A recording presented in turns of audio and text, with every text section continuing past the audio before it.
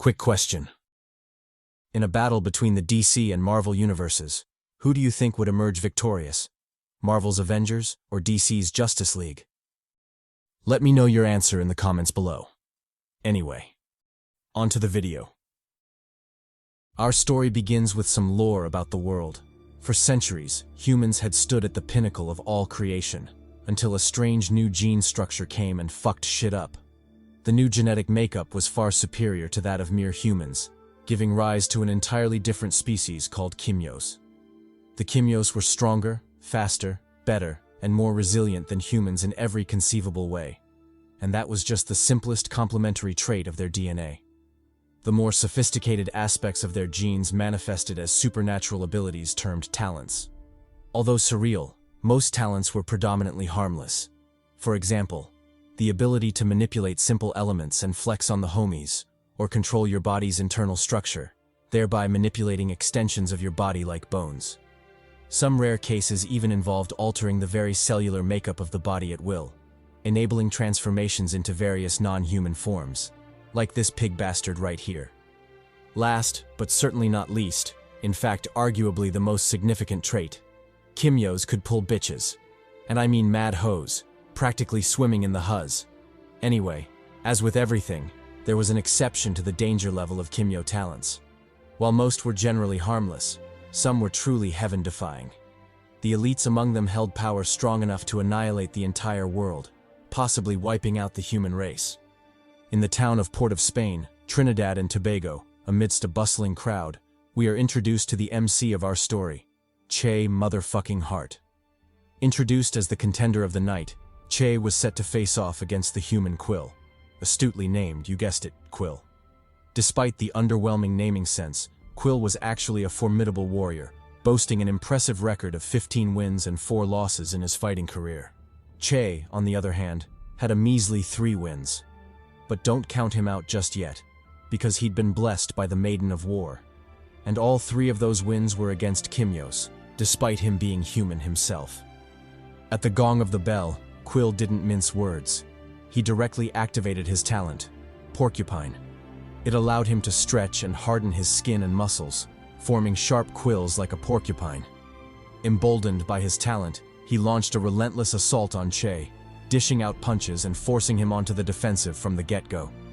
Pressing the attack, he whipped a roundhouse kick at Che, which Che barely managed to block before tumbling backward.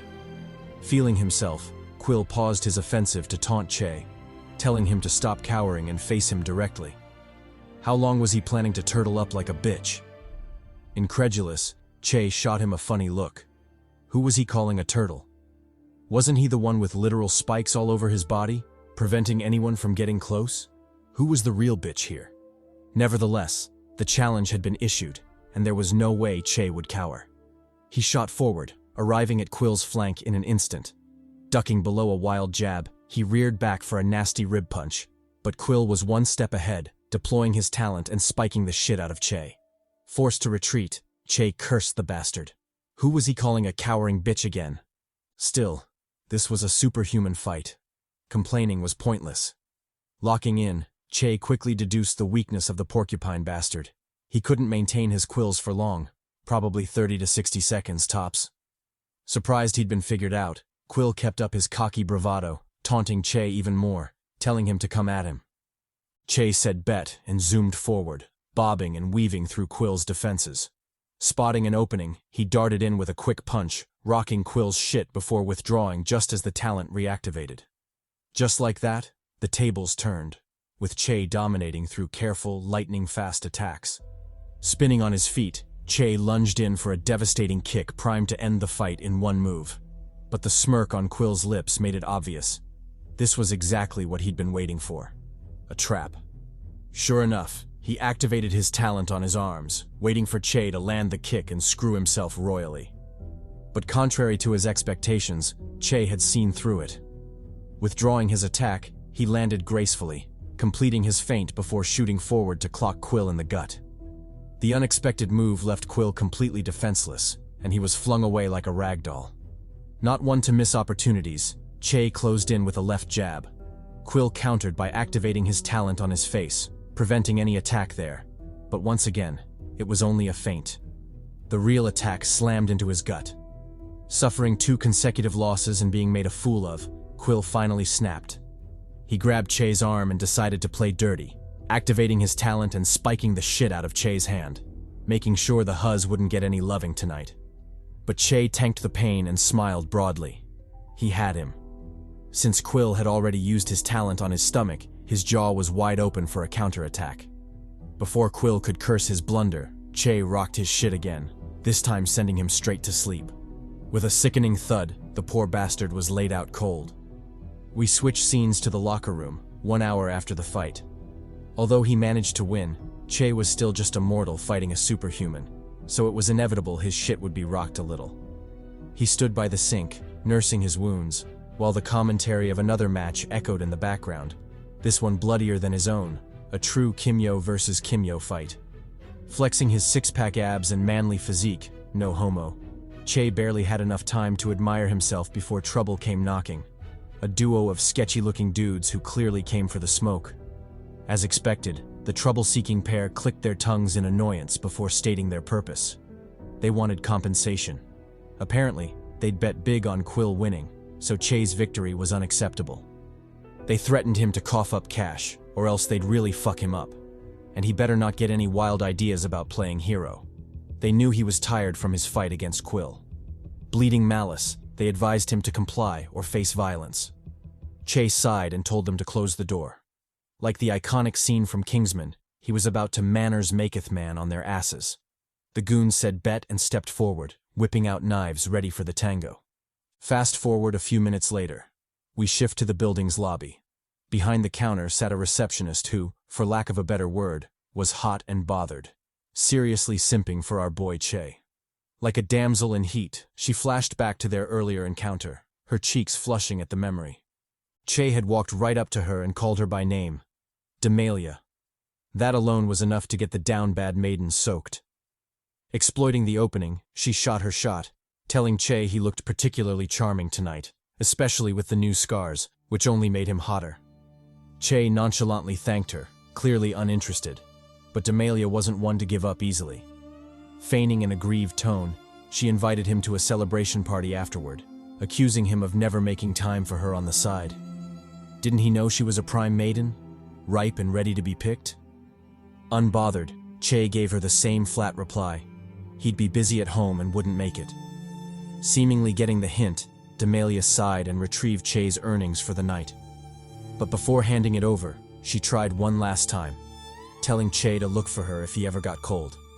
In other words, if he wanted cheeks, he knew who to reach. Pocketing the cash, Che said, okay. If he ever hit a drought, he'd seek her out. Then, as if remembering something, he told Demalia to send someone to his locker room. Some unfortunate souls seemed to have slipped and fell in there. Fast forward again, now to Che's home. Like a true protagonist, he monologued. Pain, although undesirable, lets us know we're alive. But why endure such pain? Why torture his body fighting superhumans while being just a mortal?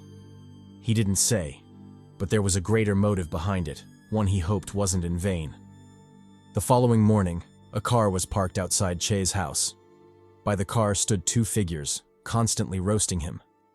The woman said Che was probably inside disappointing a lady, dishing out weak strokes, which explained his lateness. The man countered that she was being too generous. No woman would tolerate Che long enough to even offer the cheeks. Exiting the house, Che overheard their chatter. His lips twitched. Did these fools really have nothing better to talk about? Ignoring them, he turned to Tevin, already knowing what was coming. As expected, Tevin called him out. He'd known Che for 15 years, and in the 7 years Che had lived in that apartment, no one had ever been inside. What was he hiding? Drugs or something? Che brushed off the accusations, got in the car, and told them to drive. Destination: the gym. Arriving at Red Ember Gym, Che looked at the building with a warm smile. This was his dojo, his home.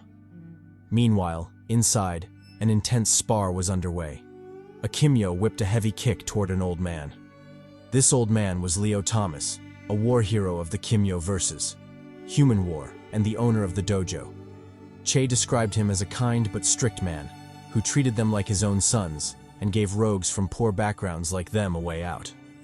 As for what exactly happened in the human versus Kimyo War, and what atrocities took place, that's a story for another time. Back to the spar. The Kimyo's kick was effortlessly dodged as Leo casually stepped aside. Persistent, the Kimyo readjusted and launched an unceasing barrage. Unfazed, Leo blocked and parried every strike before forcing him to retreat. Not relenting, the Kimyo blitzed to Leo's blind spot, aiming to catch him off guard. But as expected of an old man in a world where men die young, Leo wasn't to be underestimated. He intercepted the Kimyo, blocking a super punch with a single arm. Then, as if possessed by the ghost of Kung Fu, he blitzed the shit out of him, landing a flurry of punches before finishing with a savage palm strike that sent the Kimyo flying. But Leo wasn't done.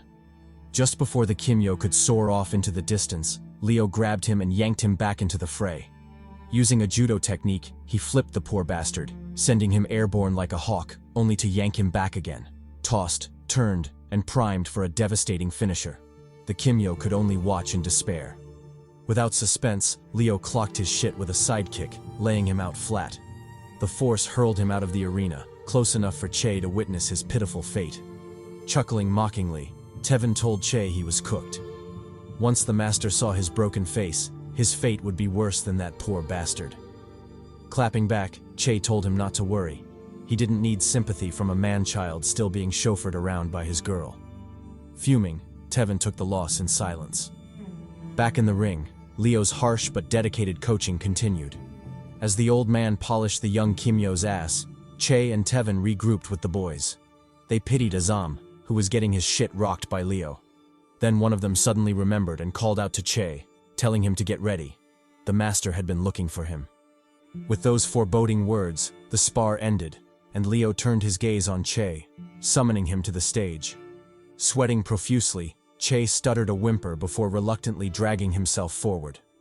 Once there, he immediately folded under Leo's stern gaze. Like a disappointed father, Leo scolded him for his carelessness. What would happen if he faced a powerful Kimyo and ended up dead? Would he be happy then? Enraged, Leo slapped Che, venting some anger.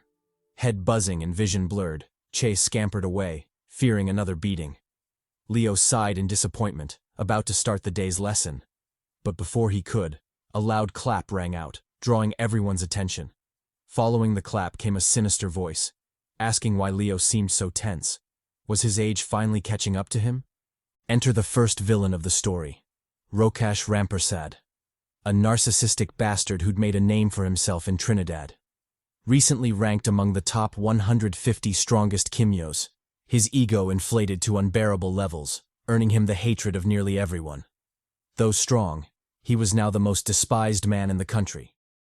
Cho didn't know any of these guys, so he asked his master directly, "Who was this cocky bastard?"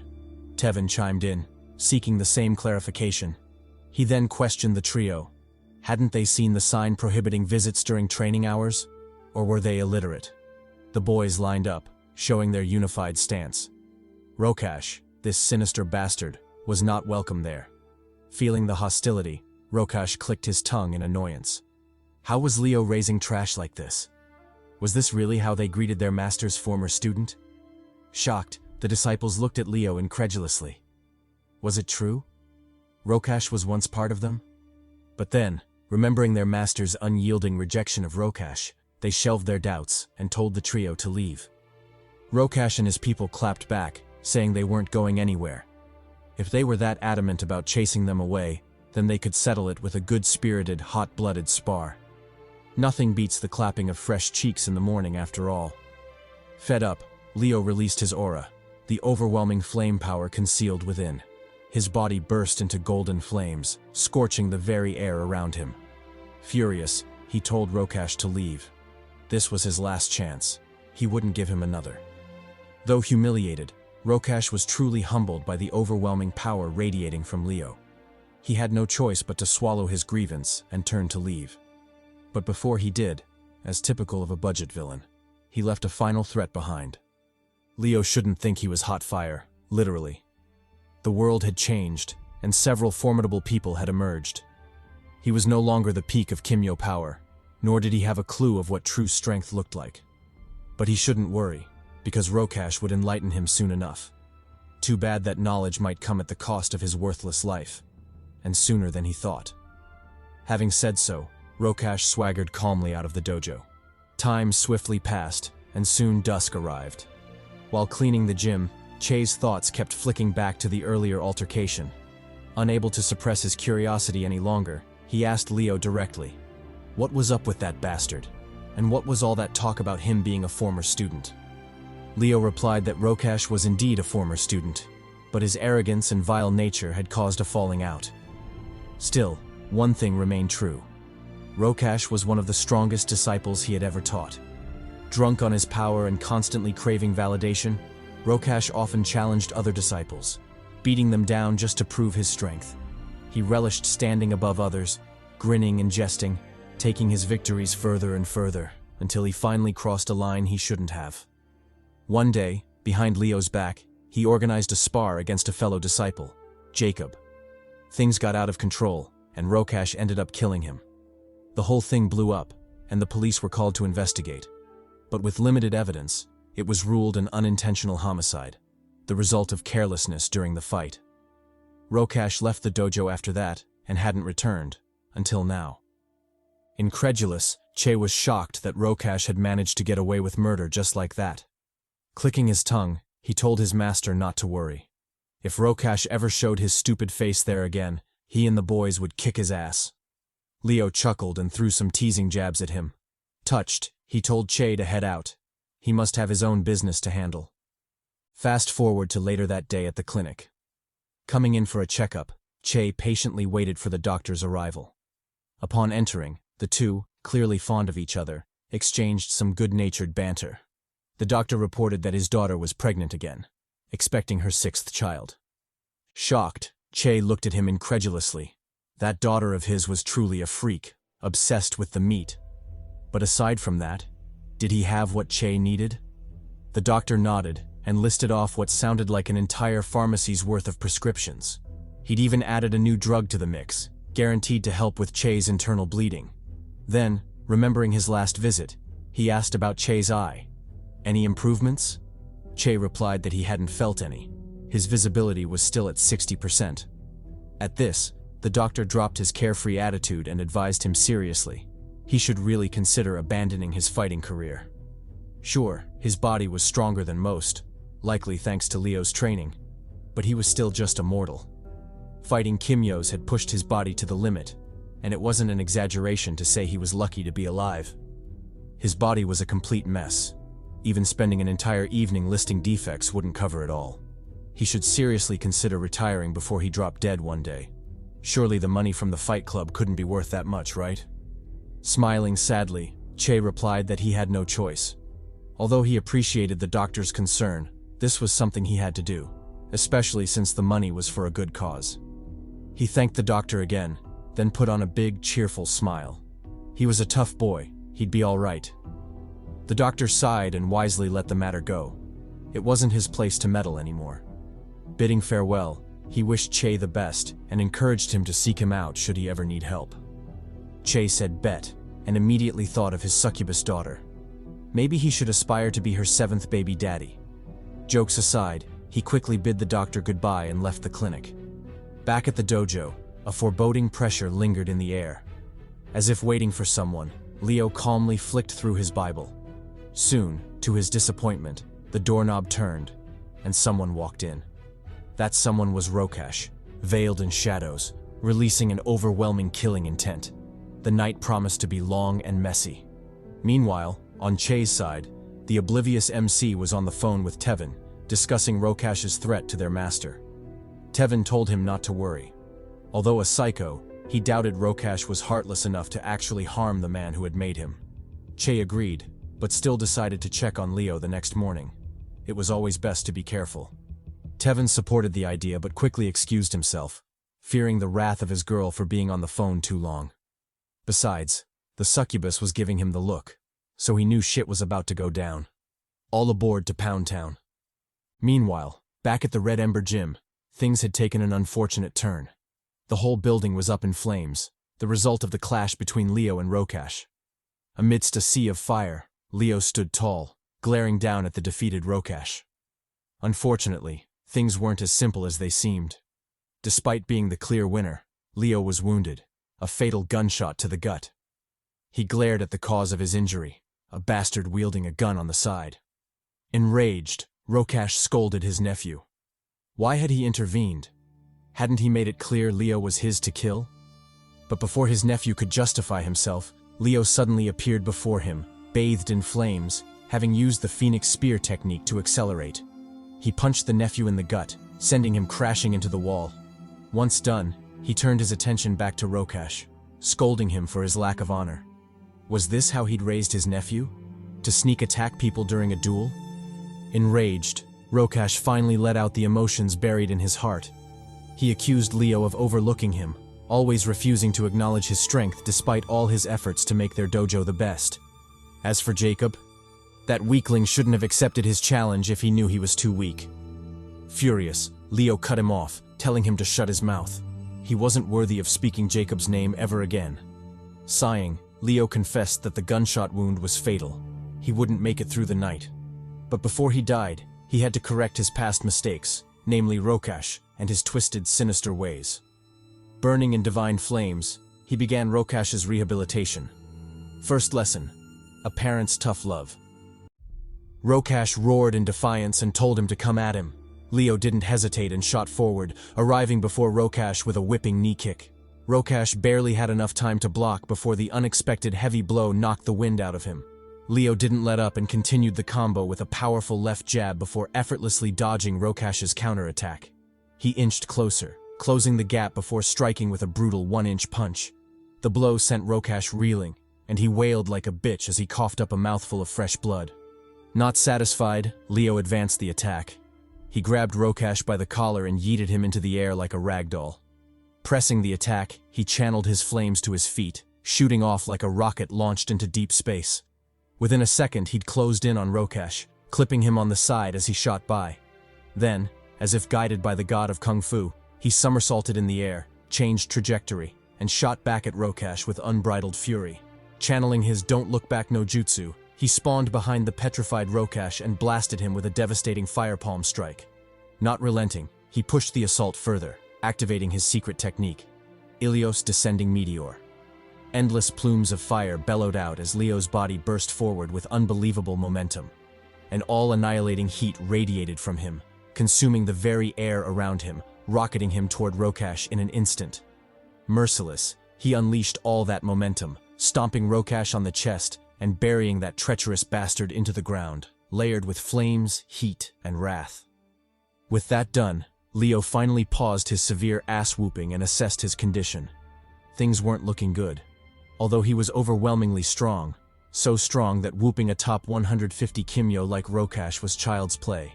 Everything eventually succumbed to time. He was just too old to survive a fatal wound like the one he had.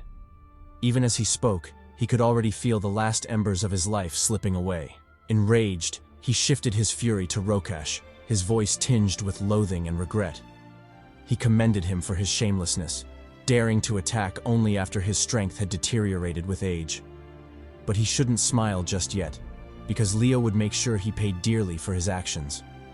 With those words, he blitzed out of existence, only to reappear before Rokash, his fingers inches from the bastard's eye. Like a grim reaper signaling the death knell, he whispered gravely into Rokash's ear. This would be his punishment, a maiming to remind him of his failure for the rest of his life. Then without hesitation, he dug into Rokash's eye socket, plucking out an eyeball with gore spilling after. Torturous wailing followed as Rokash rolled on the ground, lamenting the agonizing loss of his eye. Leo, however, smiled contentedly, relishing the screams while still holding on to the plucked eye.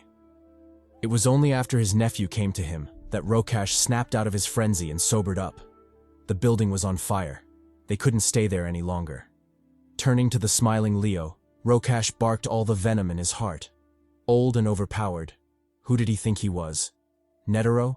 He better stop with that smiling in the face of death bullshit. In any case, the victor is king, and this would be Leo's grave. Who would know he laminated Rokash's cheeks today? No one. That truth would follow him into his blazing grave. Then, not wasting any more time with the dying man, Rokash turned and scurried away. Left alone in the burning dojo, Leo Thomas finally took his last breath. In his moment of passing, he had but one regret. Che.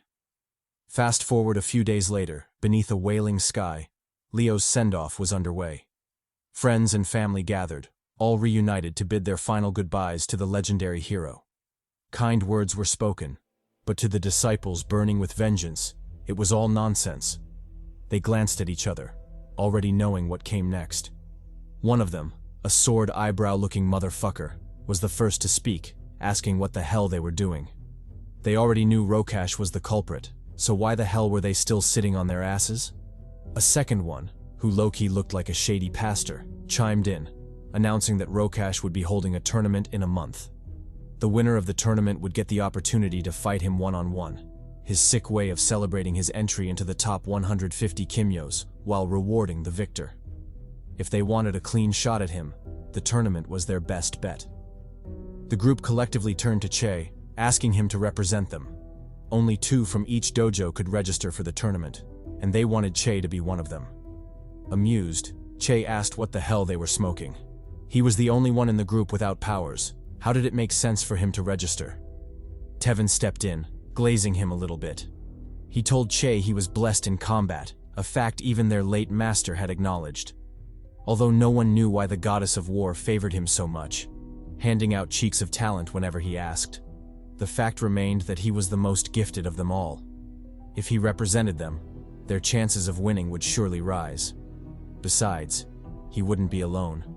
Tevin would fight alongside him, and their master's vengeance would be just around the corner.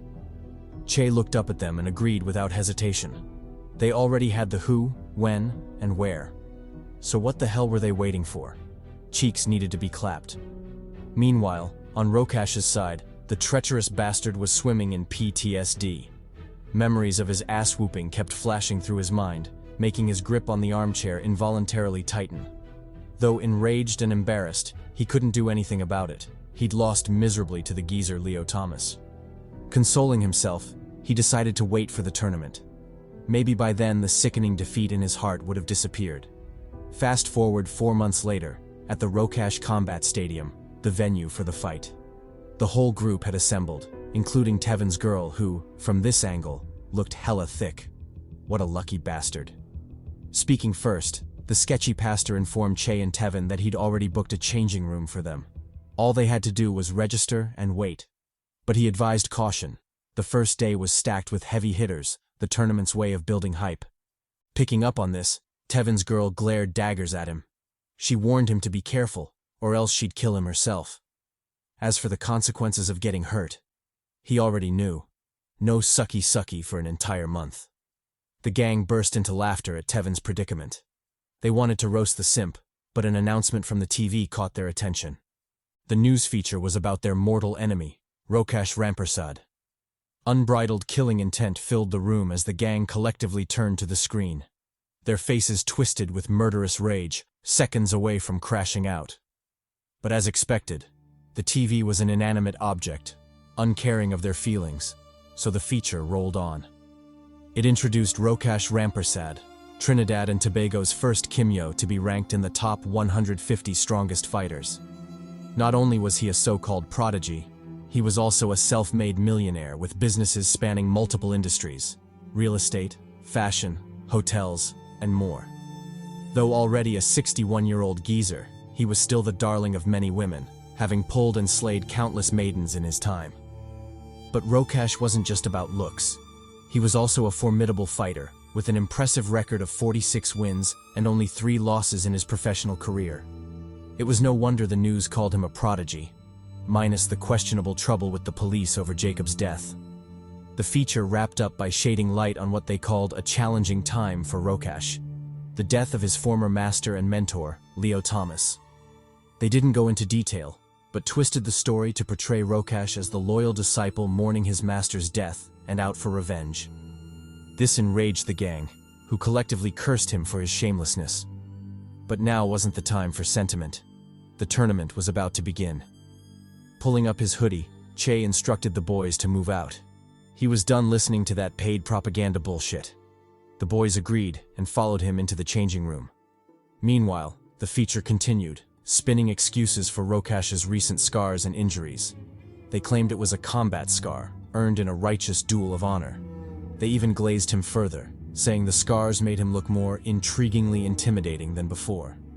Shifting scenes, we're taken to the gang's changing room, where strategies were being laid out. Bootleg Mike Tyson, the team's information mule, explained the tournament's specifics. Fights would be brutal contests, meaning participants were encouraged to kill each other to win instantly. Though shocked, Tevin decided to proceed, but begged the boys to keep the truth from his girl. Who knew what crazy shit she'd pull if she found out? Actually, he did know. No sucky for an entire year. That is, if she didn't kill him first. Anyway, it was too late to turn back now. Time to get ready. Hearing his name, Tevin confidently walked onto the arena. In the stands, his thicker-than-gravy girlfriend cheered for him. Opposite him stood his opponent, who Loki thought he was the MC, Sunraz the Untouched. And no, untouched didn't mean he was a tragic virgin, a maidenless loser. It meant he was a speedster Kimyo with unparalleled speed, and had never once been injured in his career. Amused, Tevin commented on the matchup. A speedster Kimyo versus a tank, these organizers sure knew how to pick. But if they thought this was enough to beat him, they'd be gravely disappointed. He didn't care whether Sunraz was the fastest Kimyo, untouched by maidens. He was the toughest Kimyo, and the bastard would never get past his defense. Before he could finish his glazing, Sunraz spawned behind him, shocking the shit out of him. Tevin barely had time to react before he was whipped to the floor. Enraged, he looked up to see Sunraz glaring at him with undisguised contempt. He told Tevin he was no match, that countless others had failed to lay a finger on him, and Tevin would be no exception. Tevin fumed and punched forward, only to be dodged and counterattacked, kicked square in the gut. He barely regained his senses when a second Sunraz appeared behind him, followed by a third, trapping him dangerously between them. Shady Pastor, the group's strategist, explained what was happening. Sunraz's talent was called Image Fusion Threshold. In short, he moved so fast his afterimages had time to materialize, creating duplicates of himself. Could that information help Tevin? Hell no. The homie was already getting his shit rocked. Chase shouted for him to get his guard up, but Tevin shouted back that he was trying. The untouched bastard was just too damn fast. All he could do was grit his teeth and take the beating. As the punches and kicks rained down, fury built in Tevin's heart. His girl was in the stands, watching him get clowned. How could he allow that? Locking in, he began his Kimyo transformation. With a deafening roar, he unleashed his energy, blasting Sunraz back. Under the shocked gaze of his opponent, he revealed his true form. Rhino Hide, a talent that let him create a protective shell over his body, massively boosting both defense and offense. Seeing this, Sunraz's reaction was a little peculiar. The dude literally said, "And I shit you not, Nani?"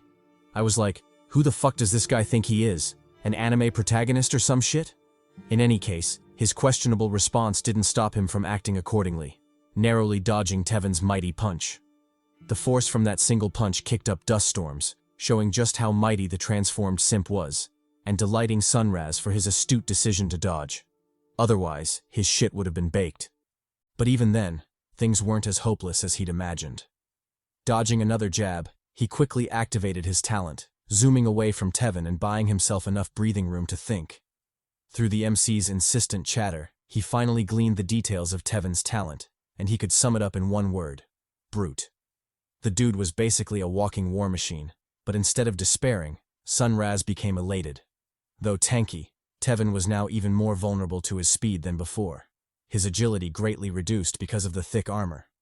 Sunraz immediately stopped hesitating and pressed the attack, running circles around his helpless foe. Noticing this, Tevin realized his blunder. It seemed his transformation had been too hasty. He hadn't thought things through, but he was already in it, so he might as well deal with it and worry about the consequences later. With that in mind, he tanked up, focusing entirely on his defense. He wholeheartedly trusted his talent and believed Sunraz would never get past his hide. Unfortunately, reality was often disappointing. Sunraz pierced through that shit like butter, ruthlessly kneeing him in the chin. Tevin barely had time to regain his senses before a second attack landed. Seeing this, Che shouted at him to get his shit together. Why was he just taking hits? Had he forgotten the master's teachings? Find the opponent's weakness, goddammit. According to Leo, talents were exactly as their name suggested, talents. They could either be nurtured or neglected, but one thing always remained the same. Every talent had a weakness. In some cases, the talent's greatest strength, when looked at from another angle, became its greatest weakness. He called that the blind spot of talents. Reflecting on this teaching, Tevin continued his desperate struggle, clumsily fending off Sun Raz's barrage while trying to find his weakness. He endured several more rounds of ass-whooping before a feasible solution finally emerged: destroy the ground. Since this speedster bastard required a firm footing to use his talent, what would happen if Tevin destroyed the ground? There was only one way to find out. The next time Sun Raz charged at him, his eyes crimson with killing intent, Tevin confidently shouted at him to bring it on. He had a whole can of whoop-ass to serve. Then, without hesitation, he raised his leg and stomped hard on the floor, completely destroying the arena ground. Caught off guard by the unexpected attack, Sun Raz was momentarily dazed, unable to react to the bizarre change. It was only when he saw Tevin rear his hand back that he knew he was beyond cooked. Smirking, Tevin told the trapped Sun Raz he shouldn't have fucked with him. Because of the damage he'd dealt, Tevin's girl would punish him by withholding sloppy toppy for an entire month, and such grievances had to be avenged. Thus, as he reared his hand back for a finisher, the terror on Sun Raz's face made him even more delighted. With undisguised fury and resentment, he punched the absolute shit out of Sun Raz, sending the speedster flying like a rag doll. The poor fellow was almost launched into space, were it not for the protective shield surrounding the arena. It's safe to say the sudden change caught everyone off guard. The entire audience took a second to digest it. Then, as if by prior arrangement, deafening cheers thundered from the stands, all chanting Tevin's name. The once mighty speedster was quickly forgotten, his battered body carried away by the medical team. With the match won, Tevin powered down and regrouped with the squad. His girl was also there, and I gotta say, this maiden was turning out more cake than I thought. Just look at that squishy squeeze. Damn. Enjoying the soft melons, Tevin regained his senses long enough to ask about Che. Where the hell was that bastard? Shady Preacher replied that Che was getting ready, preparing himself for his fight. However, there was an unsettling aura about him that he found quite troublesome. Their plan for participating in the tournament was to expose Rokash, but he doubted Che would maintain his rationality if he encountered the bastard. It was best they prepared for any unexpected events. Meanwhile, in the arena, the next matchup was already being announced. In one corner was the homie Che, a certified badass and formidable fighter despite his mortal limitations. In the other was the freak, mutant, and human hunter Nanaku. The dude was a bona fide psychopath, only participating in BC battles to kill and torment his opponents. Sensing the overwhelming malice, Che instinctively frowned. This bastard. Just how many people had he killed for his aura to be that bloody? Nanaku, however, ignored his disgusted face and expressed his frustration. This was meant to be his big debut, his great name resounding all over Trinidad and Tobago. How dare they match him up with a mere mortal? Were they fucking with him? Well, it didn't matter. He'd just kill Che and move on to bigger prey.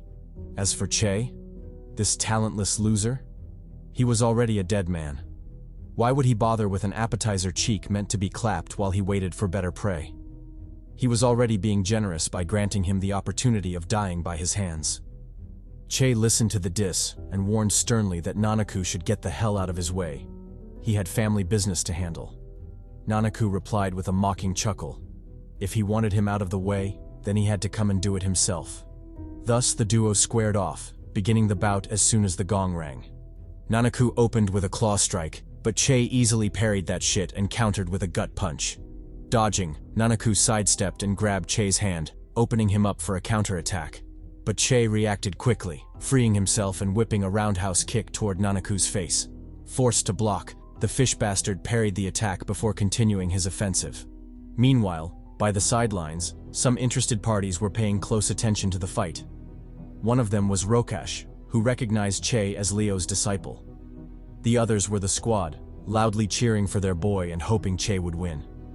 Taking advantage of the moment, Sword Eyebrow Dude asked Nanaku's team what talent he had. Was he a shark or something? Nanaku's boy, smirking coldly, told him to wait and see. His question would be answered soon enough. Sure enough, things were heating up in the arena. After exchanging multiple moves, the duo upped the ante with Nanaku whipping a kick toward Che. The latter barely dodged by leaning back, then capitalized on the opening and rushed in for an elbow strike, forcing Nanaku into defending. The two exchanged several more intense blows before meeting halfway with palm strikes. Leaning closer, Nanaku taunted Che. How did it feel to smell his own death? Had he ever thought he'd die so pathetically? Well, he shouldn't be sad. He wasn't the only one. Several others had died by his hands, and Che would just be another. But before he croaked, shouldn't he show a more terrified face? How could he relish his death otherwise? Che clicked his tongue in annoyance and tuned out the psycho. His only reply to Nanaku's creepy words was a vicious stomp on the chest, sending the bastard flying. Regaining his composure, Nanaku shrugged off the blow and tore off his shirt. This was exactly what he loved most, a prey that fought for its survival. Well then, should they get serious? It was about time he grilled the marinated cheeks. Ignoring the sussy comments, Che issued his last warning. Nanaku should really get the hell out of his way. He had a mission to accomplish. Still confident, Nanaku repeated his previous answer. If Che wanted him gone, he knew what to do. Che didn't hesitate. He punched forward, clocking Nanaku in the face. However, contrary to the dazed reaction he expected, the shark bastard burst out laughing. Was that all he had? Feeling an ominous premonition, Che immediately ducked, narrowly avoiding a lethal claw to the neck. If he'd been a second slower, the attack would have ripped out his throat. Nevertheless, he quickly calmed himself and countered with a backhand elbow strike, rocking Nanaku a little. Fed up with the games, Nanaku gave Che the Wayne Brady special, choking a bitch. He lifted him into the air, smirking evilly at the trapped prey. Then, without hesitation, he clawed into Che's chest, slashing out a gash of flesh. Terrified, the gang turned pale at the sight. Who knew things would change so drastically? Nanaku's boys, however, laughed mockingly. This was just the beginning. Things were about to get more interesting. Back in the arena, Che distanced himself to recover. Nanaku didn't pursue him, and instead shifted his attention to the sputtered blood. Slurping it up, he taunted Che, saying his blood tasted delicious. Wouldn't it be better if he bled more for him? Che ignored him and checked his wound. It wasn't looking good. The shark bastard had ripped through his armor and shredded his flesh. It would be a miracle if he could exert even 50% of his power. Nevertheless, the mission had to continue. He changed his strategy, opting to run down the clock. With that in mind, he attacked passively, throwing punches only when cornered. Of course, Nanaku picked up on this and advanced mercilessly, palming Che in the face. He chained the attack with a flying sidekick, yeeting Che halfway across the arena. Bloody and battered, Che shakily rose to his feet. He expected a finisher attack, but Nanaku's advance never came. Instead, the psycho went for the sputtered blood, slurping it up with delight. Delirious, Nanaku quivered in ecstasy, thoroughly enjoying the taste. His throat continuously gulped as he lost himself in the feeling. Finally, just as I was about to question what the hell was going on and chant, "Why are you gay?" at this freaky bastard, he regained his senses and faced Che. With a psychotic laugh, he charged forward, yelling that he couldn't decide what to do anymore. Should he pin Che's head on a spike or store his heart in a jar? He couldn't decide, and it was driving him crazy. Taken aback by the psychotic behavior, Che hit him with the "don't get close no jutsu." He distanced himself from the lunatic, preparing for the next stage of the fated fight. Nanaku, on the other hand, pressed his advantage, clipping Che on the cheeks, thigh, and arms. He constantly advanced the attack, leaving Che no room to breathe. Finally, when he'd drawn enough blood, he hit Che with some wordplay, some budget Shakespeare-level poetry. The more you bleed, the less you breathe. I get what he means by that, but damn, isn't whooping his ass enough? Why does he have to recite poetry while doing it? What disrespect. The gang, witnessing Che's utter destruction in the arena, shouted for him to lock in. Did he forget the master's teachings? He should find the blind spot now, goddammit. Nanaku's boys, however, laughed at their futile and pitiful resistance. The hunting ground had already been set, and there was nothing they could do about it. Hearing those ominous words, Louise, the sword eyebrow dude, wondered what the hell they were talking about. What hunting ground? Exactly what were these bastards planning now? The thugs didn't keep him guessing for long and explained it clearly. It was already too late to change anything anyway, so what harm would telling him do? They revealed that once Nanaku draws first blood, the fight is essentially won. That's because upon drawing blood, he enters a hunting state where the opponent's blood fuels his instincts, leading to a transformation. The more you bleed, the faster the transformation, and the stronger he becomes. True to this, Nanaku's aura visibly changed, pressing down on everyone. The bloody, frenzied energy terrified Che, who was trapped with him in the arena. Realizing the unfavorable turn of events, Shady Pastor proposed stopping the fight. Their revenge wasn't as important as saving Che's life. However, Nanaku's boys told him to save his breath. Like they'd said before, it was too late to stop it now. Their boy was as good as dead. With those words, one of them gestured toward the arena, telling the squad to behold Nanaku's new form, and, by extension, the destruction of their beloved friend. Following the gesture, the group flicked their gazes over, only for their faces to freeze a second later, their skin turning ghostly pale. Nanaku had transformed into a gigantic, shredded beast of calamity, towering over Che. Its roar, or whatever the fuck sharks did to exert dominance, thundered in the arena, grating in the ears of all who heard it. Without a doubt, things had taken a disastrous turn.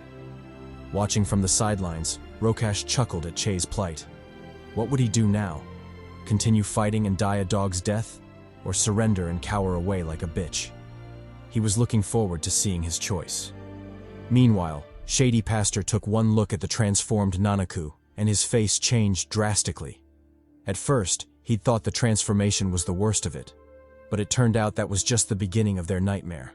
The state Nanaku was in wasn't a mere transformation. The bastard was a state talent user, meaning so long as the conditions were met, he could continually maintain a buffed state. In Nanaku's case, the condition was blood. When in the presence of blood, either from his enemies or just blood lying around, he could enter a transformation that significantly increased his strength. So long as that remained the case, he could continuously maintain his overpowered state, leaving Che in a perilous situation. The fight had to be stopped, and it had to be stopped now. The gang agreed, but would they make it in time? Nanaku was already on the move, after all. Over at the battlefield, Nanaku cackled evilly as he lunged at Che.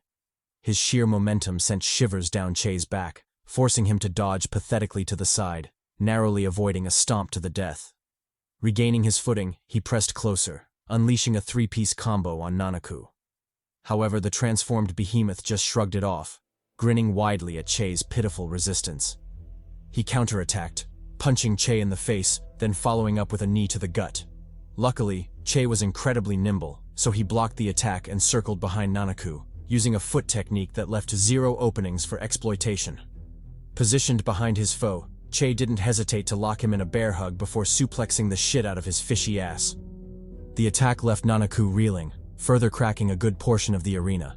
Unfortunately, not even that could stop the crazed hunter. He quickly shook off his dizziness before laying his hands on Che. Where the hell did he think he was going? The fun was just beginning. Saying so, he yeeted Che into the air and, in front of everyone, planted his face into the ground. The sickening squelch of breaking bones was enough to silence everyone. Well, everyone except Taven's thick girl, who took that chance to cop a feel, running her caramel-like hands over his abs and whispering things about Black Mamba and a quickie. What a heartless yet extremely thick woman. Anyway, jokes aside, Che was really going through it. His face was disfigured, several teeth missing, and his eyes were puffed and bloody, shedding tears of crimson. He was, by all means, a broken doll barely clinging to life. Regardless, Nanaku didn't feel like this was enough. He cocked his hand back for a follow-up attack, mocking Che with some dis no jutsu. He flamed him for overestimating himself, daring to face him.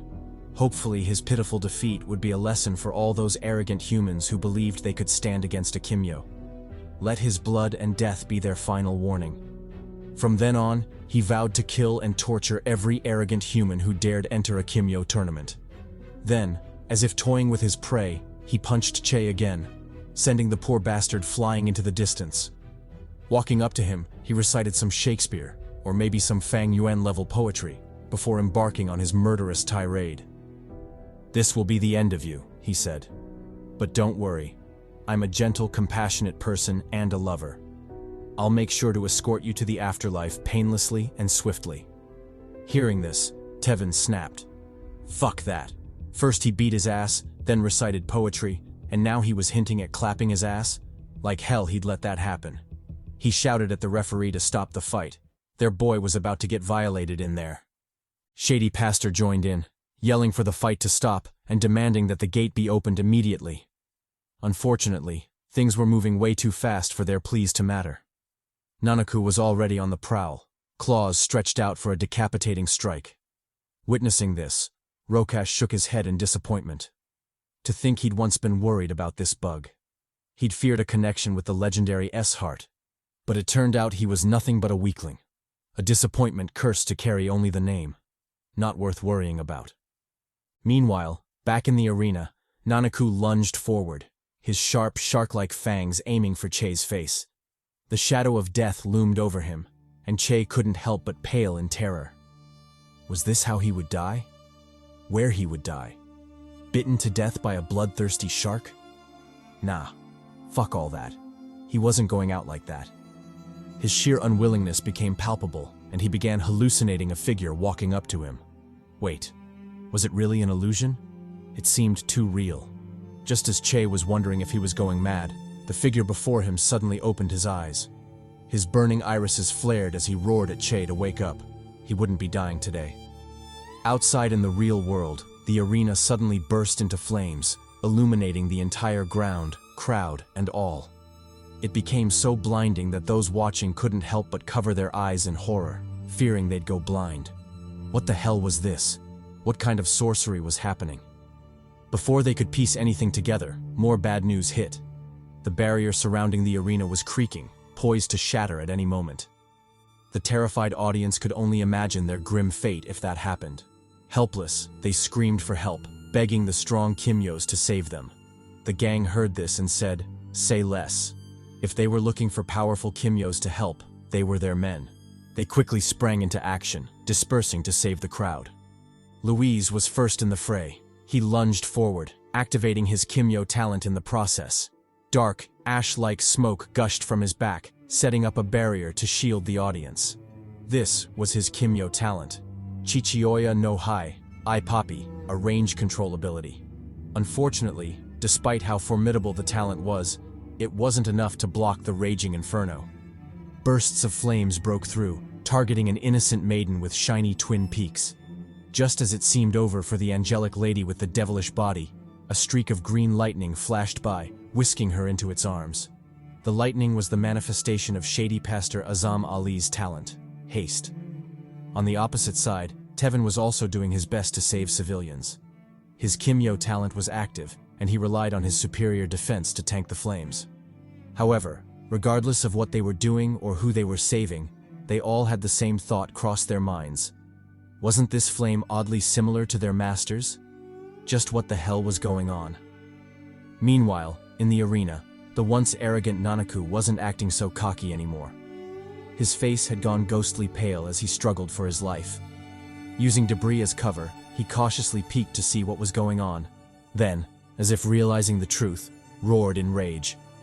Didn't Che claim he was a regular human with no Kimyo talent? Then what the hell was this crap? Had he been deceived? Completely unforgivable. He would tear Che limb from limb for this mockery. He wanted to curse some more, but the sight before him left him stunned. The flames had died down, and Che's physique was finally visible. He looked divine, like a flame deity reincarnated into mortal flesh. Not to mention, he was packing some serious heat, literally, judging by the flames censoring the delegates.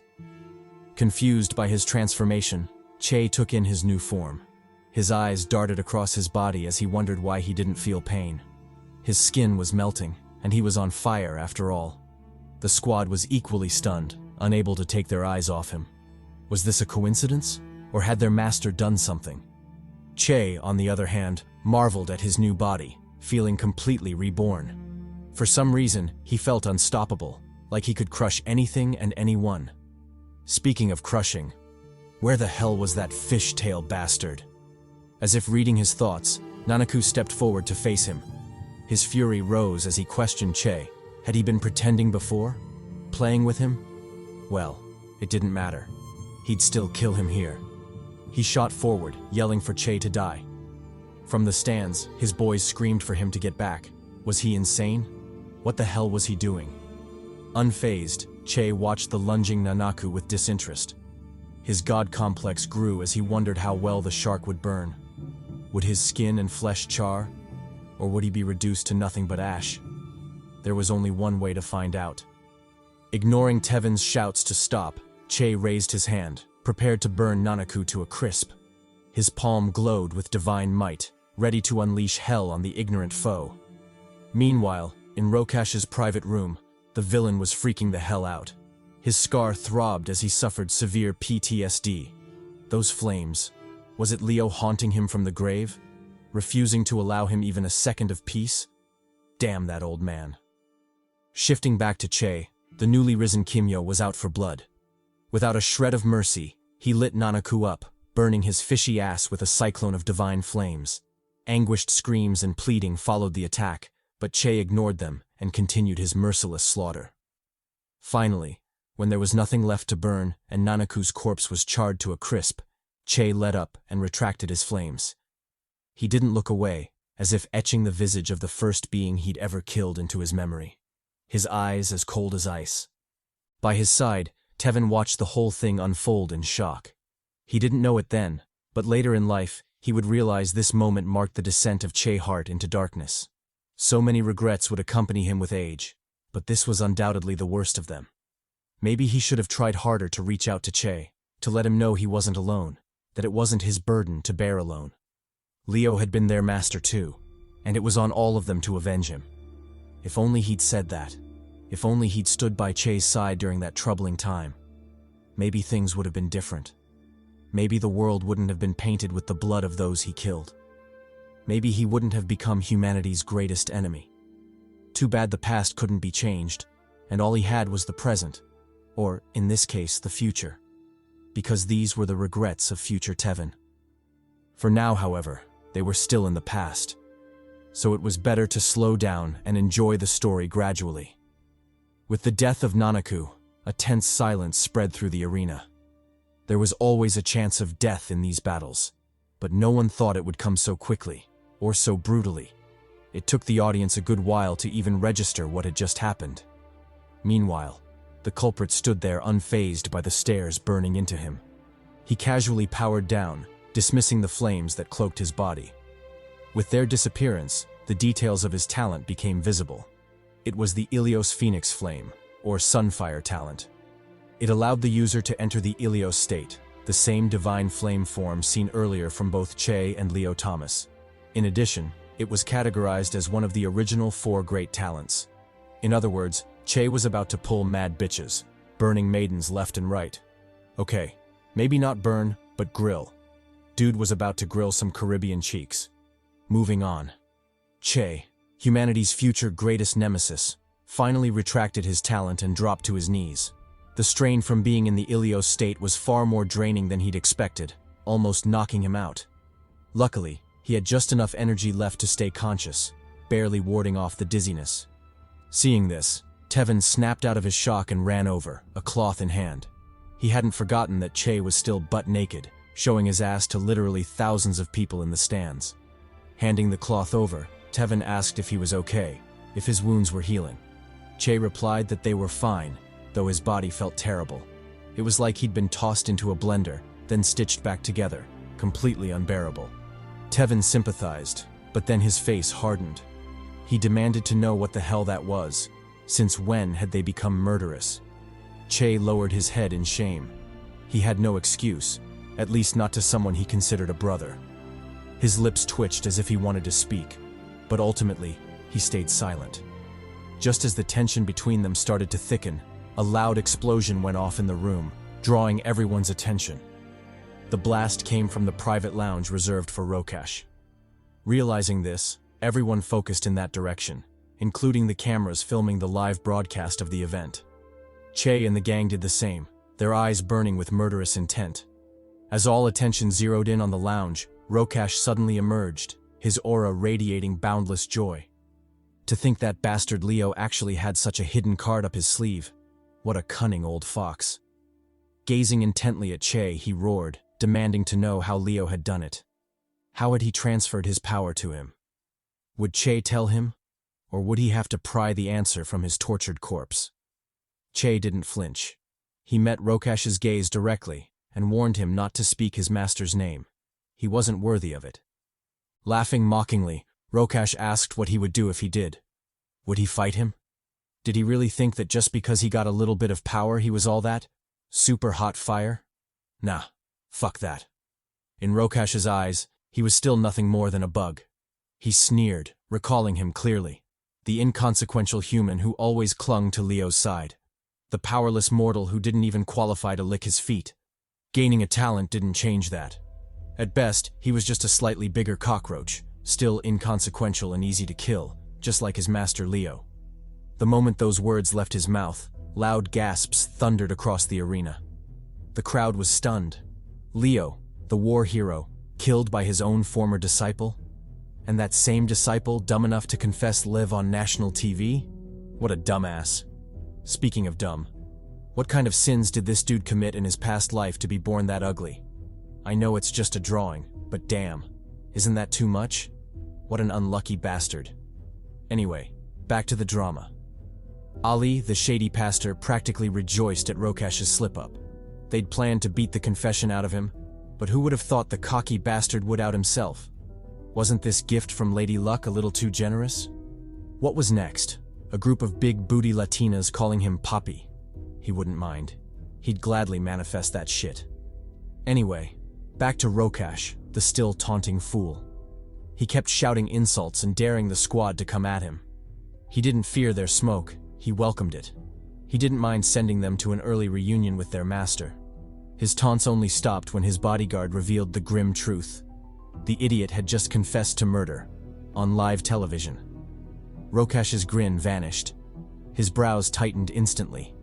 He didn't even get the chance to react before a squad of police officers burst in. Leading them was Inspector Ian Anthony, and he was pissed. He shouted at Rokash for his shamelessness, for daring to toy with them. The bastard knew their squad was in charge of investigating Leo's murder, yet Rokash had them guard the event. He'd killed Leo, thrown a party to celebrate it, and made them, the investigators, his security. Just how much did he intend to mock them? He'd pay for this insult. Noticing the rising tension, Rokash's bodyguard advised a retreat. They were still live on television, and killing cops in front of everyone wasn't exactly the best move. Rokash agreed and prepared to leave. Meanwhile, on the inspector's side, the entire squad drew their guns, shouting for Rokash to surrender. He was under arrest. As for his trusted bodyguard, he was ordered to step aside, unless he wanted to join Rokash in a cell. But Jonelli Honore wasn't having it. To hell with that peaceful bullshit, he wanted all the smoke. Confidently stepping forward, he shielded Rokash behind him. Then, under everyone's gaze, he activated his Kimyo talent, Akuma. A creation-type ability, Akuma allowed him to generate and shape metallic materials from his body, perfect for both offense and defense. Realizing Honore wouldn't back down, the officers lit his ass up. What last warning? The only warning he got was his one-way ticket to hell. They mercilessly opened fire, emptying their magazines into him. Unfortunately, Honore wasn't an easy nut to crack. He relied on his Akuma talent to effortlessly block every bullet. As for Rokash, the treacherous bastard used the chaos to slip away. He left some parting words for Che, but it was the same recycled trash talk as always. Nothing worth remembering. Che, however, had parting words of his own. With the live broadcast focused on him, he glared at the fleeing Rokash and stated coldly that he should run as far as he could. He should pray the police got to him first, because if Che did, he'd know torment, unlike anything else in the world. That would be his punishment for cutting short the life of the man who had raised them, their only father in this life. He warned him never to show his face again because he had just made his final mistake. Oh, and since the broadcast was still live, He'd like to give a shout out to Ray and Antoine. Nah, I'm just fucking with you. But kudos to anyone who got that reference. Back to the story. Rokash grinned sinisterly as he made his escape. He wasn't worried about Che's threat. In fact, he welcomed the smoke. So what if he'd killed the wolf and spared the cubs? What could they possibly do to him? They were just weaklings. If the opportunity came, he'd crush them completely, along with their stupid superhero poses. Who did they think they were? The Avengers. Fast forward 4 months later. The incident hadn't died down. It had only escalated. Rokash was still in hiding, evading the police and the domino effects of Leo's murder. After his open confession, the world now knew his crimes, and that a Kimyo had used his powers outside the arena to kill someone. This led to widespread panic and fear among the general populace, fueling growing tension between humans and Kimyos. Several skirmishes broke out, and this was just the beginning. Across the country, bans on Kimyos and their talents grew harsher, further deteriorating the situation. It wasn't an exaggeration to say that things were hanging by a thread, and another Kimyo versus human war wasn't far off. Such was the state of the world. Watching all this unfold on a smartphone, a lone figure sighed in annoyance. Kimyos and humans fighting? Discrimination and vigilante attacks rising? Businesses refusing to serve Kimyos because they were non-human?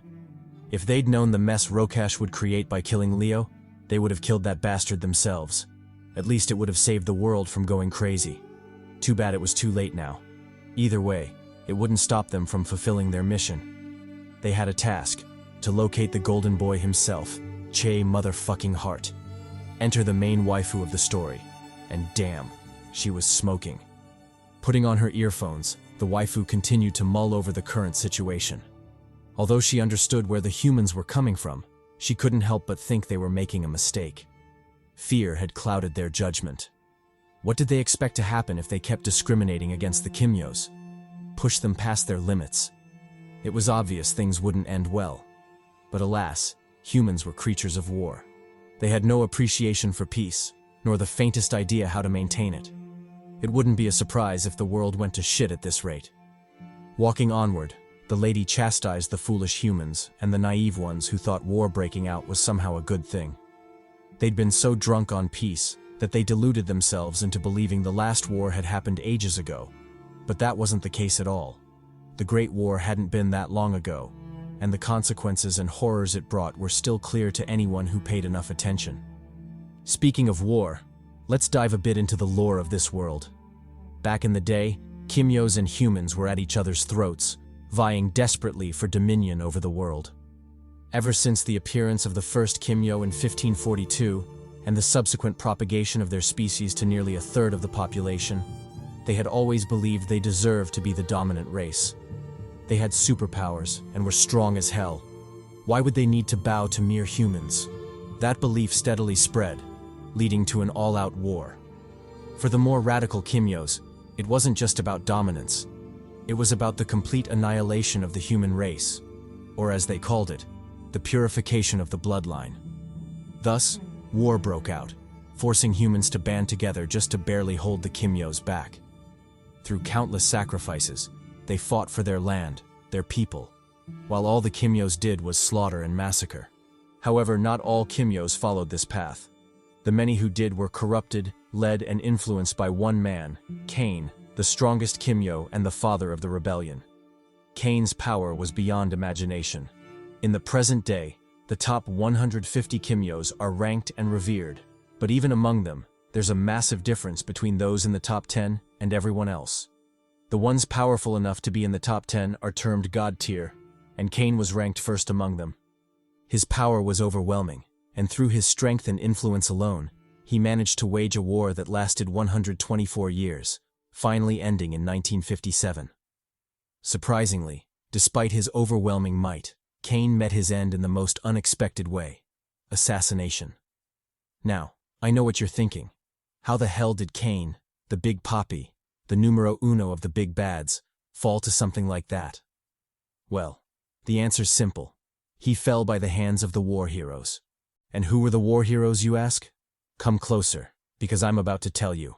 I won't gatekeep this shit. In 1942, East Kuva, Trinidad and Tobago, a group of children were assembled. Children who, unbeknownst to anyone, would one day shape the course of history.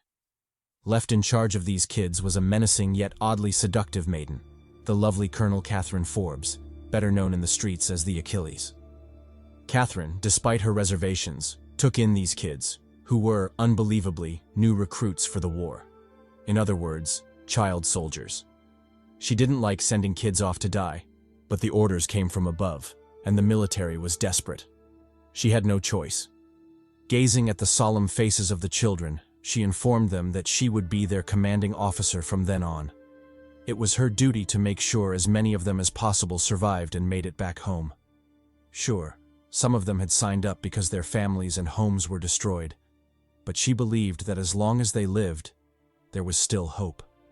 If they could just make it back alive, it wouldn't be too late to build another home. Growing more serious, she explained how their training would proceed. The few who were Kimyos would be trained separately from the regular recruits, but full effort was expected from both groups. Only then would they stand a chance against Cain, and maybe restore the world to the peace it once knew. Fast forward a few days later, and the story shifts to the perspective of a young trainee in the camp. After being there for a while, the place began to grow on him. He was fed, clothed, and treated well, something rare for an orphan and refugee like himself. Still, sometimes he couldn't help but wonder, why had he volunteered to come here? What was he searching for? He didn't know, but one thing was certain.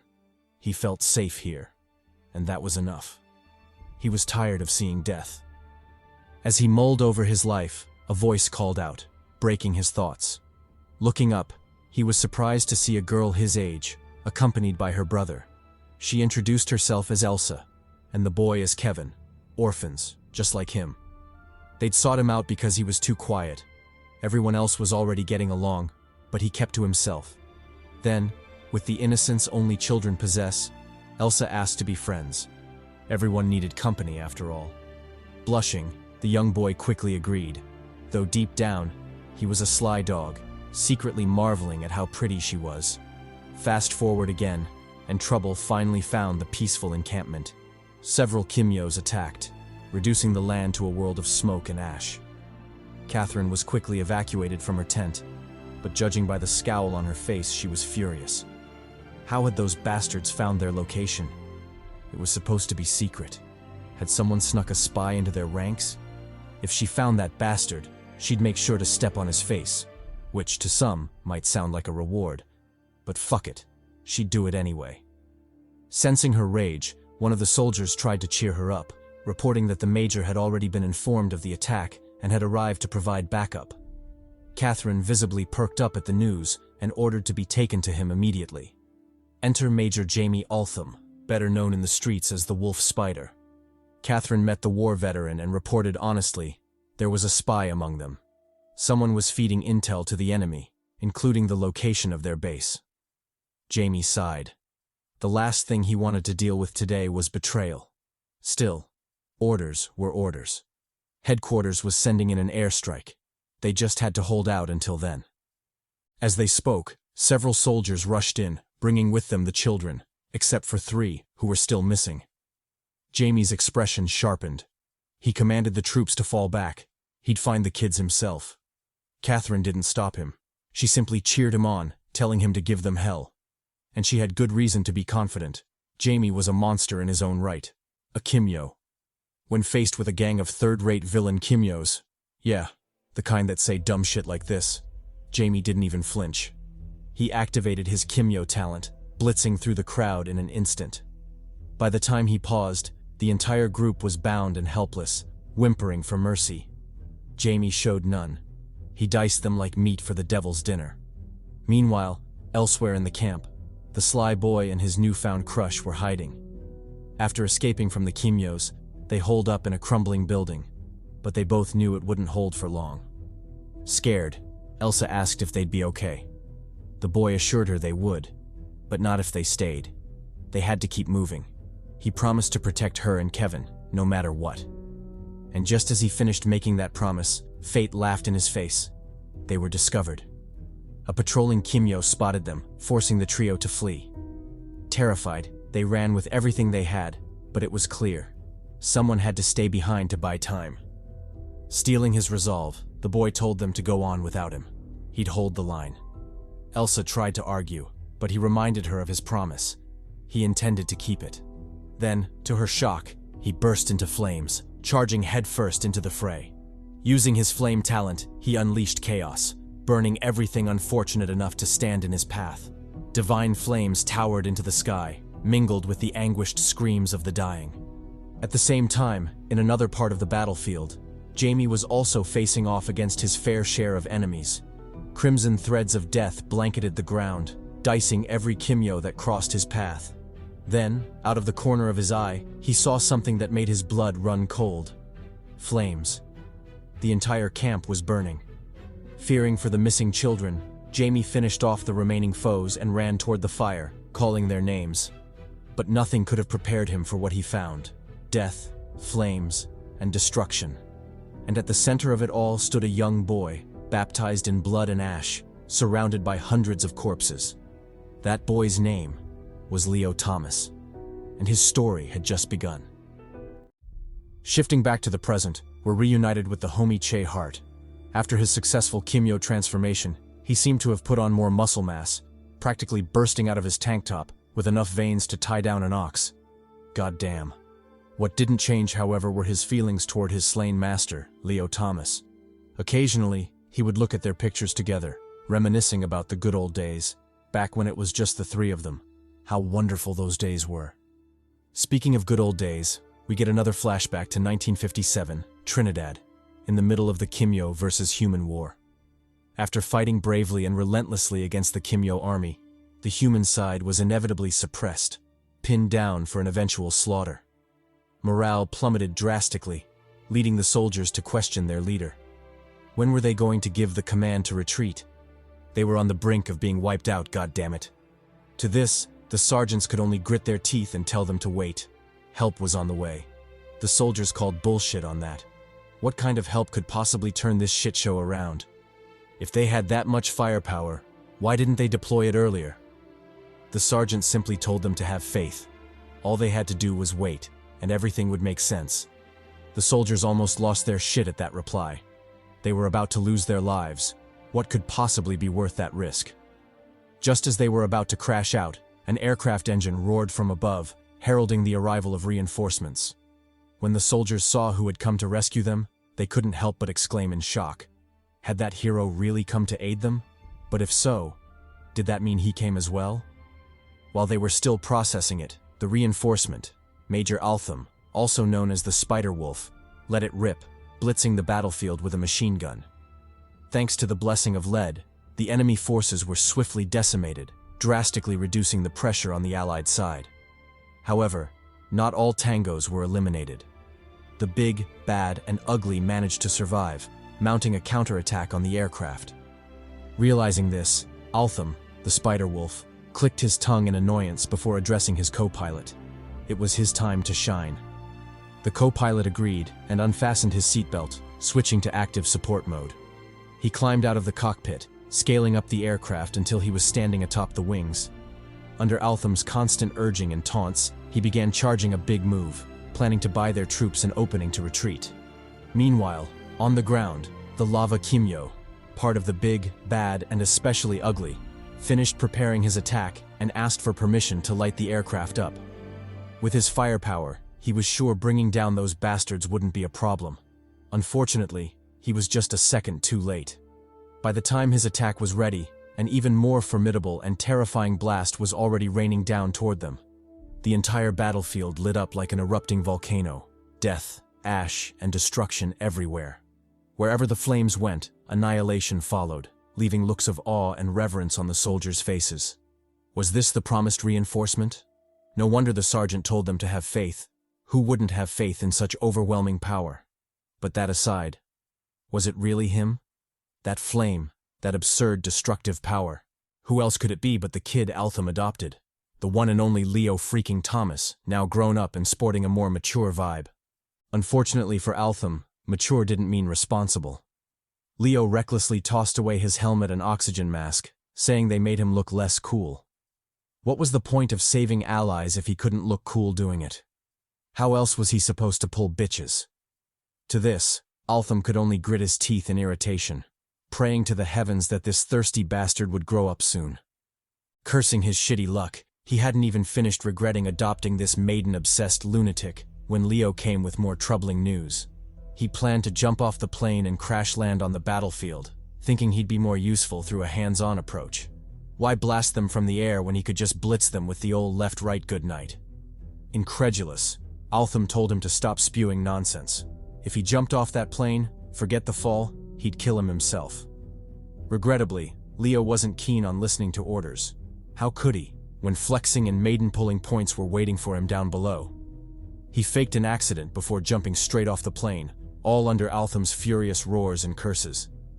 Halfway to the ground, the craziness of his plan finally hit him, and he couldn't help but regret it. Damn it, he should have at least kept the mask on. What a foolish way to go. Definitely not cool at all. Meanwhile on the ground, the Kimyos watching couldn't help but notice the absurdity, shocked that anyone could be that stupid. But hey, what did it have to do with them? At best, they could light his ass up and save him from the agony of splattering to his death.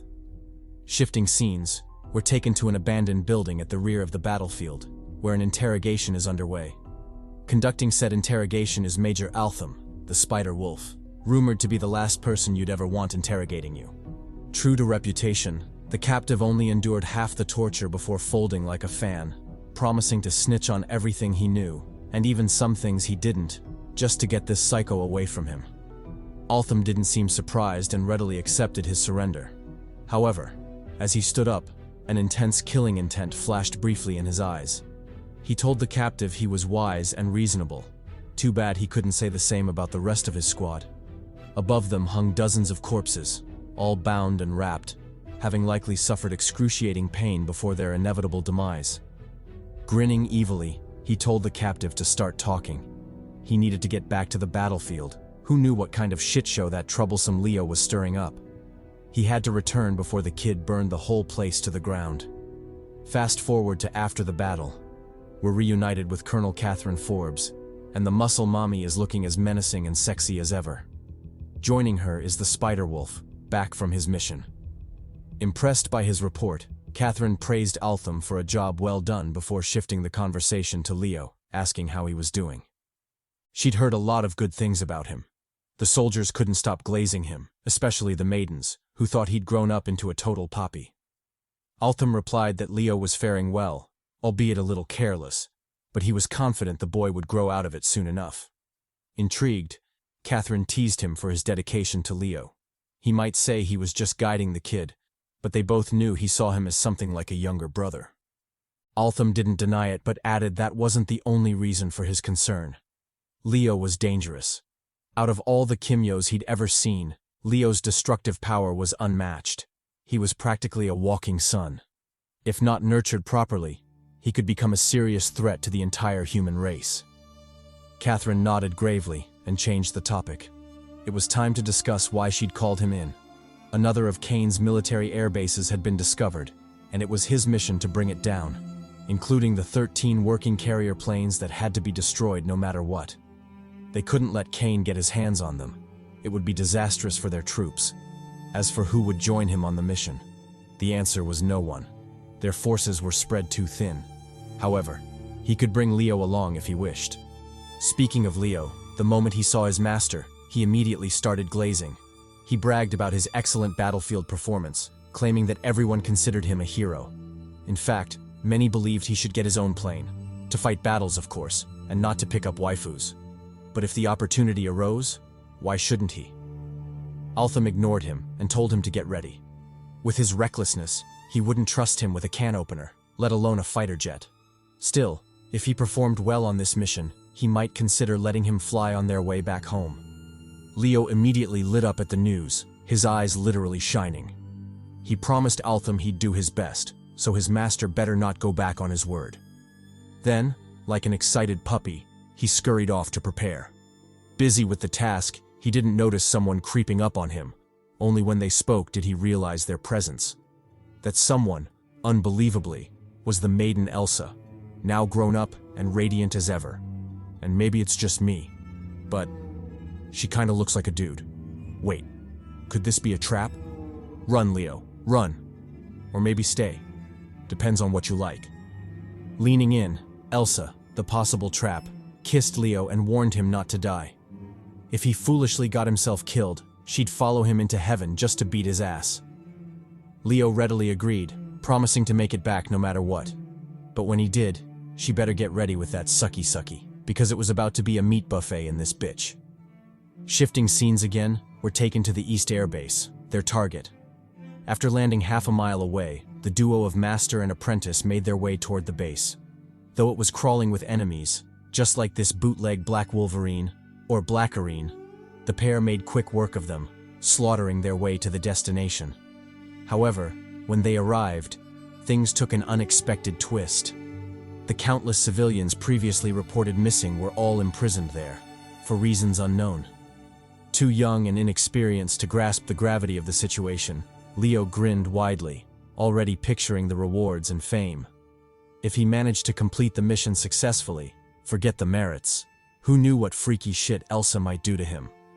To that, he could only say, "Arigato gozaimasu." Altham, on the other hand, was sharp enough to know this didn't bode well. If that bastard Kane was taking hostages, there had to be a reason, and it sure as hell wasn't a good one. They had to report back to HQ, but first, a little more investigation was in order. Sneaking deeper into the base, they aimed to uncover more secrets, but what they found instead left them terrified. Right there before them stood the source of their nightmares, the devil himself, the publicly acknowledged strongest Kimyo to ever walk the earth. Kane, the demon Kimyo. Horrified, Altham almost shit his pants. He racked his brain, trying to figure out how this was possible. Wasn't Kane supposed to be overseas? Then why was he here, in such an unassuming airbase of all places? He didn't know what was going on, but one thing was certain. They had to get the hell out of there. Kane the demon wasn't a foe they could handle, especially not on their own. Thus, without hesitation, they quickly fled, radioing back to headquarters for reinforcements. After chopping it up with the big dogs at HQ, specifically the muscle mommy Catherine, an order was swiftly passed down. They argued that meeting Kane, although extremely dangerous, was too much of an opportunity to pass up. The best course of action was to mobilize the entire army and besiege him. Hopefully, they'd stand a chance at bringing down the menace for good. Regrettably, things weren't that simple. At the rate the planes were loading up, Kane would be gone in 30 minutes, let alone the hour needed to assemble the army. Thus, if they needed to force him to stay and later implement the siege tactic, Leo and Altham would have to stall for time, meaning the two of them would be facing off against Earth's mightiest Kimyo. Realizing this, a crazed grin spread across Altham's face. To face off against the strongest and hopefully not die. Could there be a better legacy than that? And even if they did die, could there be a better death for war dogs like them? He welcomed the challenge. His fighting spirit surged. Acting on that hype, they set to work. First blitzing the shit out of Kane's men. The group of normies didn't even react before they were stabbed in the head.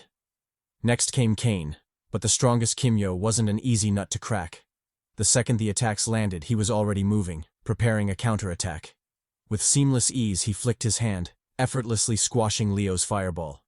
The attack couldn't even get close before it was intercepted and snuffed out like a candle in the wind. Enter the strongest talent, Thanatos, a psychic-type ability. The exact details had never been accurately recorded, but the general consensus was that it was powerful as fuck.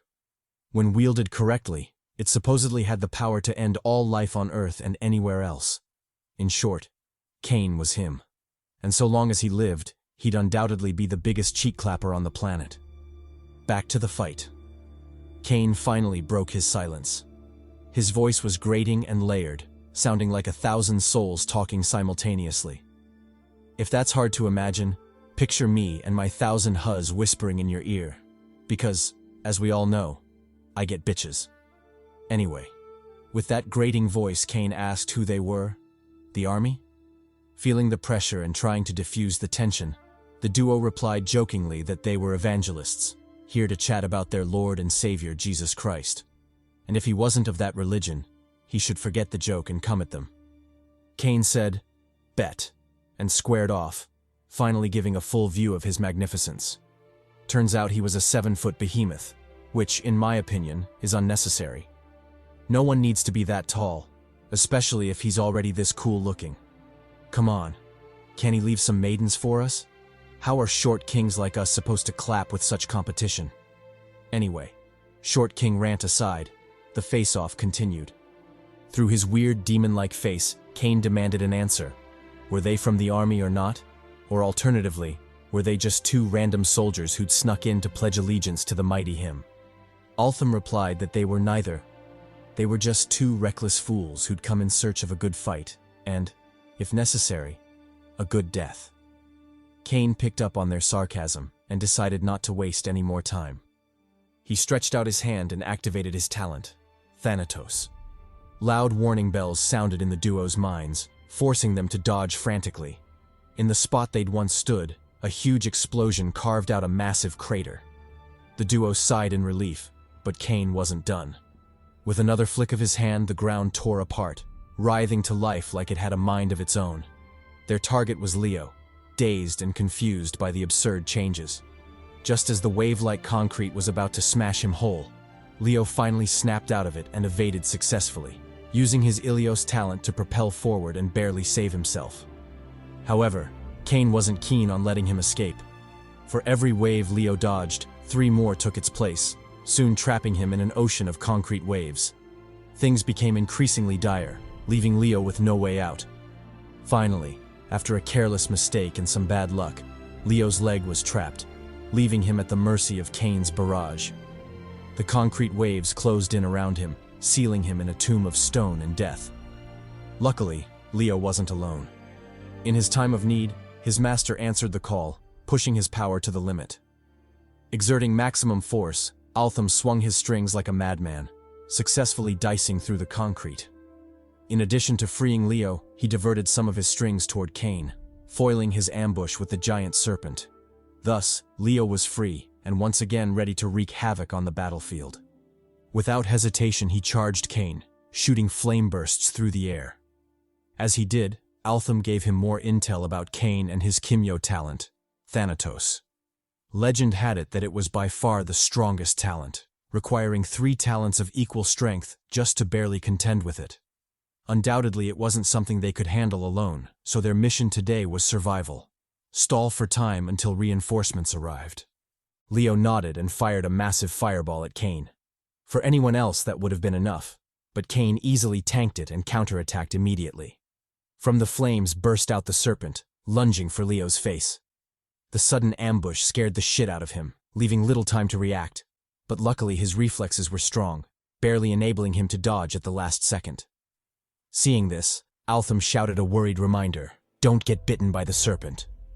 He explained that the serpent was part of Cain's skill, and getting bitten by it was the same as having your soul sucked. Pause. Seriously though, the serpent was Cyberus, the Great Serpent, and its power was to absorb any soul for its master Cain. Realizing Altham had more intel on him than he'd thought, Cain spawned before them, hands ready to attack. He wasn't particularly worried about the two, but a quick resolution was wise. Thus he activated his ability again, ready to blow the duo to smithereens. The two could only grit their teeth and fight desperately, buying time for the reinforcements. Speaking of reinforcements, we shift back to the main camp where a whole battalion was assembling.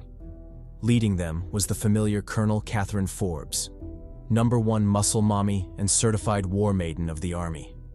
With her trusty, low-key, super cool war axe in hand, she gave orders to march. One of the lieutenants called out, asking how many tanks they should bring along. Catherine answered without hesitation, "Bring every goddamn last one of them. In fact, so long as it had wheels and could attack, they should bring it. Even a slingshot strapped to a unicycle would be useful at this point." The lieutenants saluted, indicating they understood. However, there was one troubling matter she needed to be made aware of. He explained that during Leo's call he'd mentioned Cain's men were loading cargo planes. Judging by the plane's capacity and the assumed speed of the loaders, it would take approximately 30 minutes to finish. But the army was more than an hour away, meaning Leo and Altham would be forced to fight Cain to stall for time. He told her that even as they were standing there, Leo and Altham were probably already engaged in battle with Cain, a surefire suicidal move, as she knew all too well. True to that deduction, at the base, Leo and Altham were locked in a desperate fight. They threw everything they had at him, barely escaping death by a hair's breadth. Leo charged in with a sidekick whipping toward Kane's face, but Kane effortlessly dodged, grabbed Altham, and blasted both master and disciple halfway across the room. When they landed, they scraped along the ground like trash, finally crashing to a halt in pitiful positions. This was especially true for Leo, who, for some reason, had his cheeks arched up as if he were waiting for something. Pause. Just as he was about to get up from his sussy position, Leo noticed something that made his face drop. Civilians, loads of them, locked in cages. This enraged him, partly because of the inhumane treatment, but mostly because, with them around, he couldn't fully unleash his Ilios talent, lest he burn them all to death. Picking up on his strained expression, Kane immediately guessed what was going on. In a mocking tone, he asked if Leo knew any of them. Were there perhaps loved ones of his in there as well? Altham replied for Leo, "Don't fuck with them." They were not interested in Kane's petty threats or psychological games. Using the brief second Kane was distracted, Altham infused a significant amount of energy into the ground, preparing for a sneak attack. When everything was ready and Kane was still spewing his recruitment speech, Altham let it rip, tagging the strings he'd buried underground. The strings led back to Kane, trapping him in a prison of crimson thread. His whole body was immobilized, seized and controlled like a puppet. Seeing this, Leo prepared his trump card. He infused a significant amount of energy into Altham's dagger, morphing it into a giant claymore of flames. The heat wave from the blade swept through the room, giving everyone a taste of its power. As for Leo, he was already on the move, charging toward Kane with murderous intent. Just as he was about to launch his finisher, Kane, who'd been trapped and silent this whole time, spoke for the first time. He sighed at their stubbornness, refusing recruitment even when he was asking nicely. Well, there was nothing left to do. He'd just have to kill them now. Saying so, he easily broke free from the trap, proving he'd never really been trapped, and gave the duo no time to react, sending his serpent lunging for the advancing Leo. Altham's face changed drastically. He shouted for Leo to be careful. They'd fallen for a trap, but it was already too late. Cyberus had locked onto Leo's soul. Acting on instinct, Altham shot out his fastest strings, hoping to reach Leo in time. Luckily, they wrapped around him and yanked Leo from the serpent's jaws. Enraged, Kane turned his fury on the hostages. Since the duo insisted on meddling with his plans, he'd take out his anger on them. He'd kill them all. Their blood would be on the hands of the meddlesome duo. Alarmed, Leo rushed to intercept. Although he knew it was a trap, deliberate bait Kane had cast, he couldn't stop himself from falling for it. Against better judgment, he dashed to the front of the cage, planning to use himself as a meat shield. Gritting his teeth, he apologized to Elsa in his mind, realizing this might be the end, and he wouldn't keep his promise to her. He also felt bad about the missed sucky. But what else could he do? He was a hero. This was what heroes did. He steeled himself for the inevitable. But just as things seemed over, a string shot in and wrapped around him tightly. Against his will, the string yanked him back, pulling him from the cage. Following the sudden twist came a gentle voice calling him stupid. Did he really think they'd let him sacrifice himself? To this, Leo cried bitterly, telling Altham not to do it. This was his sacrifice to make. Altham ignored him and continued to pull, then with steady resolve stepped up to take his place. He told Leo to live on. This wouldn't be where he died. His purpose in life was grander than Altham's, so he had to survive no matter what. With tears in his eyes, he told Leo he would be the hero to save the world, and that guiding him and standing beside him as a brother were the greatest moments of his life. Finished with his tearful goodbye, he roared at Kane to come at him. If Kane wanted to harm the hostages, he'd have to get through Altham first. Kane sneered at the pitiful resistance, calling it a meaningless sacrifice. What good would one fool possibly do against his power? Fine, he'd just kill them all, hostages and all. At the same time, on the eastern front of the airbase, the chocolate mommy Colonel Catherine Forbes finally made her entrance. She led a battalion of soldiers, tanks, and aircraft, charging relentlessly through the enemy lines. With firm resolve, but visible worry in her eyes, she urged the soldiers to get a move on, reminding them that two of their own were in danger. If they slacked off and caused the deaths of Leo and Altham, she'd personally crush them to death with her thick thighs. Speaking of thick, was it just me, or is she looking mad thick in this panel right here? There was honestly no reason to give her this much cheek real estate, but hey, I'm not mad at it. Now, back to the story. While she was giving orders to her men, one of the lieutenants called out to her, yelling that they had bad news. Kane's army had assembled on the hilltop, blocking their way to the airbase. Frustrated, Catherine clicked her tongue in annoyance and ordered her men to charge forward. A few rogue soldiers couldn't do shit to stop their advance. Meanwhile, back at the airbase, the aftermath of Kane's attack finally became visible. The whole base was a mess, completely destroyed, with the only intact place being the cage Altham had protected. He'd shielded it from Kane's wrath, but the same couldn't be said for his own flesh. His body had been cleaved in two, Gojo style, with his torso and legs chilling side by side. The scene was beyond heartbreaking, especially for Leo, who knelt defeated, mourning the death of his mentor and brother. Kane, on the other hand, didn't give a damn, and continued dissing the shit out of the slain Altham. He called him weak, with a brittle body, as expected of a lesser Kimyo. If he was that weak to begin with, he shouldn't have meddled in the affairs of the big dogs such as himself. Hearing this, Leo roared in rage. He yelled out Kane's name, pain and fury evident in his tone. Like an exploding supernova, he burst into flames, his embers scorching the entire room. Nevertheless, Kane still watched on with that same unbothered, deadpan look on his face. It was clear he didn't consider Leo a threat at all, just an insignificant bug he could crush at any moment. True to this, he leisurely gave Leo some lore about his powers. Turns out the history of the four great powers held more significance than Leo had imagined.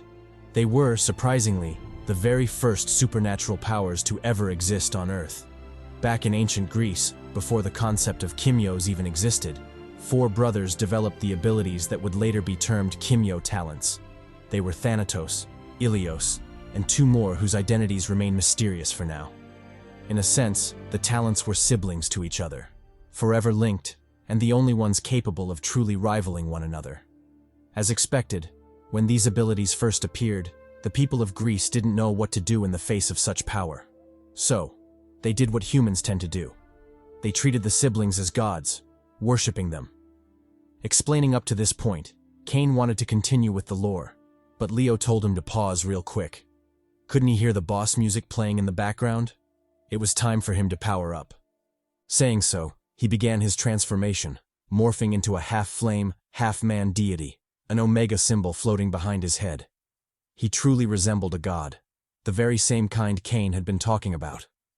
However, Leo was in no mood to admire his transformation. He roared Kane's name, charging at him to avenge Altham. Arriving before him, he unleashed a divine fist, blanketing the room in embers. Kane casually blocked the attack, continuing his monologue. He told Leo that they both carried the power of the gods, the talents that started it all. If they joined forces instead of standing in each other's way, they could reign again, stand above everyone as gods. Couldn't he imagine it? Mortals shaking in fear before them, nations submitting to their rule, waifus throwing themselves at them, and most importantly, clapping all the cheeks they wanted. A true cheek buffet. Didn't he want in on that? Surely he must have dreamed of tenderizing Catherine and her thick ass at least once. Well, if he joined him, he could make that happen. All he had to do was say yes. Gazing scornfully at the horny villain, Leo responded with a firm no. He had no desire to lord over others, nor did he have any particular liking for Kane as a person. Matter of fact, he actually hated his guts, believing his existence was harmful to the planet. So joining forces was out of the question. But all that aside, it seemed Kane still didn't understand the full extent of his crimes. He'd killed the one person Leo cared about the most. Did he really think he'd let that shit go? Nah. He was about to go mucho loco on his ass.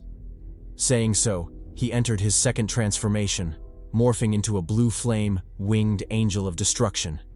His aura became overwhelming, crushing and scorching the ground beneath him. Unfazed, Kane told him to come at him. He would make him understand the foolishness of defying him, of turning down the blissful life of Huz he'd planned for them. Leo said bet and charged forward, his thirst for revenge overshadowing his lust. Although he knew he stood no chance against Cain on his own, he was still ready to give his life in that fight. For the sake of the world and all those he cared about, he was ready to make that sacrifice. Cain welcomed his charge with obvious disdain, taunting that his death would be just that, death. There would be no honor to his sacrifice. Elsewhere, as the two titans went at it, Catherine was leading her troops through a difficult battle.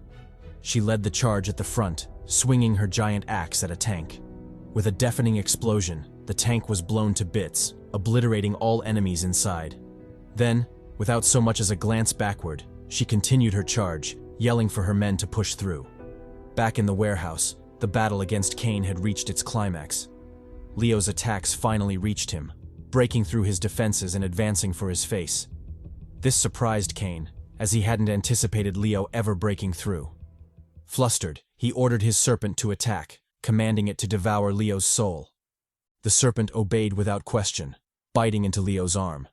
It began its devouring process, delighting Cain, who couldn't help but mock Leo. He called him a fool for turning down his offer. Now the only future he had was to be devoured and turned into a soul slave. He really should have picked the huzz and godhood when he had the chance. But just as Cain was feeling himself, he suddenly realized something was gravely wrong. Leo had set a trap, and he'd walked right into it. The bastard had anticipated Cain dropping his shield to attack him, and had prepared precisely for that moment.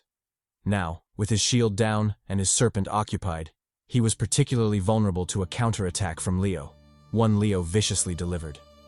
Blue flames blossomed in his arms, and he clawed forward, striking the shit out of Cain. The pain and flames sent him reeling, causing him to scream in agony. Reacting quickly, he unleashed a shockwave, pushing Leo away from his body. He managed to salvage some of the damage, but the critical hit had already been dealt. As for Leo, he was sent flying like a rag doll, crashing pathetically beside the hostage cage. When he came to his senses, he took one glance at the hostages and immediately knew what he had to do. He told them to hang tight. He'd get them out of there. Then, without further delay, he dug his feet into the ground, flexed his rock-hard abs, and pushed with all his might. Thanks to the boost from his flames, he managed to push the cage out of the building, saving the civilians trapped inside. Meanwhile, on Cain's side, things had taken a drastic turn. The critical wound had grown worse, releasing all the souls he had trapped inside him. Since he was a being made of souls, this was undoubtedly a lethal wound. Panicked and frustrated, he yelled at his general, Hitler, the Führer, asking when the plane would be ready. Hitler replied that the plane was ready. All they had to do was get the hell out of there. And so, the duo boarded the plane, disappearing from the airbase in an instant. After they left, Catherine finally broke through to the airbase. She led her men in one final charge, prioritizing the rescue of civilians over finding Cain. After some diligent effort, she rounded up everyone, including Leo, who had passed out after saving the hostages. Of course, by then, Cain was long gone, halfway to wherever the hell he was going with Hitler. As for the hostages, all of them were successfully evacuated, with everyone from the missing persons list accounted for. When everyone was set to move out, the only one still left was Catherine, holding Leo in her arms while mourning Altham's death. I don't know what kind of relationship they had, but judging by the tears, the dead homie was definitely tapping that. And another side note, the artist really did Leo dirty in this panel. Goddamn. Fast forward to a month later, we're taken to the San Fernando General Hospital. In a room housing the valiant Papi Leo, 3 soldiers walked in with news. They reported that Cain was dead, supposedly succumbing to the injuries Leo had inflicted. Because of that, both he and Altham were regarded as heroes, forever celebrated and given medals for bringing down the great evil, Cain. After that, everyone started treating him like some kind of savior. But in truth, he didn't feel like one at all. The flames that were revered by all, a symbol of power and hope, were nothing more than burdens to him, as they reminded him of a past he very much wanted to forget. A past where he couldn't save the one person who had saved him, his brother and mentor, Altham. Truly sad indeed, but let's quell that sadness with a bit of lore about the Kimyo world. According to publicly disclosed records, there are 3 ways a person can become a Kimyo. First is through a talent transfer. The individual who possesses the talent with enough experience and training, has the ability to mentally transfer their Kimyo talent to another, though the process comes with severe consequences. The worst of which being that the process is fatal, meaning the second you pass on your talent, you immediately die. So yeah, the process isn't recommended unless you're truly curious about heaven and would like to go check things out over there. More often than not, this process is used by the strongest Kimyos on the top 150 list as a way to preserve their talent and pass it on within their families as inheritance. Now that is true generational wealth. The second method is through talent extraction. It involves forcefully and painfully extracting the talent from one person and passing it on to another. Of course, it's illegal as hell. But that didn't stop Cain, who was widely known to suck Kimyos dry, pause, and pass on their powers to his followers. And although not canon, rumors have it that this talent had been passed down in the bloodline of Papi Jiraiya's family, explaining how the pervy sage could extract cheeks from all those maidens in the ninja world. What a horny dog. The third method is through object possession. Though incredibly rare, some talents have the ability to develop consciousness, independent thought, and life force. When they do, they can possess an object, transferring their power to said object. If wielded by a user, the wielder can then harness the power of the talent, giving them the power of a Kimyo. Those are the only known ways to become a Kimyo.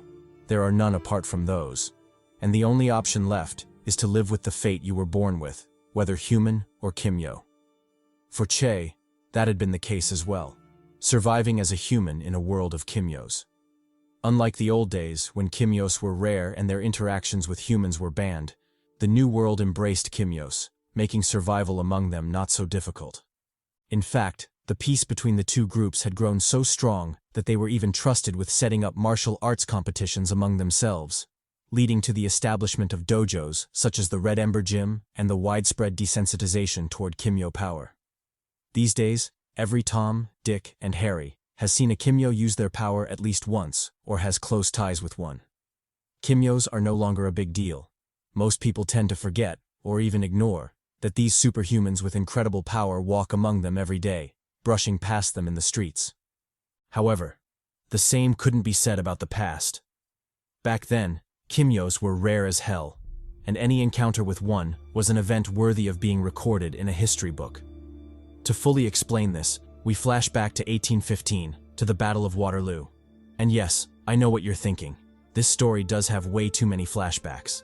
It's like watching Inception, a flashback within a flashback within another flashback. Or more accurately, reliving the trauma of your ex bringing up old shit whenever you argue. Curse that bitch. Anyway, during that time, unlike now, where the Kimyo population makes up a third of all people, Kimyos were incredibly rare, and most battles were won by human effort alone. Just like the current battle, where Napoleon and his forces had the 7th Coalition and the Prussian army on the ropes. After enduring Napoleon's genius tactics and bombardments, the Allied forces couldn't take it anymore and called out to their commander, Blücher, for help. They'd already been pushed to the trenches. Wasn't it about time they retreated? Or at least sent for the Reaper for reinforcement? Blücher replied that he'd already done so. The call for reinforcements had been sent a long time ago. They just had to wait for the Reaper and hope that he deemed their cause worthy of intervention. Elsewhere, at the rear, the other commander, Duke Arthur Wellesley, was discussing tactics with his men when a messenger arrived. After catching his breath and bowing to the commander, he reported that things weren't looking good on the battlefield. The conqueror Napoleon had called for reinforcements, and his army was slowly overwhelming their forces. Blücher was asking for their support as well, specifically requesting the Reaper, because only he could turn the tide at this point. Arthur sighed in reluctance, but ultimately he knew what had to be done. Although he didn't want to use this card, Napoleon had forced his hand, leaving him no choice. He called out to the man sitting behind him, telling him it was time to enter the battlefield. The man replied that he was a soldier, so it was only natural. It was his duty. He quickly accepted the summons, referring to Arthur as father. The man was, shockingly, Jack Reaper, a Kimyo. Because Kimyos were so rare, most battles were won by humans alone. But on the off chance a Kimyo did get involved, they had the power to single-handedly turn things around. The Kimyos of that time were strong as hell. Back on the front lines, The valiant soldiers watched as Jack galloped into the battlefield. For those unaware, the sight was majestic. But for the few who knew, a chill ran down their spines. Without hesitation, they shouted for their men to get down. Otherwise, they wouldn't even know how they died. Jack ignored the commotion and continued riding toward the enemy forces. His lone silhouette charging an entire army made for a peculiar sight, but the conqueror wasn't dumb enough to let him get close. He commanded his men to open fire. To hell with whether the man was brave or stupid. He'd feed him lead all the same. The soldiers opened fire, blanketing the sky with bullets. In response, Jack leaped off his slain horse, continuing his charge on foot. When he landed, his eyes flashed purple, making Blucher scream for everyone to get down. If they didn't listen this time and stubbornly stuck their heads out, well, he could only send them ahead. Don't worry, you'll get that joke in a second. And no, it's not a dirty one. Though I wish it was. We're talking about head, after all. Jack flapped his jacket open, unveiling his Kimyo talent, a tentacle-like appendage. At the end of it was a ghastly scythe, paying homage to his title as the Reaper. Then, under the tense gaze of his foes, Jack grabbed the scythe, swung it with all his might, and consequently chopped off the heads of everyone on the front line. He had, in every sense of the word, sent them ahead. Grabbing hold of the scythe again, he unleashed his next attack, dicing the second line of foes into pieces. His killing range was incredibly vast, threatening everyone on the battlefield. Luckily, his allies had sought cover, or the massacre would have been mutual. Finished with the first two lines, Jack swung his scythe, reaping the third. His overwhelming might made quick work of them, decimating the enemy by the thousands. Fed up with long-range bullying, he charged in for something more close and personal. His scythe danced like the hips of a Persian mommy, proving that hips truly don't lie. In this case, it was a dance of death. With every swing, life was extinguished. A soldier frantically reloading barely blinked twice before the man on his right was yeeted by a scythe. The same thing happened to the man on his left, leaving him shaking with fear. In his final moments, as he watched Jack the Reaper dash out of the fog like they were playing Assassin's Creed or some shit, he couldn't help but curse his luck for being born in this flintlock era. If he'd been in the modern era, he would have introduced Jack personally to a beauty called the automatic rifle, thoroughly cooking his ass. While Jack was wreaking havoc on the battlefield, butchering soldiers like he was slaughtering chickens, Napoleon finally realized the gravity of the situation. He stood dazed, pupils dilated, wondering what he was seeing. But just as he was about to order a retreat, the executioner's blade came swinging down, dicing the hell out of him. And so, the Battle of Waterloo ended, with Napoleon slain by the blade of the infamous serial killer, Jack the cheek-clapping Reaper. As the flashback draws to a close, the speaker, who I'm assuming is Chi, stresses that although Kimyos were rare back then, they contributed significantly to the peace the current world now enjoys. They fought for that peace with their lives, even though they were forced to do so from the shadows. In contrast, the modern world has grown to embrace Kimyos. Coexistence with humans is now commonplace, with most not even thinking twice about it. Of course, this is partly due to the efforts of the government, but mostly due to the nature of Kimyo talents. Segregation simply isn't possible, as Kimyos can be born in any family, even those writing the laws or harboring bias. In such cases, both groups have no choice but to get along. Doing otherwise might very well mean alienating a loved one. In addition, coexistence with Kimyos comes with advantages. Some of their powers are so incredibly useful to society that entire industries would crumble without them. They've become so integral that life itself wouldn't function properly without their contributions. Reflecting on this, the speaker, again, presumably Che, hits us with some worldly wisdom. He says, "As you walk your path in life, make sure to protect the brother walking beside you, because their journey led them to you. And another thing, don't be lazy. Go out there and get bitches." Ending the flashback, we shift back to the present, specifically to the clinic of Che's doctor, Evan. After looking through Che's medical records, the old healer couldn't help but exclaim in shock, wondering how any of that was possible. All his injuries, from the ruptured muscles to the severe hemorrhoids, were gone, disappeared as if they'd never existed. Just what kind of steroids did he take? Or had he made a quick trip to Colombia for that sweet, sweet Escobar sauce? because only the white booger sugar could possibly bring about such miraculous results. Che responded by flashing his muscles. He didn't have to do all that, honestly.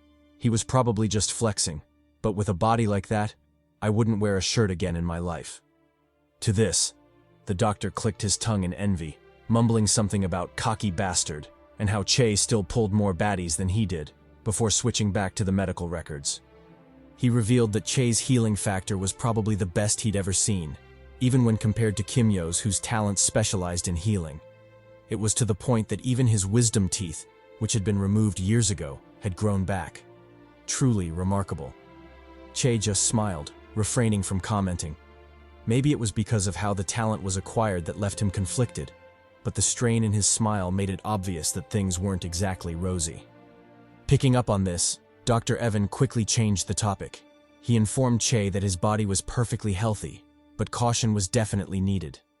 Although all his wounds had healed, his body still bore their scars, meaning there was a limit to his healing factor, even though it was ridiculously high.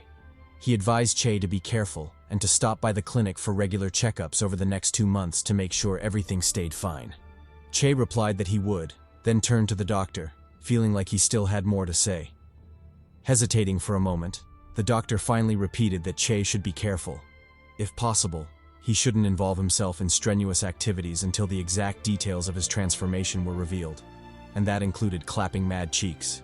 He shouldn't overindulge in the buns and end up complicating things. Che replied that he'd be careful, but even a dog knew he was lying. That horny bastard was definitely going to marinate some cheeks the moment he walked out of that place. 1 week later, at the Chaguanas flyover, an otherwise peaceful day was suddenly thrown into disarray. Explosions lit up the streets, the handiwork of the infamous Kimyo villains, the Samal brothers. While laying waste to the freeway, they explained that their crime wasn't one of hate, but one of justice and passion. WASA, the Water and Sewage Authority, had constantly destroyed roads and cut off water supply, all for the sake of building their pipelines and maximizing their profits. They had no regard for public interest, always moving to line their pockets. Well, all that stopped now. They were determined to put an end to it. Rising up to confront them were Inspector Ian and the police, who told them to stop spewing nonsense. They were upset WASA was destroying roads, so their solution was to show up and destroy the road. What kind of bullshit was that? They'd better stop with that nonsense and go home. If they had complaints, they should take them to the Parliament reps. Then, without hesitation, the police opened fire, lighting up the Samal brothers with a hail of bullets. Regrettably, the foe's talents specialized in defense, making them invulnerable to bullets. They easily tanked that shit, even talking shit as they prepared a counterattack. With superhuman strength, one of the brothers grabbed a vehicle and tossed it at the police, causing a massive explosion on impact. The scene instantly descended into chaos, flames and explosions going off everywhere. In the midst of the carnage, no one noticed that a pair of silhouettes were quickly approaching the area. They moved like phantoms in the wind, closing in on the Samal brothers in an instant. Oblivious, the soon-to-be-cooked brothers continued their rampage, daring the police to do something. They shouted some red pill, escape the Matrix type shit, which honestly made sense. But the fact that their actions were the exact opposite of what they were preaching made it hilarious and stripped them of all credibility. Just as the brothers were done messing around and decided to end things, a truck suddenly came flying in, blitzing one of them to Kingdom Come. The change left the other brother flabbergasted, but he didn't have long to be shocked, because a fireball was already racing toward him.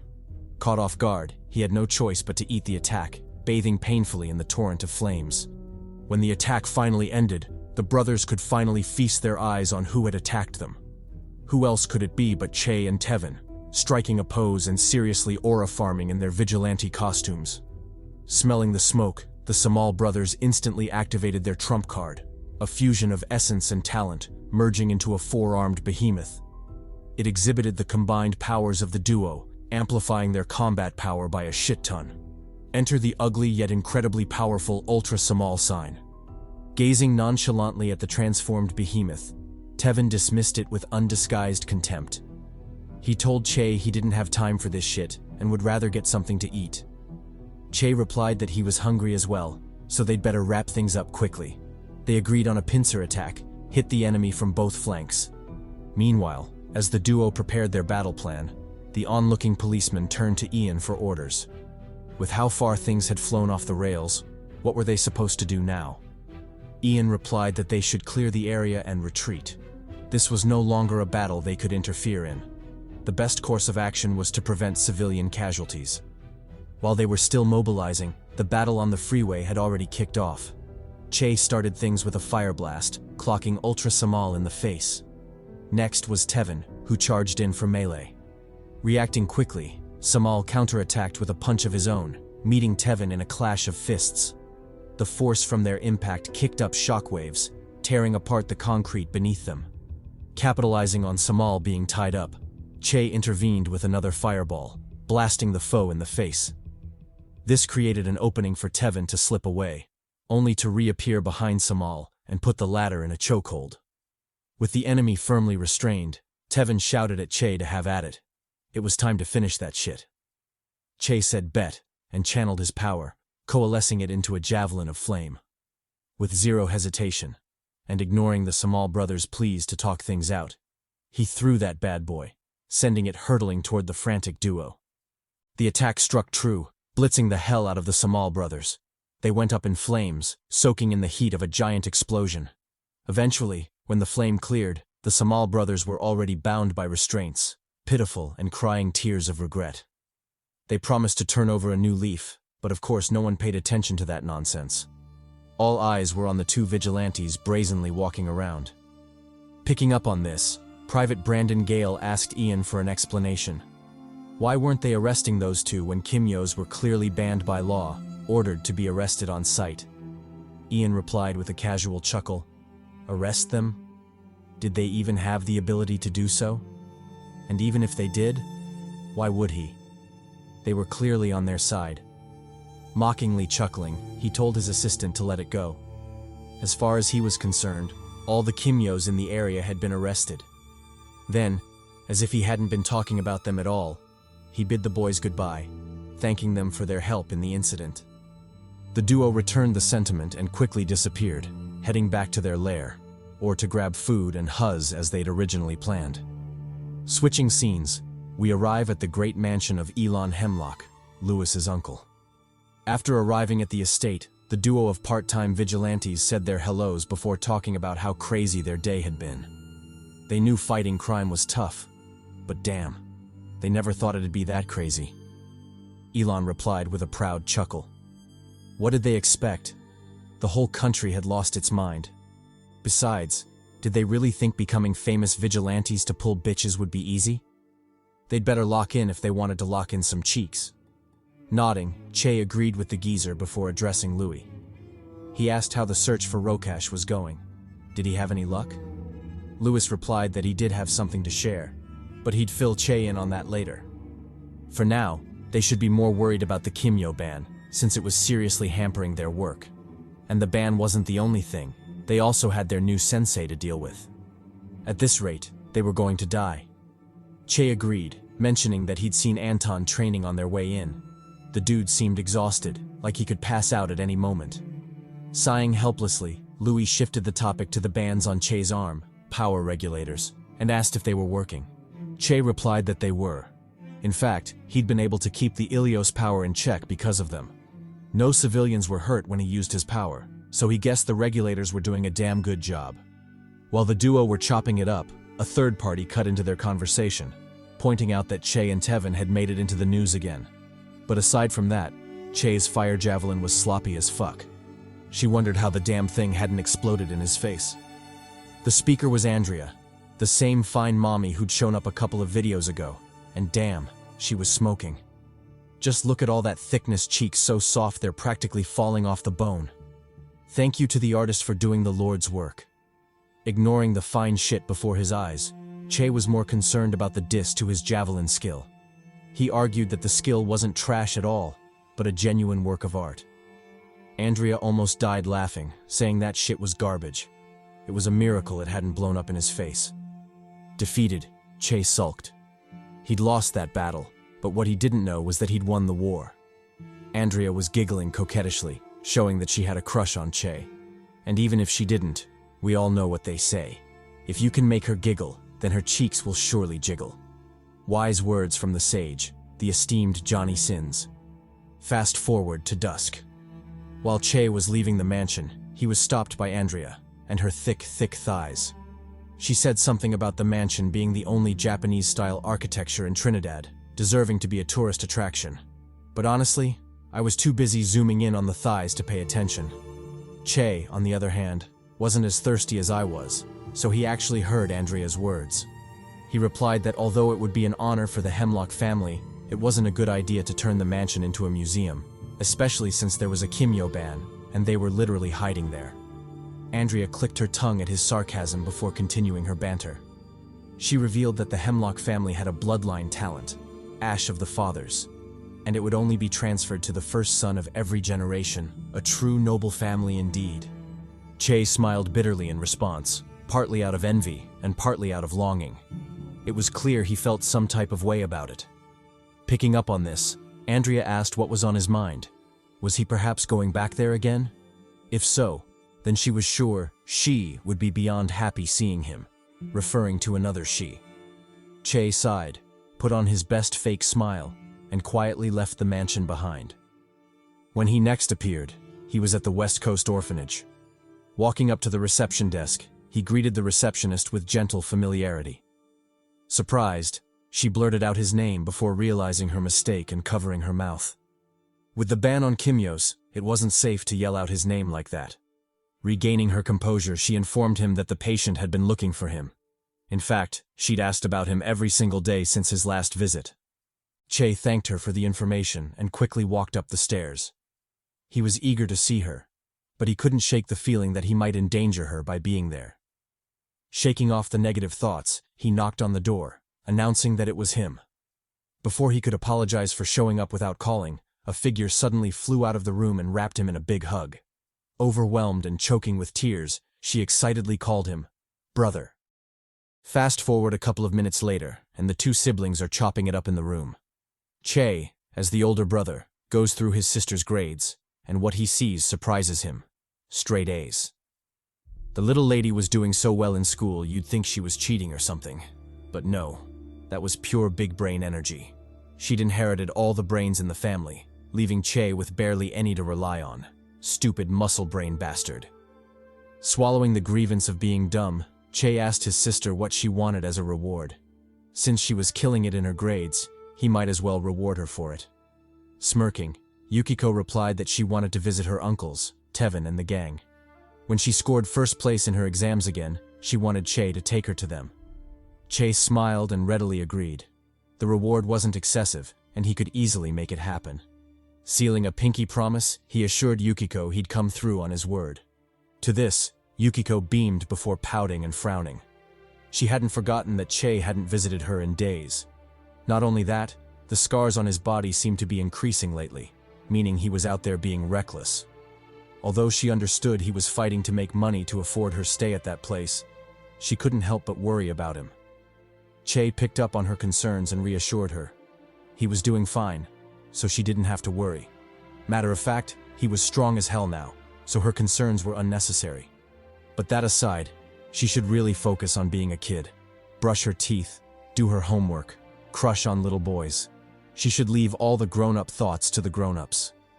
Smiling, Yukiko gave him a big hug and replied that she'd try, but in exchange he had to promise to visit her more often. Che readily agreed, telling her to say less. As for the crushing on boys part, he was obviously joking. She was prohibited from speaking to, let alone breathing next to, those horny dogs. Matter of fact, her first date should be when she's 70 years old because, fuck them horny kids. Back at the Hemlock Mansion, an interesting scene was playing out on the training ground. And no, it wasn't a fight or anything like that, but the showcase of cheeks of mass destruction by the baddie Andrea swaying her seductive plot. The muscle mommy told the boys the moment they'd been waiting for had finally arrived. If they could impress her or move her in any way, she'd reveal her talent to them and show them what was hidden in the bag. However, they shouldn't think it would be an easy feat. She was the granddaughter of the one and only Leo Thomas after all. Plus, look at all that waifu cargo. Did they really think it would be easy to move her? Ignoring the boys' flushed faces, she called the first participant to the stage, Tevin. He accepted the challenge and confidently walked forward. Then with zero hesitation activated his Kimyo talent, Hide Forge, a transformation-type talent. Dense energy blanketed the area, retreating to reveal Tevin in his new form, the Rhino Hide form. Impressed, Andrea grinned in acknowledgement and gave the hide another look over. She'd never thought it was possible to upgrade a Kimyo talent, yet here Tevin was, having done just that. Not only had he eliminated his previous weaknesses, he'd also acquired 2 more transformations to his Hide Forge, making the total 3, namely, Rhino, Lion, and Blacksmith. Tevin explained that each hide had its own quirks and perks. The Rhino hide, although the weakest, relied on oxygen to function, making it virtually limitless, and because of that, it was his current default hide. Next was the Lion hide. It maxed out on offense at the expense of defense, meaning it had 0 defensive value, but on the bright side, its offensive might was truly formidable. With his current strength, he could only activate it for 20 seconds since the hide ran on stamina, unlike the Rhino hide which ran on oxygen. Last was the Blacksmith hide. It could be considered a combination of the Rhino and Lion hides, a true powerhouse indeed. However, the disadvantages were equally severe. The hide ran on blood, making its use perilous. In fact, the last time he tried it, he'd almost killed himself. His heart stopped. But even with that, he couldn't live in fear forever. He was determined to activate it today and show them why he was the best tank on the team. With that said, he let his aura loose, beginning his transformation. Dense energy blanketed the area, followed by mana storms and a primal aura. The majesty of the King of the Jungle pressed down on everyone, making them feel like kneeling in submission. But just as the aura was about to become overwhelming, it suddenly stopped and receded immediately. What was left in its place was a spent Tevin, looking stupid and even farting from the strain. Damn, this dude will never pull bitches again. Shaking off the embarrassment, Tevin quickly left the stage to Che. Stepping forward, Che immediately called upon his latest creation, a Kimyo, the Javelin of Flames. Since everyone was already familiar with its long-range capabilities, Che opted to showcase its short-range prowess. He activated the dummy mechanism of the training ground, planning to use close-quarters melee to impress the thick Andrea. With 0 wasted movements, he charged forward, slicing the first dummy in 2. Then, with an effortless shift of his body, he weaved through the remaining dummies, dicing through them with ease. When the last dummy fell, he reversed his grip on a Kimyo, planning to end things with a bang. Under Andrea's heated gaze, he spun the spear like a top before yeeting it at the target. The spear raced through the air, striking true on the bullseye. And although it didn't end with a flashy explosion, it still did well enough to garner Andrea's attention. Next up was Azam the Speedster. After ascending the stage, he also activated the dummy function of the arena. With numerous targets surrounding him, the budget Barry Allen immediately went to work. He became a blur of movement, darting between the targets. Everywhere his silhouette passed, dummies fell, crushed to bits by his martial techniques and Bruce Lee-style nunchucks. Done with his demonstration, he left the arena to Louis. As the Sword Eyebrow was stepping onto the stage, the rest of the gang shouted at him to clutch that win. No matter what happened there today, they had to see the contents of that mysterious bag. Smirking, Andrea called out to the boys. Donning her most seductive face, she bit her lip and encouraged them to give it their all. If they played their cards right, she'd open it all for them. As for what she was going to open, I'll leave that to your imagination, you horny dog. As expected, the boys immediately lost their shit. Their noses bled like crazy, making me wonder how they hadn't passed out from all that blood loss. Picking up on this, Andrea ignored the perverts and shifted her attention to Louis. She was particularly interested in witnessing the Hemlock family talent in action. Her grandfather, Leo Thomas, always had good things to say about it, calling it the most creative. Thus, she was eager to see if the talent was really worth the hype. Louis said bet and stepped forward. He unleashed his Kimyo talent, stunning Andrea with its majesty. The once harmless Ash had undergone a dramatic transformation, morphing into a hydra of cruel savagery. Deactivating the talent, he leisurely stepped off the hydra, aura farming all the way to the ground. When he arrived, he was met with Andrea's approving gaze. She was, to say the least, surprised by the prowess the boys had shown thus far.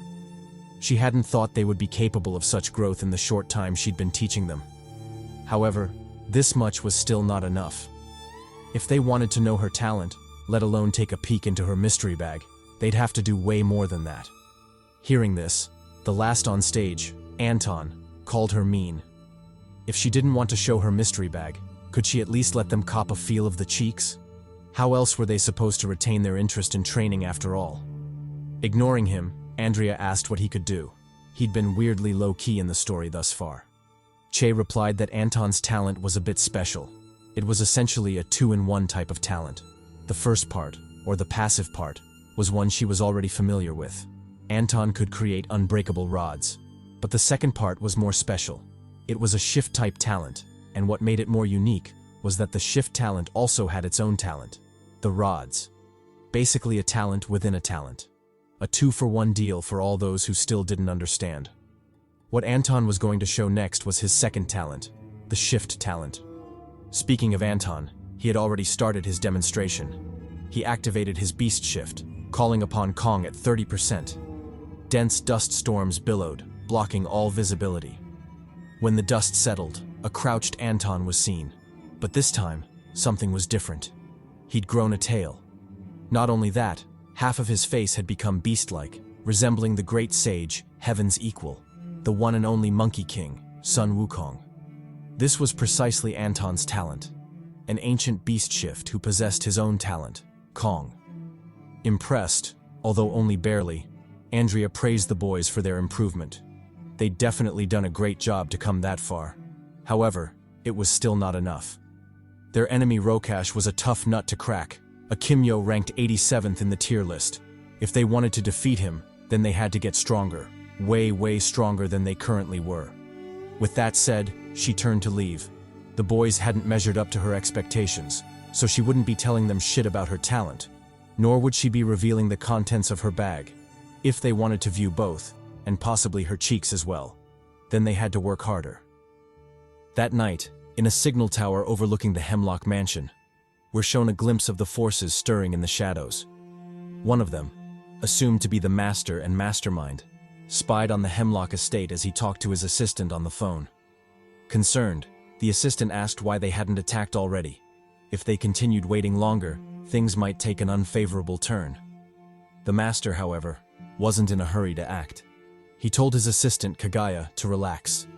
They had all the time in the world. For now, they should let Andrea groom them, make them stronger, and when the time came, they'd deal the fatal blow. They'd crush them like the ants they were and take back what was stolen from them, what was rightfully theirs. As for whether things would blow up in their faces, how could that be possible? All the great villains always give the MC time to grow, and it always works out in the villain's favor. When had that brilliant strategy ever failed? Just look at Luffy and Katakuri, Ichigo and Aizen, prime examples of the MC getting clapped.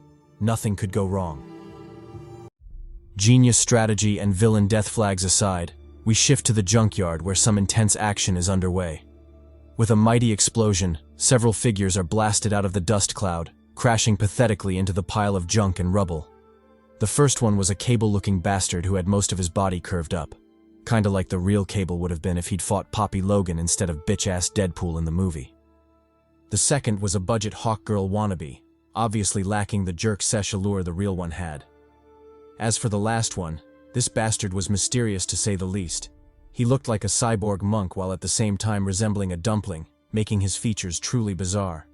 Not to mention he was packing some serious heat, which made me wonder if he'd just blast people if they refused to accept the ways of Buddha.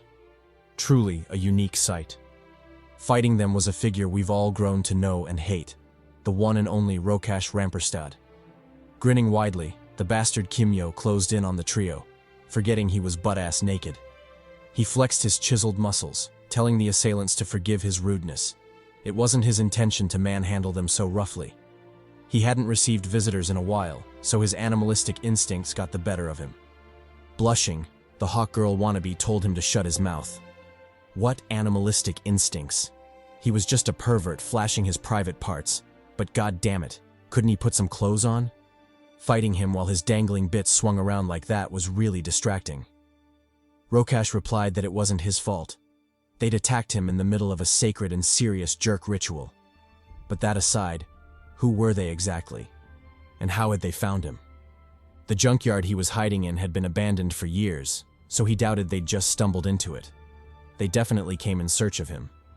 But how had they known he was there? He had so many questions, and he would pry the answers from their lips whether they liked it or not. As for how he'd do that? Well, he'd simply introduce them to his little friend, Anu Ankh, his talent. He said this while biting his lips seductively, making me wonder whether he wanted to introduce them to something other than his talent, considering he was butt naked, things still swinging about.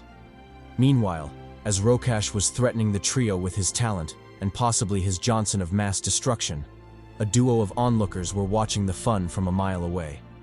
One of them was the same sword dude from before, while beside him was his aide, a man in a mask constantly wondering if they should have sent more men. To this, the demon-looking bastard told him there was no need. No amount of pawns could possibly bring down Rokash. Their mission goal was to test the strength of their pawns, and who better than the Egyptian Kimyo himself, Rokash, to do it. Speaking of Rokash, the siege on him had resumed in earnest. Leading the charge was the Hawk Girl wannabe, who unleashed her blades and charged in for melee. Unfortunately, she barely had time to shine before she was blitzed instantly, losing half her body in a ranged attack by Rokash. Advancing, he grabbed her remaining wing and yanked her from the air, slamming the big bird into the ground. Terrified, Hawkgirl attempted to beg for mercy, even promising to let him rub his face on her chiseled abs. Regrettably, Rokash wasn't a simp, so he quickly moved in for the finisher. Lifting his leg, he stomped on Hawkgirl's face, bursting her head like a watermelon. Then, with a grin that could send shivers down anyone's spine, he turned to face the other assailants, daring them to make a move. Enraged by the taunt, the cyborg monk lunged in for a smash attack. Swinging his giant mallet in a crushing blow, he aimed it at Rokash, but the nude villain was way too nimble, dodging the attack with an effortless leap.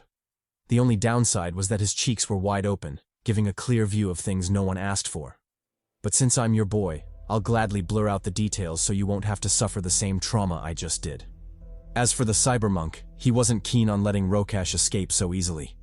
He quickly activated his Kimyo talent, generating a powerful attraction force that locked onto Rokash, pulling him toward the giant mallet waiting in ambush. But even with that, the nude Rokash was still too formidable, breaking free from the force and dodging the downward swing with a graceful backstep. Then, as if he was toying with his foe, he leapt over the next attack, making sure to position his exposed cheeks right in the monk's face. Enraged, the cybermonk said, "Fuck melee," and pulled out the heat.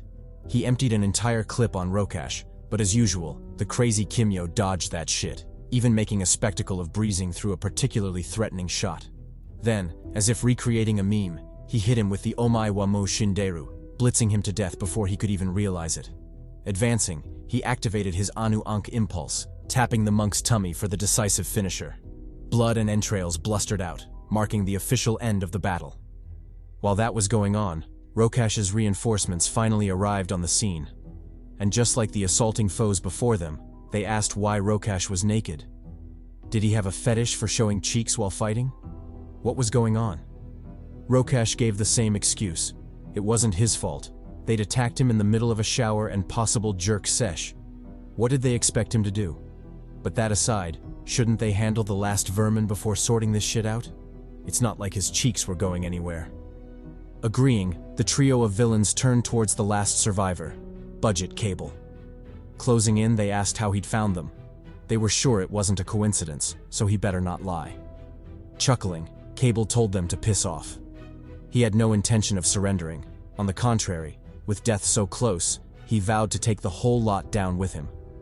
Activating his trump card, he yelled for the three bastards to join him in hell before detonating a massive explosion, blanketing the sky in smoke. Watching from the sidelines, the two onlookers shook their heads in disappointment. They'd hoped the pawns would draw out more of Rokash's power, but all they managed to do was get toyed with. Moving on from the dissatisfying display, the main villain instructed his assistant, Kagaya, to test the boys next. It was about time they knew just how strong they were. However, he emphasized caution, because although presumed weak, they were still led by the Sunfire's kin, Che motherfucking Heart. Meanwhile, Back on the battlefield, the last of the smoke finally cleared, revealing an orb in the middle. The orb was a Kimyo ability, the very same they'd relied on to survive the catastrophic explosion. Emerging from the shield, the trio couldn't help but click their tongues in annoyance, wondering where the hell that attack had come from. It would have wiped them out, if not for the quick reaction of the lead goon. Analyzing the charred remnants, Beanie Boy shared that the explosion was a photon blast, which didn't make sense considering such technology shouldn't exist at this time. It only served to highlight the significance of the matter, because their enemy seemed capable of remarkable feats while striking from the shadows. A truly formidable foe indeed. Nonchalant, Rokash brushed the concerns aside. If the enemy was really that strong, then why did they feel the need to hide in the shadows like a coward instead of attacking directly? As far as he was concerned, such people weren't worth worrying about. As for who he thought it was, his best guess was Putin. Only that Psycho would do something so crazy. Shifting scenes, we're taken back to Hemlock Mansion. A heavy pressure hung in the air as the gang watched the latest breaking news report. A terrorist attack on the city. Several lives were lost, coupled with millions in damages to property and businesses. And the ones responsible for this massacre were a group of cybernetic Kimyos who showed up out of nowhere and began laying waste to everything and everyone in their way. The current death toll had already reached 38, with numbers expected to rise by the end of the massacre. Watching the report, the gang couldn't help but shed tears, lamenting how merciless the perpetrators were. Among the dead were women and children, making them wonder if it was really necessary to go that far. Nevertheless, the deed was already done, so moping around wouldn't get them anywhere, nor would it avenge the dead. It was time to make some moves. Amidst the gloom, no one noticed the odd change in Che's demeanor, as if he was holding back something grave. The change came and went too fast for anyone to notice, and even if they did, they'd probably assume it was just shock from the report. However, it wasn't shock. Something was growing in Che, and by the time they figured it out, it would already be too late. Switching to the baddie Andrea, she suggested helping the military. With a bunch of crazy cybernetic Kimyos rampaging around, it was clear the military wouldn't be able to handle them on their own. Tevin supported the idea, but proposed they stay low-key about it. There was still a ban on Kimyos after all. Andrea agreed, and immediately divided the group. She assigned Che, Louise, and Anton to a single unit, tasking them with contacting Inspector Ian and offering their assistance. As for the rest, they'd be part of her squad, sweeping through the city and flattening out any villains who dared show up before them. Chiming in, Che asked about the perpetrators. Who or what exactly were they? Azam replied that no one was sure, but from frontline reports, they were termed Kimyo cyborgs. Their bodies were augmented with cutting-edge cybernetics, making the term fitting. Releasing an intense killing intent, Che replied that that bit of information was more than enough for him. He didn't need to know everything about the vermin he would kill. As he said this, his eyes burned with flames, surprising Tevin, who had been watching him closely. Concerned, Tevin's face changed drastically. He felt something was gravely wrong with Che. As for what it was, and what it meant for their future, he didn't know. But there was only one way to find out. They'd have to live through that shit and see what happens. Fast forward to the next day at the Republic Bank. The seemingly ordinary, boring day suddenly took a dramatic turn when the entrance was blown open, surprising everyone in the building, especially the thick mommy currently being served.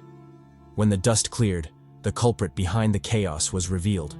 And believe it or not, she too was a thick mommy, albeit with more mechanical charm and BBL, as opposed to the natural Nubian queen from before. Grinning maliciously, the cyborg baddie greeted everyone before jesting that she'd come to make a withdrawal. Of course, the withdrawal wasn't for money but for lives, specifically Kimyo lives, since she'd smelled the blood of one in the building. Wasting no time, she immediately began her offensive, sending her prosthetic arms shooting toward the Kimyo in question. The one and only, supernatural, super milfy, thicker than nobody's business, beautiful S-rank Kimyo, Farah Ree. Due to the sudden sneak attack, Ree barely had time to react before the strike landed, clocking her in the arm. The force from the impact nailed her to the ground, leaving her vulnerable to the villain's next move. But even then, she didn't panic.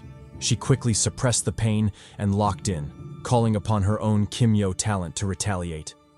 As for her talent, think of it as the love child of Kimimaro and Bakugo.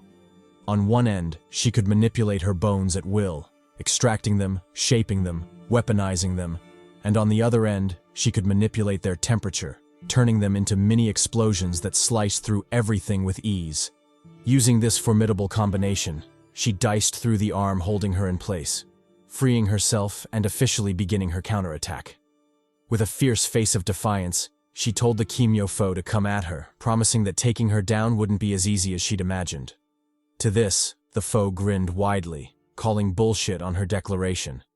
Even if Ri was 10 times stronger, 10 times prettier, and, most importantly, 10 times thicker, goddamn. She still believed taking her down would be as easy as baking pie. Without hesitation, she resumed her offensive, unleashing a barrage of attacks. Ri countered with finesse, parrying what she could and dodging the rest. In a brief moment of opportunity, she threw her bone projectiles like shurikens, hoping to tag the foe. Unfortunately, the enemy wasn't kidding when she said her thickness didn't matter. Sorry, I meant strength. Don't be deceived, thickness will always matter. She easily caught Ri's attacks, proving she hadn't been bluffing when she dismissed Ri's power. Then, as if wanting to drive the point home, she lunged at the hero, plunging the battle into a brutal, bloody melee. Fast forward a couple hours later, and the outcome of the battle was finally confirmed. Amidst a flood of blood and mangled corpses, the police, who always show up fashionably late, finally arrived at the premises. As they entered the bank, the leader, Inspector Ian, visibly frowned as he asked his assistant Brandon for the status report. How many casualties were they looking at? Brandon replied that the confirmed number was 21. 13 civilians and 8 law enforcement officers unlucky enough to be caught up in the mess. What was strange, however, was that the vault didn't have a scratch on it. Had the villain not gotten the chance to attack it? Or was the vault never part of her plan to begin with? If so, what was she really after? Brushing the thought aside, he gestured toward a corpse on the ground, identifying it as Farah Rees, her fate after facing off against the unknown cyborg attacker. Ian exclaimed in shock. To think they'd lose a valuable S-rank Kimyo to such a random event. It was a shame things went down that way. Deep down, though, he wondered why Ri risked her life in such a hopeless fight. If it were up to him, he'd have preferred she abandoned everyone and escaped. A living Farah Ri was infinitely more useful than a dead one. How were they supposed to deal with troublesome villainous Kimyos now? Before, they could just call Ri for help. But now, what were they going to do? As he thought this, a trio of footsteps echoed behind them, growing closer. The familiar faces of Che and the boys appeared. They had finally arrived to offer assistance. Delighted, Ian welcomed them enthusiastically. He'd just been stressing about who would replace Ri when the trio showed up. Wasn't this basically good fortune knocking on his door? Directing the boys to the villain, he told them to take a look, noting that she'd taken down one of their own, the S-rank Kimyo Farah Ri. Surprised, Che asked if he was serious. Had the powerful Ri really fallen to this vermin? If so, then it was truly a shame. She was known as a symbol of justice and valor among the people, always protecting the weak and standing against the strong. And now that symbol was gone, lost in the river of time. Ian replied that she wouldn't be forgotten. He would remember her. Not only that, he'd make sure to avenge her. As he said this, he gestured toward the captured cyborg baddie pinned to the wall, obviously Ri's doing before she finally bit the dust. Switching scenes were taken back to the Hemlock Mansion, specifically to Tevin flexing on a bunch of kids. Due to the recent chaos in the city, every able-bodied person had been called to assist, leaving those with children scrambling to protect them. Predicting this, Louise's uncle had offered his mansion as a temporary daycare. Andrea was delighted. She was all for preserving children's innocence. No matter the chaos in the world, children had the right to remain children, playing and enjoying themselves to their heart's content. Meanwhile, back at the bank, the atmosphere was far from lively or optimistic. Despite being interrogated repeatedly and threatened with a fate worse than death, the captured Kimyos still refused to talk, grinning mockingly at the gang. Fed up, Louise told her to cut the bullshit.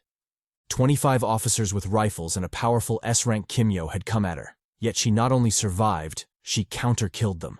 How was that possible? Gloating, the cyborg baddie said she'd talk, not because she was giving up, but because he was a handsome poppy, and she liked handsome poppies with blue eyes, so why not tell him? She confessed that her main Kimyo talent was foresight.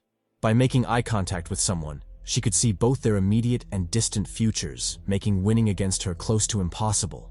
How do you beat someone who can literally predict all your moves, present and future? Surprised, both Che and Anton asked what she meant by main. Did she have more than one ability? Louise ignored the banter and stepped closer.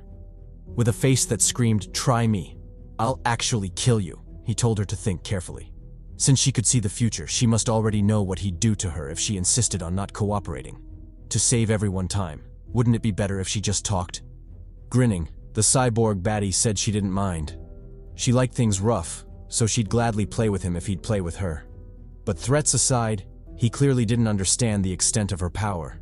He couldn't threaten her. She already knew everything about his future, including how he would die. And damn, it was a painful one. The same was true for the rest of his gang. None of them could scare her. They should save their breath and piss off. As she said this, her gaze involuntarily flicked to Che, and her ability automatically activated. Her vision went dark. When she regained her senses, she found herself in a city of flames and calamity.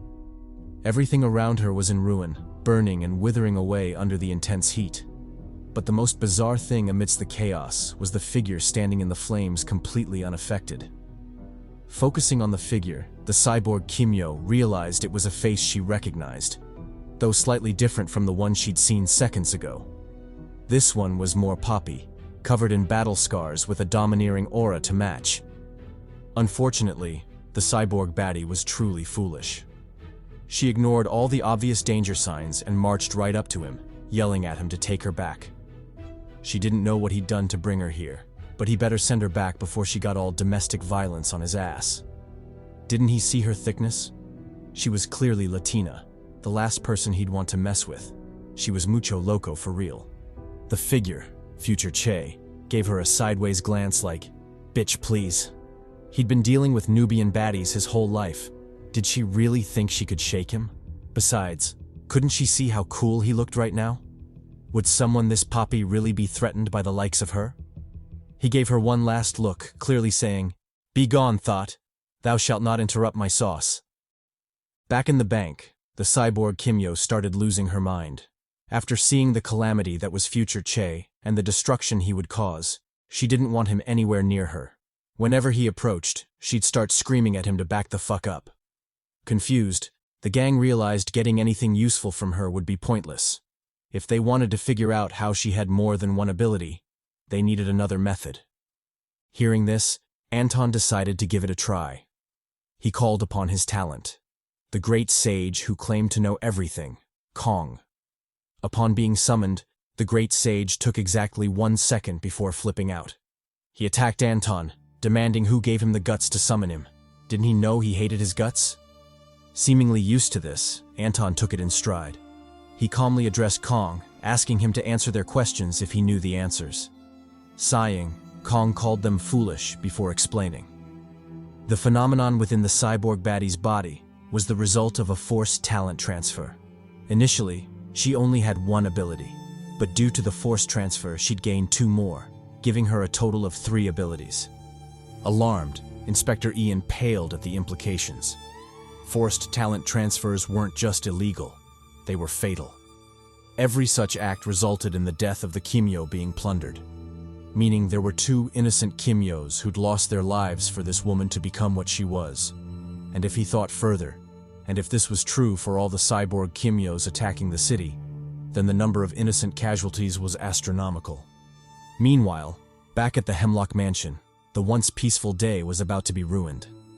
Arriving on the scene was the villain Kagaya, accompanied by a towering giant, clearly a Kimyo as well. Introducing himself, Kagaya stated that they were villains and had come to fuck shit up. Hemlock drew his blade, telling them to come at him. If they thought they could swagger into his home and do as they pleased, they were gravely mistaken. The villains responded by stepping closer. They came here because they wanted smoke. Did Hemlock really think he could scare them off with some words? Hell no. They were about that life for real. Saying so, the giant Kimyo's eyes shined crimson, marking the start of the battle. At the same time, on another side of the mansion, the squad heard the commotion and immediately moved. They ignored the looming foes and focused on evacuating the children. Unfortunately, the villains weren't going to let that happen. They launched 3 missiles toward the kids. Reacting quickly, Tevin stepped in. He activated his lion hide, using his sharp claws to dice through the missiles. When the smoke cleared, he low-key praised himself for his quick thinking. If he'd opted for rhino hide, he would have tanked the explosion, but the shockwave alone would have decimated the kids. Luckily, lion hide let him destroy the missiles before detonation. Off to the side, Andrea and Azam watched the scene in worry, then relief. Worry because things looked grim. Relief because with Tevin protecting them, they didn't have to fear for the kids, at least for now. Even so, they understood it would be up to them to fend off the attackers while Tevin focused on protecting the children. With that in mind, Andrea called out to Azam for a favor. She told him to create an opening and run to her room. There was something she needed him to retrieve. Her red bag. In other words, she needed her loadout. Azam said bet and focused once again on the fight. At the same time, Kagaya ignored their little side banter and confidently found a place to rest. He knew his great general, giant Papi Grimdora, would get the job done, so he casually sat back to watch the show, or rather, the ass-clapping. Speaking of Grimdora, he finally locked in, removing the cloak wrapped around his body. This exposed his true appearance, and I gotta say, I genuinely don't know what to compare this freak to. Legs like a thick-ass sumo wrestler, a neck so vascular you might think he snots pebbles for fun, and finally a hat that either resembled a goblin's hat or an OG fighter jet helmet. Either way, this dude was a walking mash of bizarre. But he was kinda thick though, so I guess it's alright. Pause. Facing off against General Thick Thighs was the duo of Azam and Andrea, who didn't hesitate to tag team him. Azam struck low while Andrea attacked from above, landing a nasty axe kick on Grimdora. Coincidentally, she also had thick thighs, so the conquest quickly became a contest of thickness. Of course, Andrea won, because who in their right mind would choose this ghoulish creature over the Nubian queen with divine thighs like our muscle mommy Andrea? Jokes aside, Grimdora acknowledged Andrea's strength, vowing to fight her seriously before the scene shifted to Ian and his team. They were currently in a surveillance van, scouring the streets for the cyborg vigilantes who'd been causing mayhem lately. One of the men, in charge of compiling eyewitness reports, shared that based on the info they'd gathered, the team of vigilantes called themselves Titans. Another chimed in, saying the vigilantes' attacks were coordinated as fuck. Every attack was perfectly timed at 7-minute intervals, meaning they knew exactly what they were doing. Matter of fact, it almost seemed like they were trying to send a message. Ian frowned and asked about their progress in capturing them. Had they at least apprehended even one? And if they had, were any of them talking? A squad member replied that they hadn't captured shit. The attacks were so unexpected and so spread out that they couldn't catch any of them even if they tried. In fact, it was already a miracle they hadn't run out of personnel, given how thin they were stretching their resources. Another maiden chimed in, saying she had something to share. But honestly, if it isn't a complaint about her makeup artist, then her priorities are seriously messed up, because what the hell is this shit? On a positive note, her lineup is pretty crispy, so I guess there's that. Let's just hope she's thick as well, because having that hairstyle and no cheeks to match it is a crime against humanity. Locking in, Inspector Ian told her to ignore the narrator's bullshit and give her report. Female Mike Tyson replied that this wasn't a normal bank robbery. The assailant had ignored everything and everyone and headed straight for Ms. Ree. It was almost as if they were only concerned about her and nobody else. Che chimed in, saying he'd done some hood investigating and came to the same conclusion. The bank had been emptied yesterday, with new funds expected to arrive later that day, meaning even if the attack had been to rob the bank, there was nothing in the vault to steal. Louise, the big brain of the team, quickly deduced that the attack had nothing to do with money. A team as resourceful and organized as the Titans wouldn't make a clumsy mistake like robbing an empty bank. Their target must have been something else, or rather, someone else. And that someone was the lovely and now deceased Farah, Nubian queen, Re. Meanwhile, back at the Hemlock Mansion, the battle against Grimdora continued. Despite being a 2-versus-1 fight, the duo of allies found it hard to compete. They barely held their own, risking serious injury just to keep Grimdora at bay.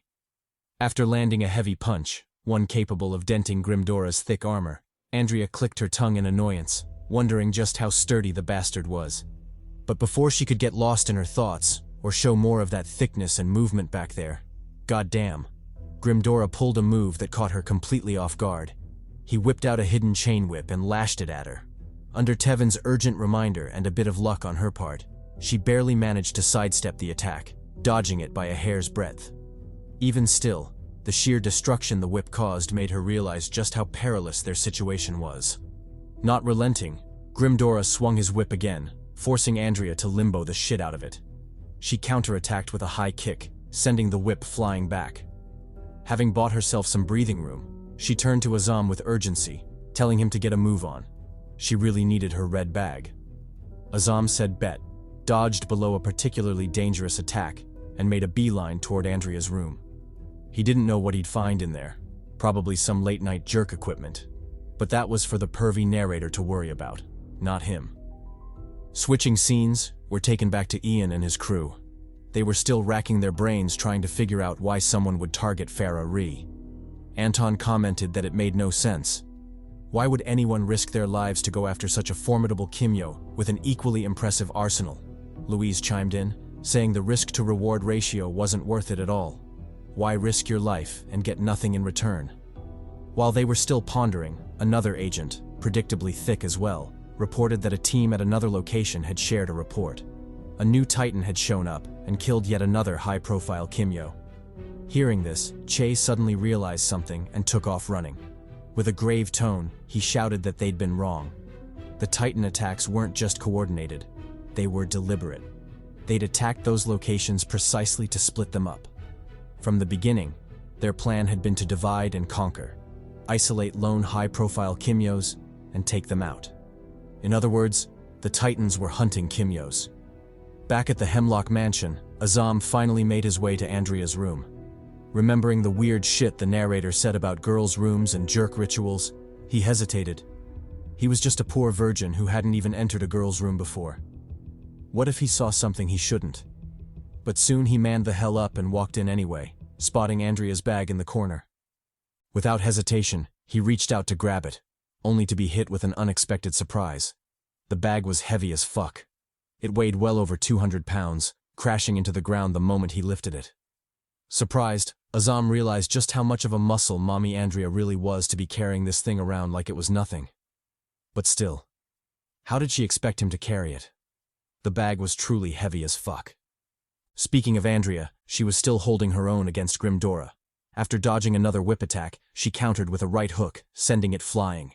But to her surprise, Grimdora didn't press the attack.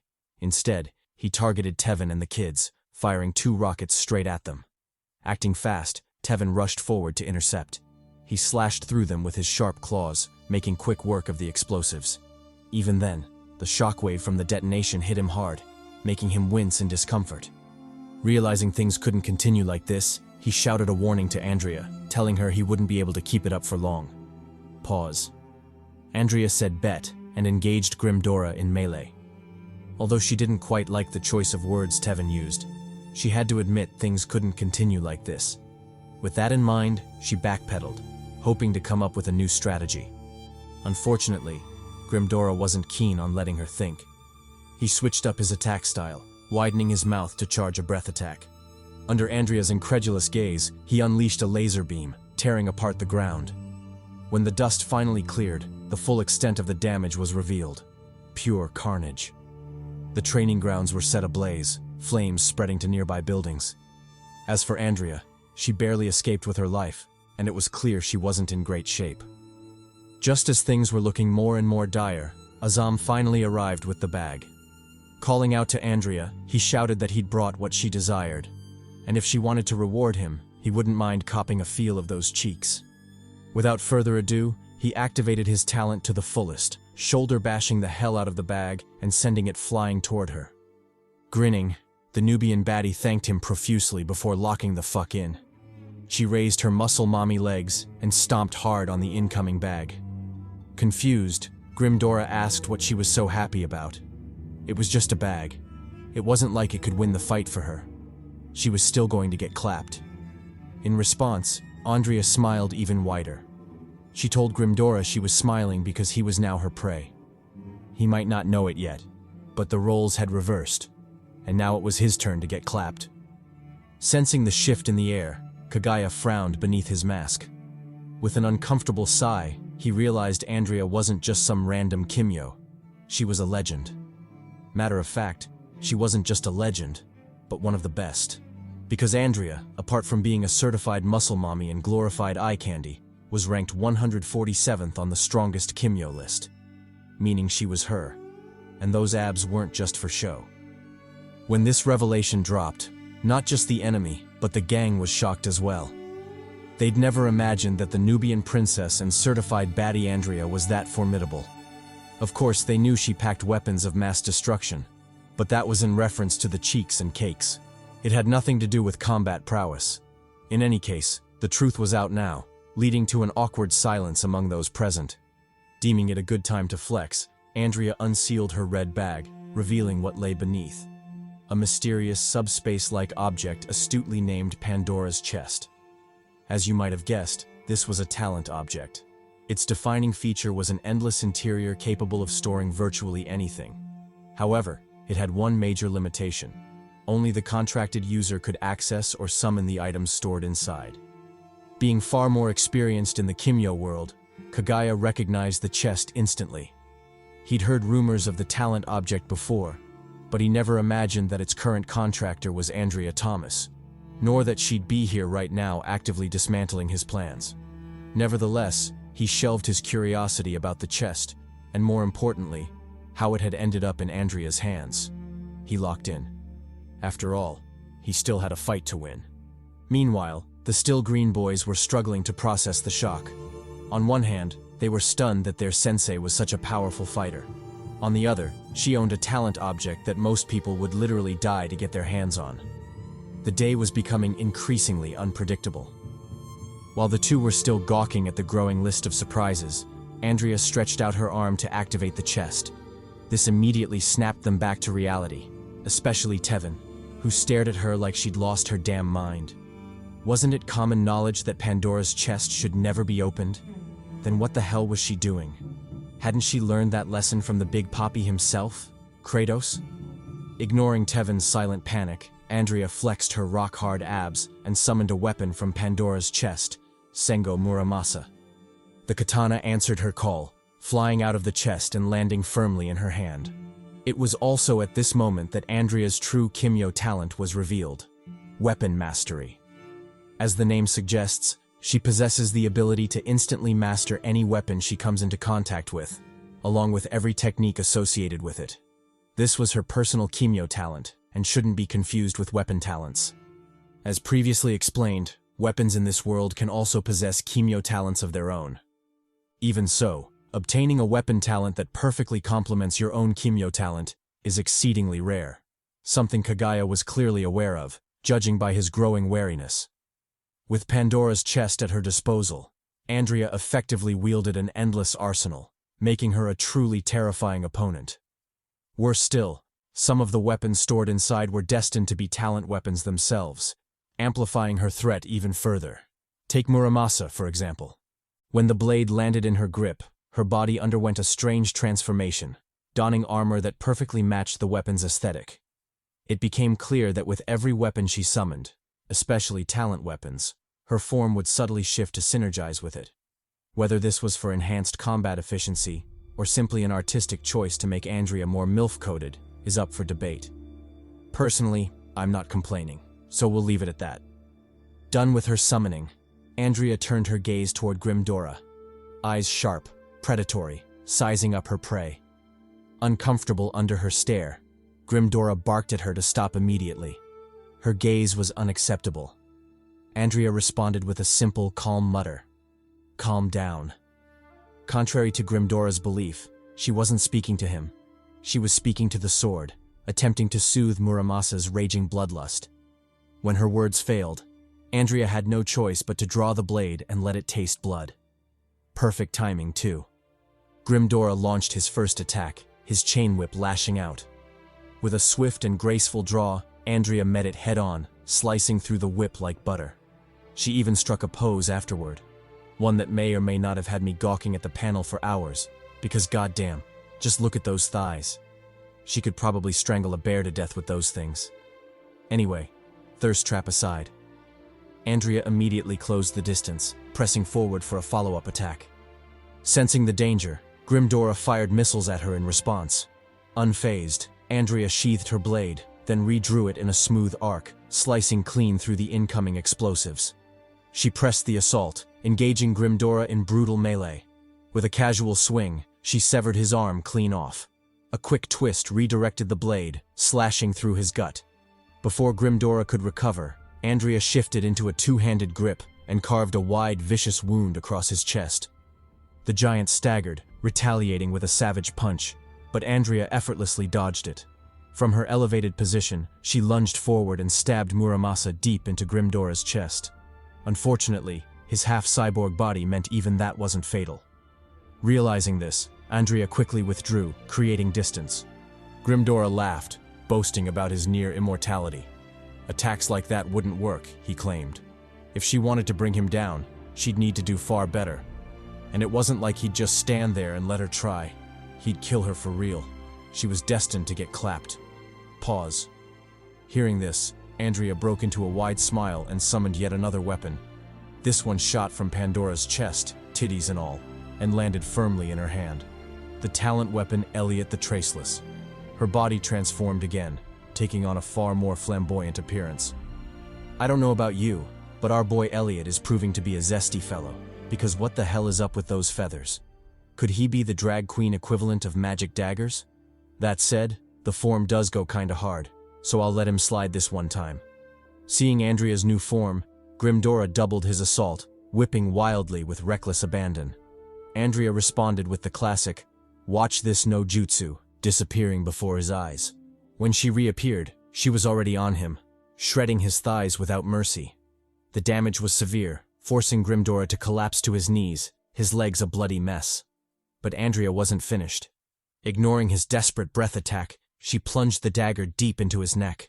The sickening thud echoed across the battlefield.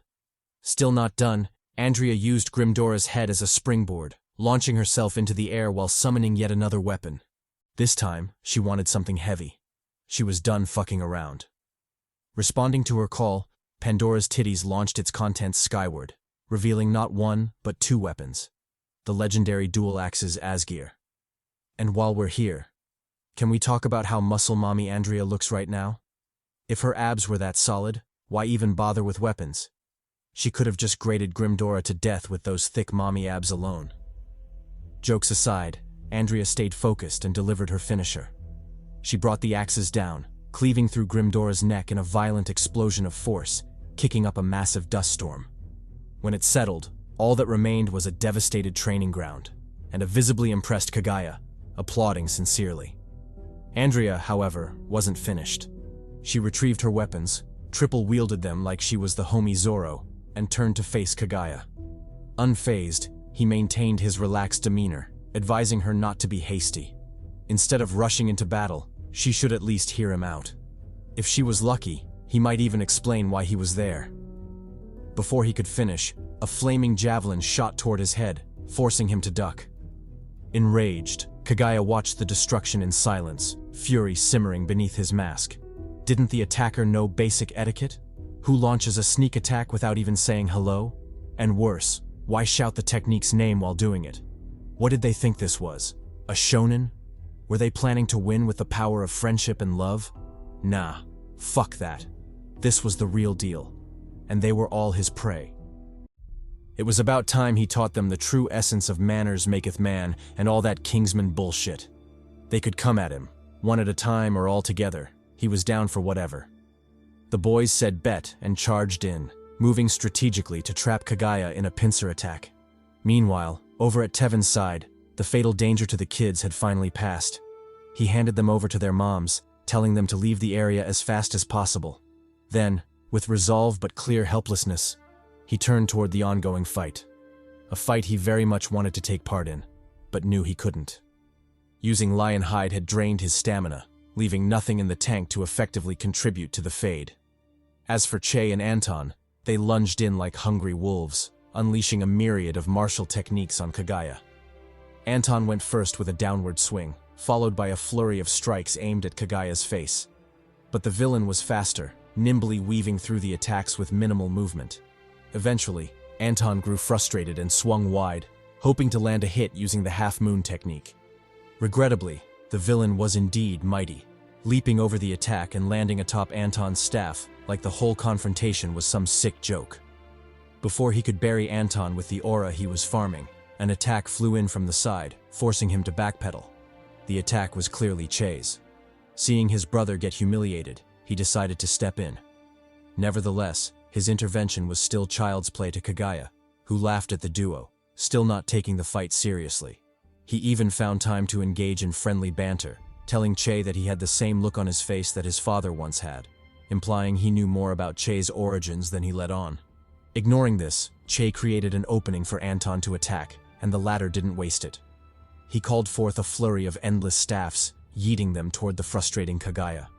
But once again, the villain made easy work of them, weaving through the attacks with the playful agility of a monkey. None of the staffs came close to touching him. Seeing this, Anton followed up with a sneak attack, aiming for a headshot at the spot Kagaya's head was bound to land. Unfortunately, Kagaya read the move as well, tilting his head to dodge the seemingly unavoidable strike, further proving how outmatched the duo was. Little did he know, Anton's attack was merely the first part of a two-pronged assault. Che was already upon him, fists bathed in flames and ready for the follow-up. He blasted through the wall, demolishing everything in his path, hoping to land a hit on Kagaya as well. But once again, the villain proved too slippery, escaping Che's all-out attack. He reappeared a few meters away, throwing shade at Anton and Che, telling them to stop with the violence and just talk it out. Since they were so trash that landing a direct hit on him was troublesome, why not try a different approach and use their words instead? Surely a battle of tongues would fare better than the disastrous display they were putting on.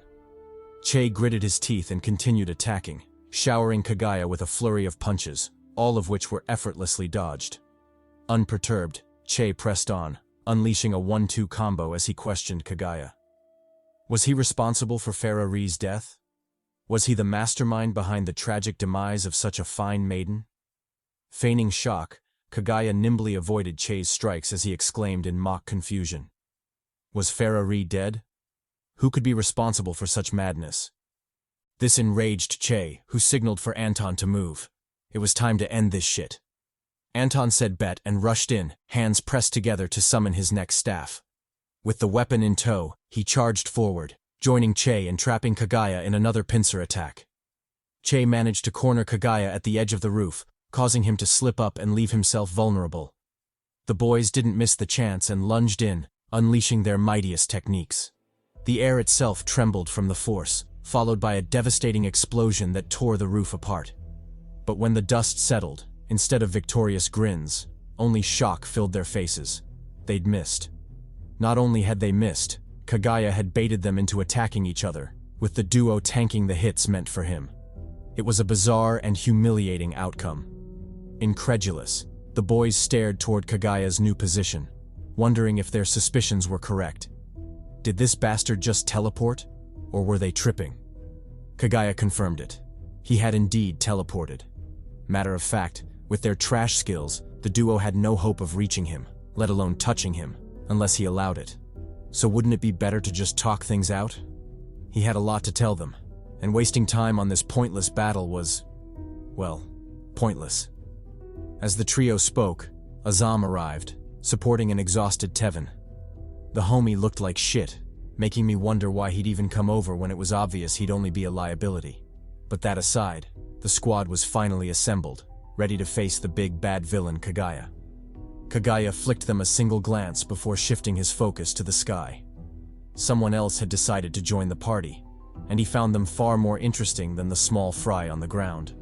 Who else could it be but Mommy Andrea? She shot in like a rocket, obliterating the roof, the building, and everything else upon landing. As the dust settled, her sultry voice rang out, informing the boys that their enemy wasn't as simple as they thought. He was Kagaya the Shepherd, one of CHADY's most wanted threats, and a Kimyo who had ranked 102nd on the strongest Kimyo list before mysteriously disappearing. CHADY, the Kimyo Organized Defense Enterprise, was a council-led organization responsible for the protection, regulation, and placement of the Kimyo race. They handled everything Kimyo-related. Upon learning Kagaya's identity, Che's expression shifted drastically. This was no longer a mission to apprehend a villain. It was a fight for survival. Kagaya, however, took it all in stride, unbothered by his identity being revealed. On the contrary, he struck up a conversation with Andrea, telling her it was a pleasure to finally meet her. The others weren't nearly as calm.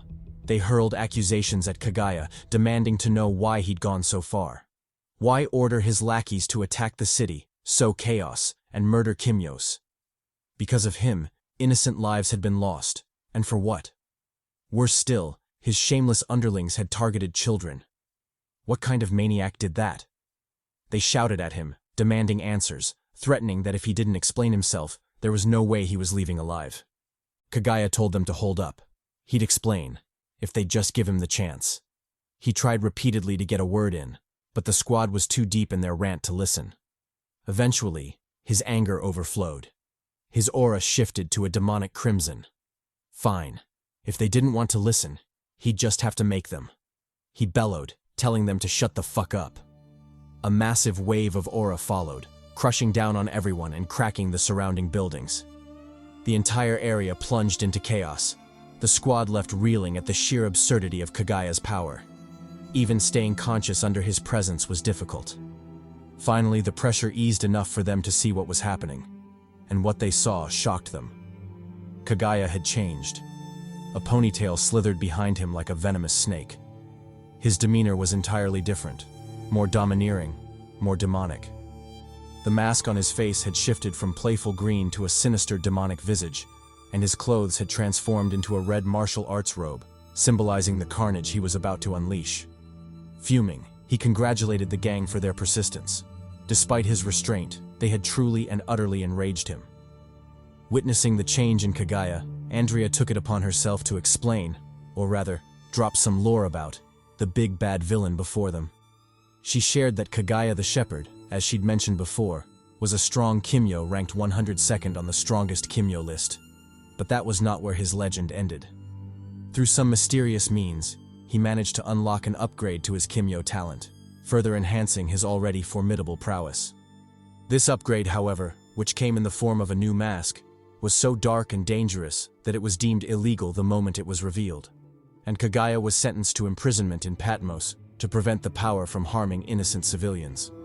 As for what Patmos is, it is a hidden island used for the imprisonment of Kimyos, whose talents are considered too dangerous to be among the general public.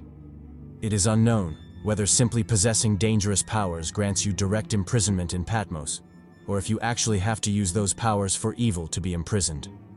Either way, the island is like a fantasy-side Guantanamo Bay, so of course no one would want to willingly go there. The same was true for Kagaya when he caught wind of his sentencing. He became like some of your fathers and decided to check out early, leaving to buy some milk only to disappear without a trace.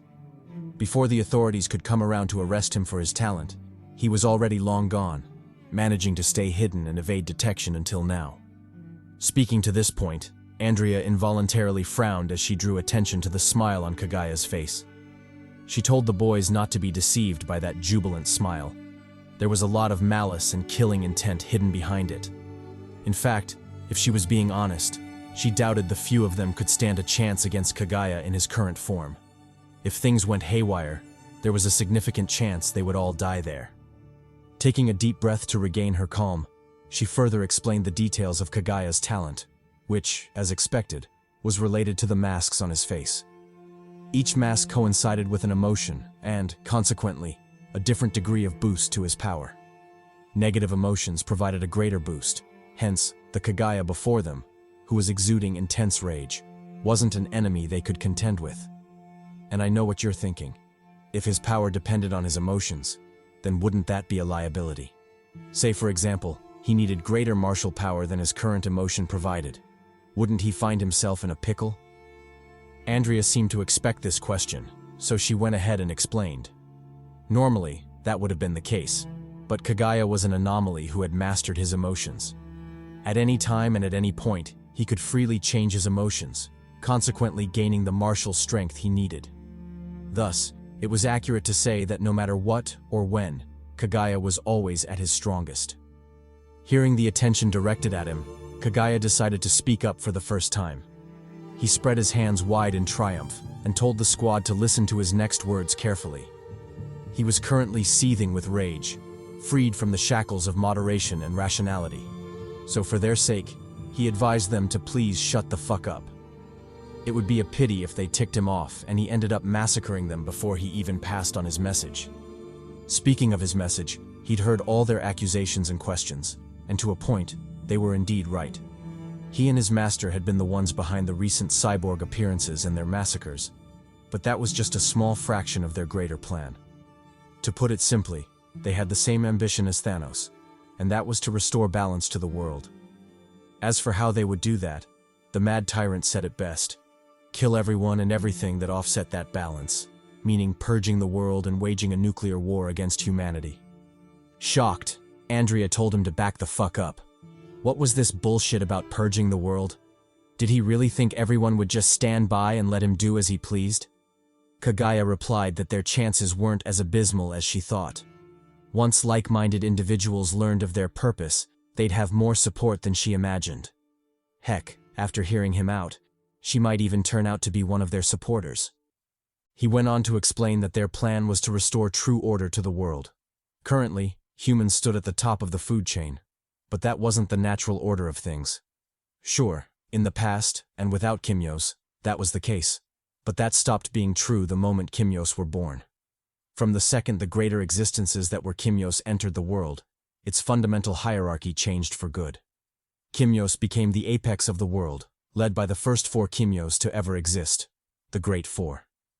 But due to negligence, the erosion of time, and the intermingling of Kimyos with lesser humans, the powerful bloodline of the Kimyos was slowly polluted, leading to the current situation where Kimyos had fallen from grace, becoming weaker and weaker through the generations, and eventually giving lesser humans a chance to rise up and enslave them. Because what else could you call abiding by the rules of clearly inferior humans, if not slavery? However, that would soon cease to be the case. The world would be purged, inferior Kimyos eradicated, and the strong ones would take their rightful place at the top of the hierarchy once again.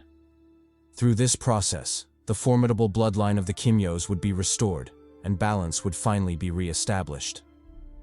Listening to his cult-like preaching, the squad couldn't help but look at him strangely. Tevin brought up the fact that he spoke about greater and lesser Kimyos, yet his side killed all Kimyos indiscriminately, alluding to the murder of Farah, clearly a stronger Kimyo.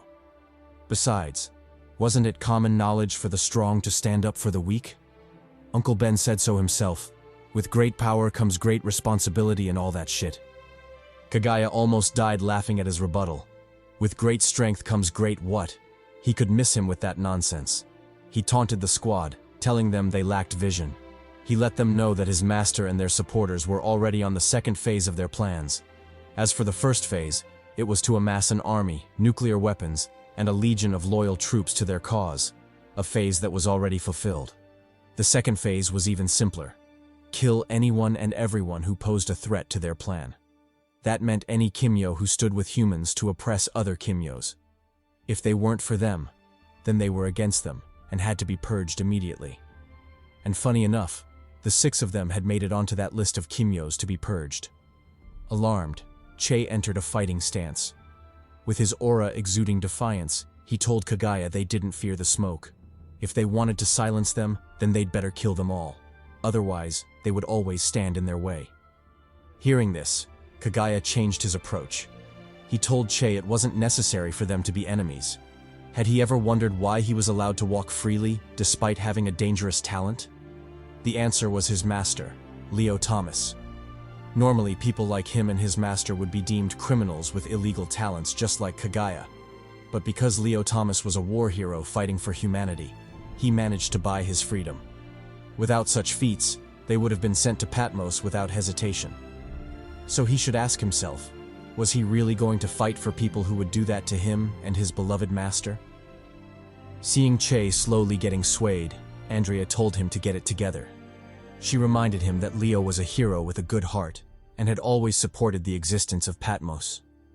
The prison needed to exist to confine dangerous criminals like Kaguya, who would only harm innocents if left unchecked.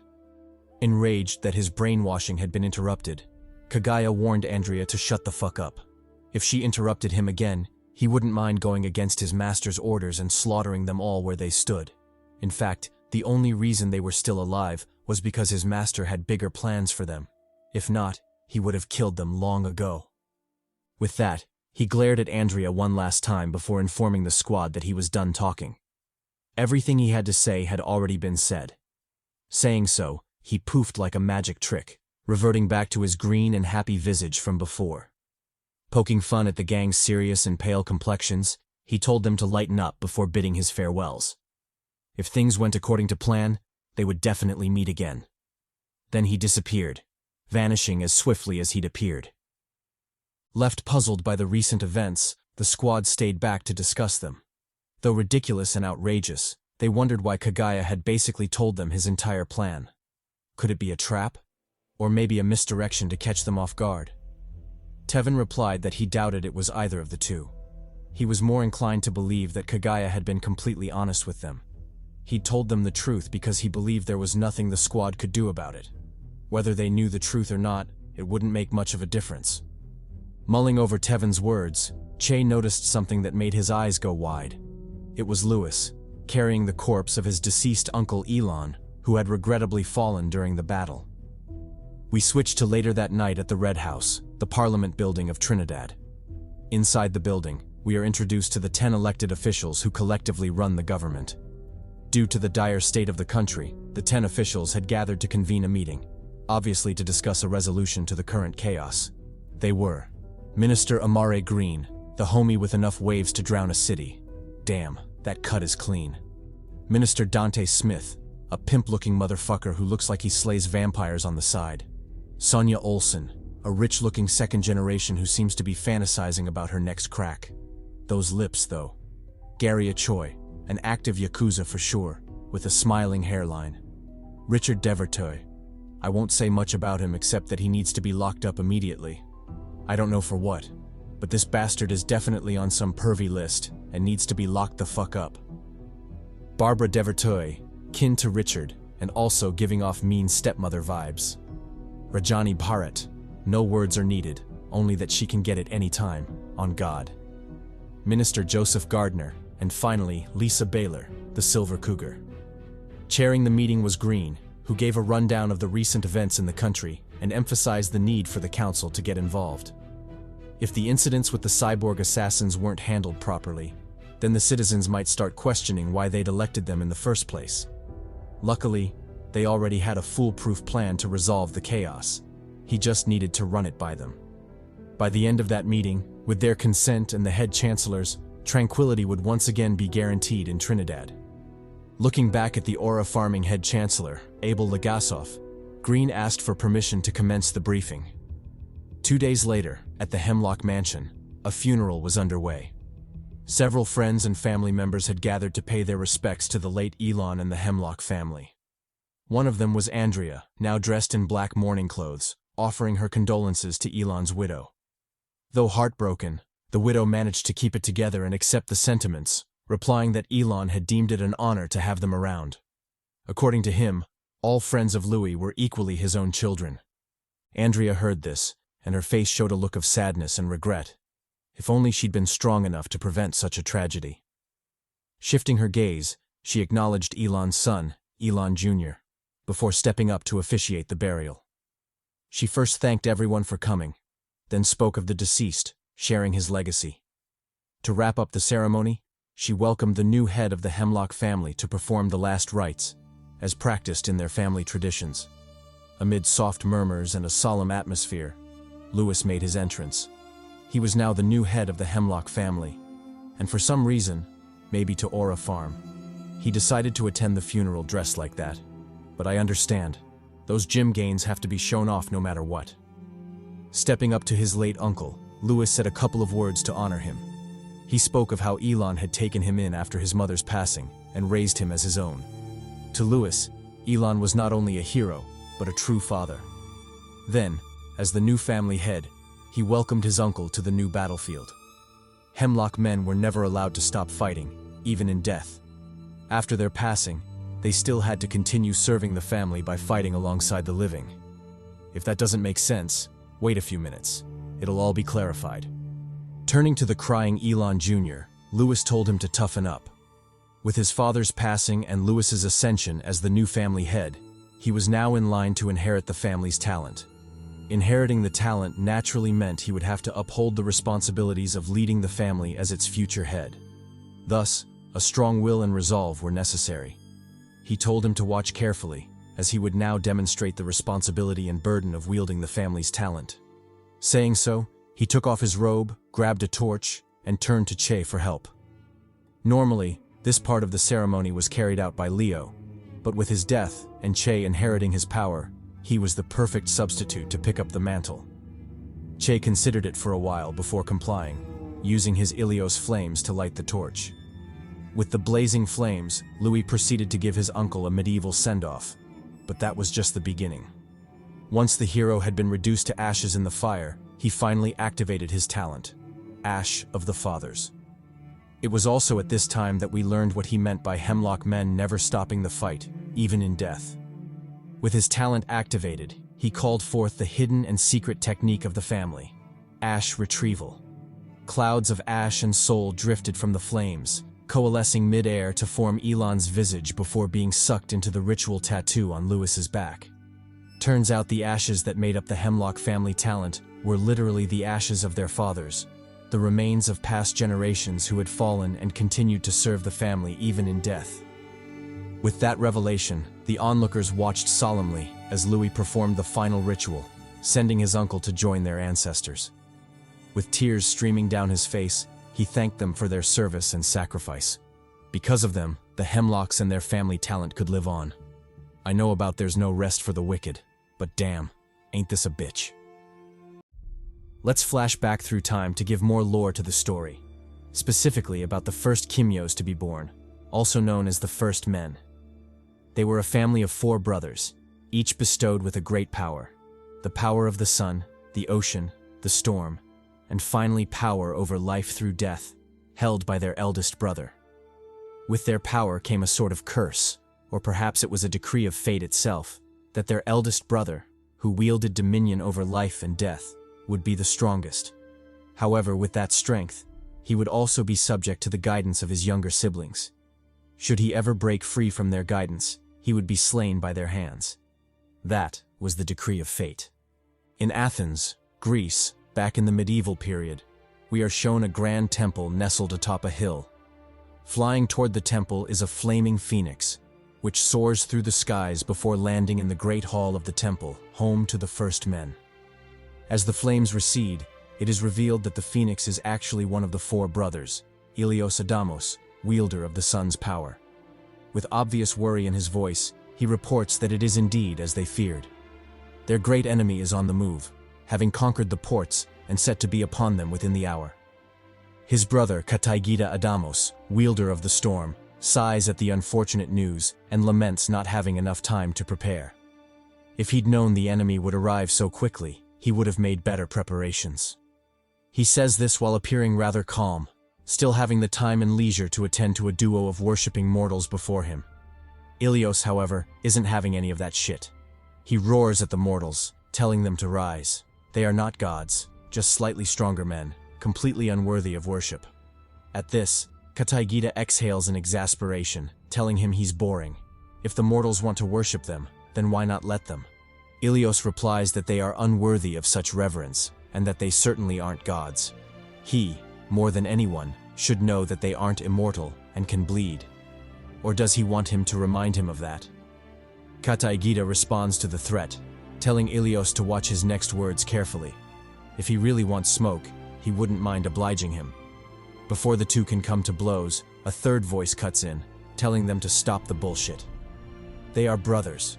Why argue over everything like little children, especially over weak and simple humans? Ilios scowls and tells the speaker to mind his business. As far as he knows, no one asked for his opinion on the matter. The speaker, Okeanos Adamos, the third brother and wielder of the ocean's power, rises to the taunt, daring Ilios to come say that to his face. He squares off against his elder brother, reminding him that the ocean always douses flames. Ilios snaps back, telling him not to get cocky. Only a fool would try to douse the sun. Tension steadily rises, forcing Kataigita to step in. He hugs his younger brothers, telling them they sound just like their parents. All that bickering, for what? They might as well accept their differences and exist peacefully as brothers. Then, with a more serious expression, he reminds them of the problem at hand. Their impending enemy, or more specifically, their eldest brother. It wouldn't be long before he reached their temple alongside the Greek army he had amassed. Fast forward an hour later, and the three brothers are donned in armor, weapons drawn, waiting for the battle to begin. Noticing the mortals, Ilios suggests taking care of them. At the very least, they should try to save as many as they can. Kataigita counters, stating that war is merciless. Regardless of what they desire, many people are bound to die that day. Besides, their army is essentially a motley crew, a band of mismatches, farmers, porters, even shopkeepers. Expecting them not to die is a pipe dream. As he laments this, a soldier cuts in, declaring that they will lead the charge. As Greece's true remaining soldiers, it is only right that they lead the civilians into battle. The speaker is none other than the hero Achilles, the greatest warrior to ever exist. Ilios turns to him and greets him warmly, saying it is a pleasure to see him again, though he wishes it were under better circumstances than the battlefield they now stand on. Achilles replies that it is only natural for warriors to meet on the battlefield. His only wish, however, is that his father, who died a hero's death, would be allowed to rest, and that he would not meet him again on the battlefield, turned into a puppet for others to use. Ilios sympathizes but responds that this is not guaranteed. Their enemy has found a way to reanimate corpses, so there is a possibility they may meet again on the battlefield. He sincerely hopes Achilles is ready for that. Achilles sighs ruefully and puts on his helmet, nodding that he understands. Then, with firm determination, he leaves to assemble the army, awaiting Ilios's address. Back in the ranks, two soldiers converse, hyping themselves up for battle. One of them, a maiden with fiery hair, shares that she isn't scared of the battle itself. What she fears is meeting her husband out there on the battlefield.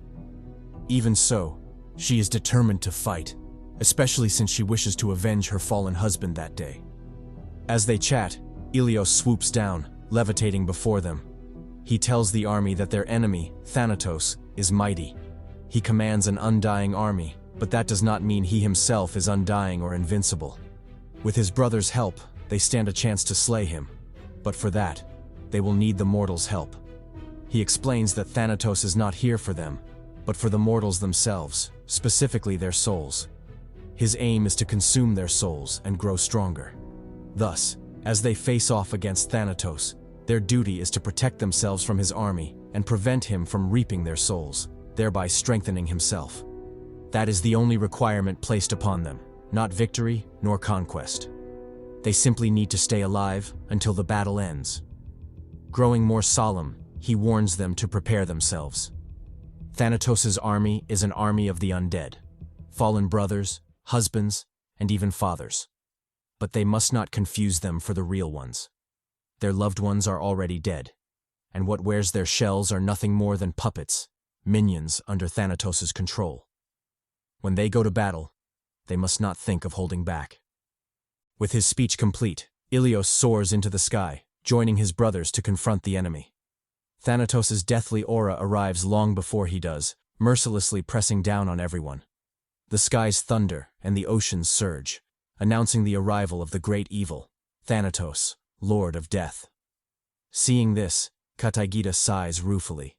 He surveys the approaching army of undead, wondering what had become of their brother.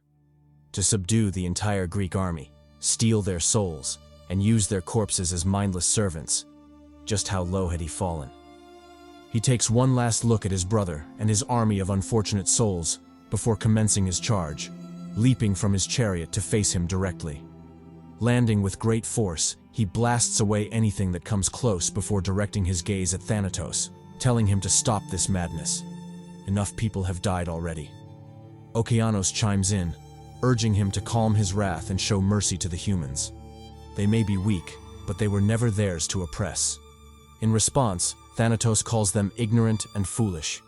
He asks if they have ever taken the time to consider things from his perspective. All of them were bestowed with great power, power that comes from within and nowhere else. Ilios, the source of light and destruction, burns as hot as the sun itself. Okeanos, lord of the seas, can command the oceans with a single wave.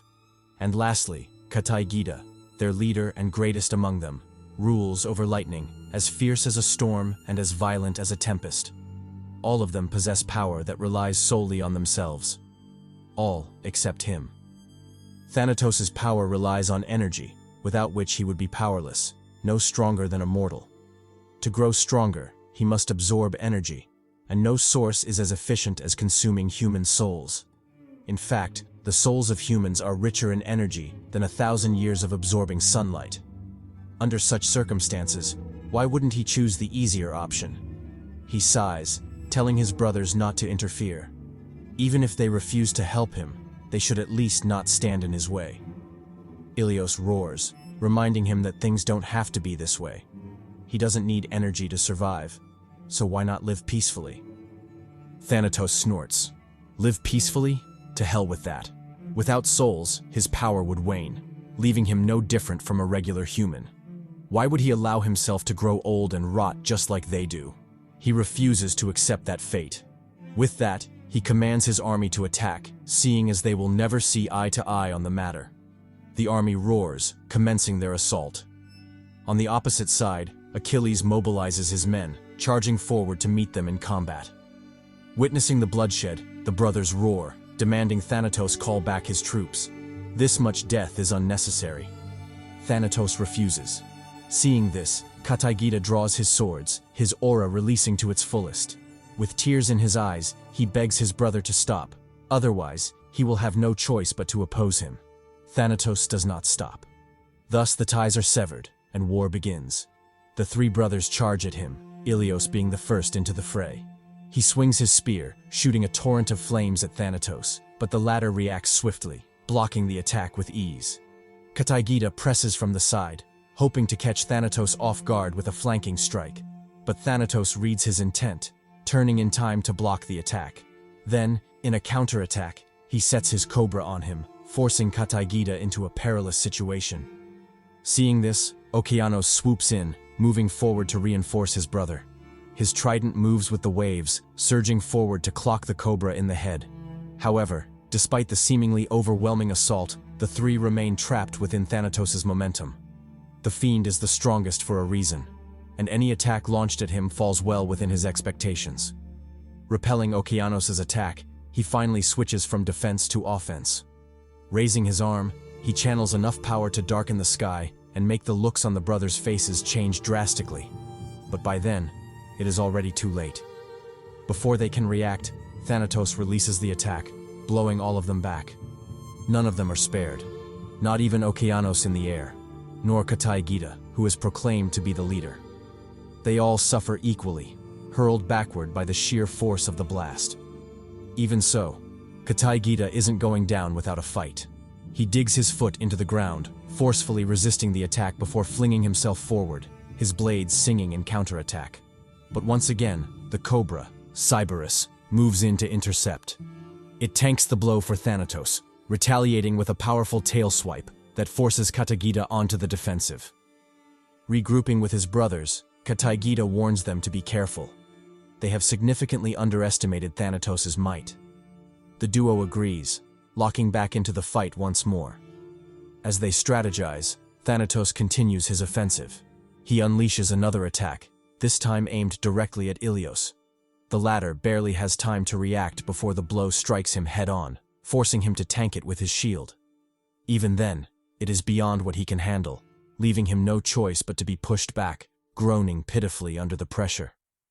Okeanos steps in to rescue him, unleashing a powerful assault on Thanatos. Commanding the waves, he shapes them into a stampede of water-formed horses, all charging toward their enemy. Meanwhile, on the mortal battlefield, things grow increasingly dire. The undead surge forward like a tide, forcing the allies to their wits' end. Amidst the chaos, the fiery maiden from before recognizes a figure she has longed to see, her deceased husband. As if bewitched, she discards her weapon and runs toward him, reaching out for an embrace, murmuring delusions like, "Let's go home." The encounter ends as one might expect. The undead lunges, sinking its teeth into her flesh. She soon passes, still clinging to her beloved even as she bleeds out. Back with Thanatos, the big evil is still clapping cheeks. Deploying the same technique, he manages to fend off Okeanos' assault, emerging from it unscathed. However, this is within the brothers' expectations. Okeanos' attack is merely the first of a series, with Kataygida following up next.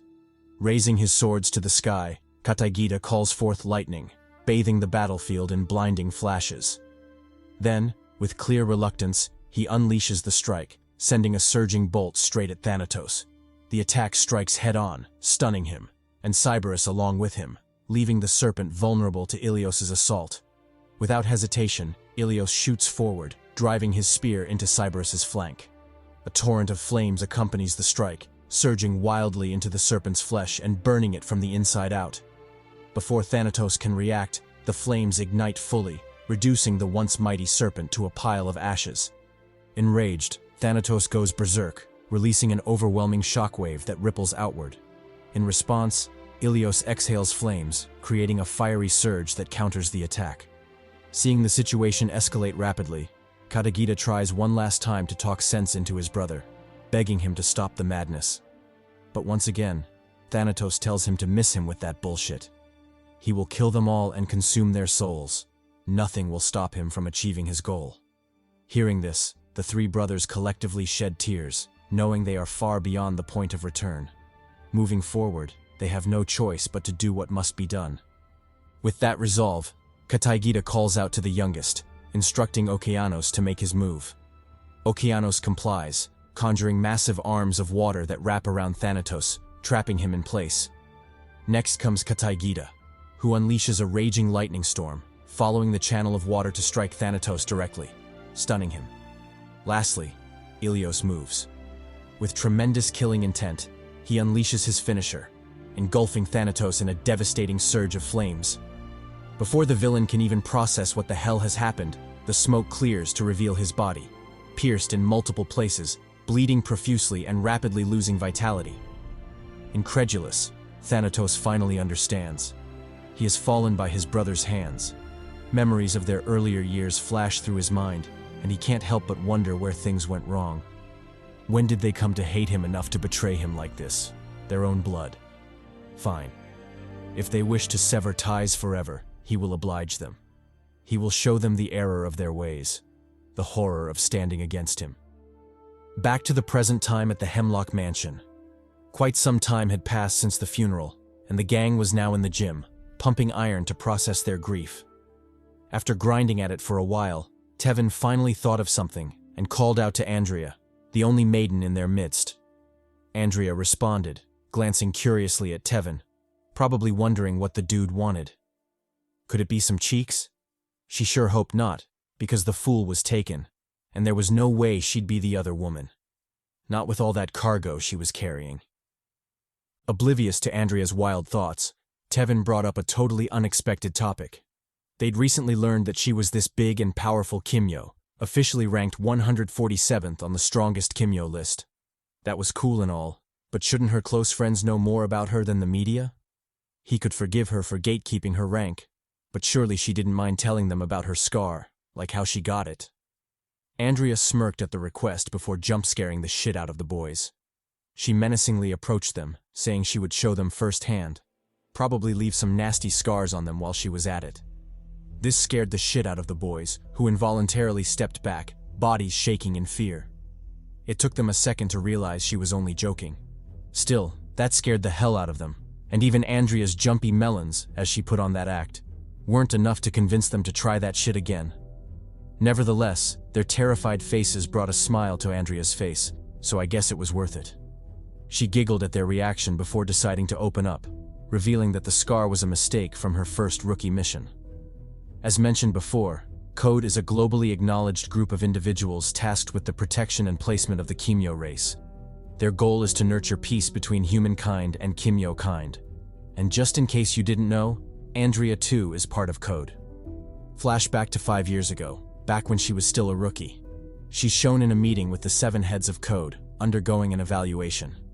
The heads, including the chairman, had nothing but good things to say about her, consistently praising her for her tenacity and mastery over her Kimyo talent. They acknowledged her strength and officially recognized her as one of the top 150 strongest Kimyos to exist at that time. Flustered, Andrea accepted the promotion with gratitude, vowing to live up to their expectations. Done with the evaluation, she'd barely left the building when a voice called out, demanding her attention. The voice belonged to Aldrich Ross, the same shadowy figure from before, and also the chairman of CHADY. Greeting him warmly, Andrea asked what a dignified man such as himself was doing there, and whether he should be exposing himself like that. Aldrich told her not to worry. His safety was more than secure. She might not know this, but everyone currently around them was part of his bodyguard squad. Shocked, Andrea looked around incredulously, wondering if he truly meant everyone. Surely that baby in the stroller couldn't be one as well, right? To her surprise, the little fella was indeed part of the force, rocking shades and equipped with the strap. For all intents and purposes, he was indeed him. Back to the meeting between Andrea and Aldrich. After settling down, the chairman couldn't wait to glaze Andrea, saying that her talent was incredible. It kinda reminded him of Leo, her grandfather. Matter of fact, he could confidently say that their mastery over their talent was indeed rare. Few could hope to compete. Speaking of Leo, he wished the old man could return to the organization, formally taking up the position of rank 1 on the strongest Kimyo list. But unfortunately, Leo was adamant about staying retired. He valued his title as master of the dojo more than the first rank on the strongest list. But hey, to each their own. Locking in, Aldrich finally brought up the reason for his visit, and it had to do with Kimyo objects. As explained before, objects in the Ordeal world have a chance of developing Kimyo talents, granting superpowers to those who wield them. Of course, for most objects, the talents developed are often harmless. For example, a garden hose developing the ability to produce water on its own. But as with everything in life, there is always an exception. Some objects tend to develop talents that are truly powerful and lethal to human beings, one example being Noroigiri, the reason for his visit today. Noroigiri is considered a legendary blade, a secret 6th of the original 5 swords under heaven, the last of the Tenka Goken. It's a naginata that was formidable on its own, but with the development of a Kimyo talent, its power has risen significantly. Unfortunately, with the awakening of the blade, it also developed a bloodthirsty nature, desiring to slay all weapon masters, collect their blades, and stand unrivaled as the most coveted armament in the world. Because of it, several masters have already fallen, either vanquished by the blade or taken as its temporary host, as the blade lacks the ability to move independently. As such, it seeks out hosts, parasitizes them, and abandons them when their bodies fail to keep up. His reason for seeking her out, as she might have guessed, was to task her with taming the blade and sealing it. With her weapon mastery talent alongside Pandora's box, she had the best chance of sealing the damn thing. So, would she accept the mission? He'd heard she rather liked to hunt after all. Andrea didn't reply, but the look on her face was more than enough to tell him her answer. Our girl was a freak, and there was no way she'd miss out on that feast.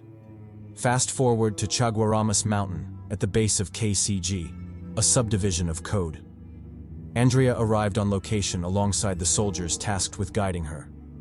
After escorting her that far, they refused to go further, explaining that too many of their men had already died in pursuit of the cursed blade. As such, that was where they'd part ways, though they hoped she'd be victorious. Andrea thanked them and prepared to leave. But before she could, a woman cried out, begging her to save her husband. Turns out her husband was the latest host of Noroigiri, and the wife was pleading for his life to be spared. She insisted he was a good man, just caught up in an unfortunate situation. Andrea sympathized with her and vowed to do the best she could. Then, with clear resolve, she turned to Pandora's chest, ready to equip her loadout. After much deliberation, she decided to bring 3 weapons with her: Asgeir, Elliot, and Muramasa, opting to leave Alistair behind, as she couldn't carry all 4. With that done, she headed into the forest. Amidst her hike, she began cooking up a strategy for her hunt. Since the blade desired to kill all weapon masters, it was only logical that it would be drawn to her, meaning she didn't really have to find it. It would find her eventually. As she thought this, she was surprised to discover she'd unknowingly made her way into the sword's domain, making her wonder who was drawn to whom in this case. Though the thought made her uneasy, she quickly dismissed it, especially after seeing the numerous blades scattered throughout the domain, all victims of Norowigiri. A quick count revealed there were a total of 307 blades buried there, and the number was confirmed by an eerie voice from behind her, shocking her greatly. Turns out Norowigiri had gotten the drop on her, appearing behind her at some point. Reacting quickly, Andrea backpedaled, putting distance between herself and the enemy while drawing her weapon.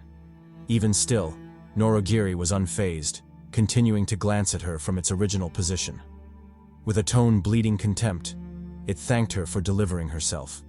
Its current host was already at its limits, so for her to so generously offer herself, what more could it say? Andrea felt increasingly uneasy hearing its words, but she soon snapped out of it, deciding to lock in instead. Seeing this, Norowigiri began its taunts. It teased about the many who sought to tame it, only to be counter-killed in return. Matter of fact, that was how it had learned of her existence, from consuming the prey that came its way. Regardless, it wasn't complaining. How else could it feast to its fill? Not to mention, it wouldn't have known about her, the one person destined to be its perfect vessel. Saying so, it suddenly attacked, roaring for Andrea to become its puppet. Andrea flashed forward, meeting its attack head-on. As for becoming a puppet, she'd have to see if Norowigiri even had the ability to make her one. She pushed back, forcing Norowigiri to pivot, coming back at her with a side slash. Andrea barely blocked, but that gave Norowigiri an opening to intensify its offensive. It unleashed a flurry of swings, forcing Andrea into a retreat. Then, in a move executed faster than she could react, it swung its blade upward, successfully disarming her. With no weapon in hand, and having lost the buff from wielding one, Andrea had no choice but to meet the next attack head-on. Luckily, Norowigiri was trying not to damage its next vessel, so it attacked with a kick instead. Even still, the strike was powerful enough to send her flying, a bitter taste lingering in her mouth. While airborne, Andrea quickly deduced the type of weapon Norowigiri was. It was an enhancement type. Otherwise, it wouldn't make sense how it could exert such force so casually. But if that was the case, then she was in a great position. Since enhancement types often primarily boost strength, she just had to compete with speed. Saying so, she switched weapons, hoping the agility spec'd Elliot would give her an edge. However, that too was a useless delusion. Norowigiri suddenly appeared behind her, moving so fast she didn't even know when it happened. It whispered in her ear, taunting that speed wouldn't save her today. Then it attacked, kicking up a huge explosion on impact. When the dust settled, Andrea was seen skidding back, having endured the sneak attack. Even still, a smirk played on her lips, proving she was having fun. Turning her attention to the wound on her thigh, she called Norowigiri cunning for its tactic. It had stabbed her thigh, obviously planning to slow her down even more. Norowigiri didn't deny it. Instead, it taunted her, telling her to give up. She'd tasted the extent of its power. Surely she couldn't still be harboring those foolish thoughts of victory. Fine. If that was the case, it would just have to break her will. It palmed the ground, creating a wave of swords that shot forward, dicing everything in their path, including the branch Andrea was on. Luckily, she reacted fast, barely managing to escape the calamity. Before she could relax, Norowigiri attacked again, dicing the tree she'd escaped to. This forced Andrea into constant retreat, barely able to stay still before another attack came in. Fed up with her passiveness, Andrea switched to offense. With the nimbleness granted by Muramasa, she weaved between the blade attacks, quickly closing the distance between herself and the enemy. When finally within striking range, she told the sinister blade that the time for messing around was over. Moving forward, she'd show it why she was granted the Weapon Master title. Norowigiri told her to bring it on. It would clap her all the same. In response, Andrea activated her ability, manifesting Muramasa at full scale. Following a poof of smoke, the maiden completely changed, now donned in full samurai armor. And it wasn't just the armor. Her aura had grown significantly, forcing Norwagiri to lock in as well, its stance noticeably more serious. Disdaining any further pointless banter, Andrea commenced her assault, slashing out a flurry of attacks at Norwagiri. The blade countered to the best of its ability, but that didn't stop it from being nicked a few times, blood gushing from its wounds. Enraged, it bellowed a roar as it stabbed into the ground, hoping the same attack would force Andrea back. However, this time, Andrea was prepared. She swung a devastating slash forward, cleaving through everything, including Norwagiri and the tree behind it. Then, with a change in stance, she followed up with a stab, penetrating Norwagiri in more ways than one. The combo left the host reeling, barely able to regain its senses after a long while. As for Andrea, she pressed forward for a follow-up attack, arriving before the enemy in an instant. She rammed into him, forcing the blade out of its arm. Unfortunately, her thirst for a swift victory made her sloppy, opening her up for a nasty counterattack. Norwagiri swung at her, carving the scar we now know her for. Even still, Andrea wasn't deterred.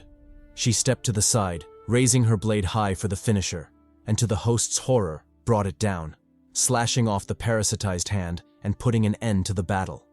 Fast forward a while later, and things were finally under control. The blade had been contained, and just as she vowed, the host had been spared, even though he'd lost an arm. With the troublesome task completed, it was time to get started on what brought her there in the first place, taming the legendary blade.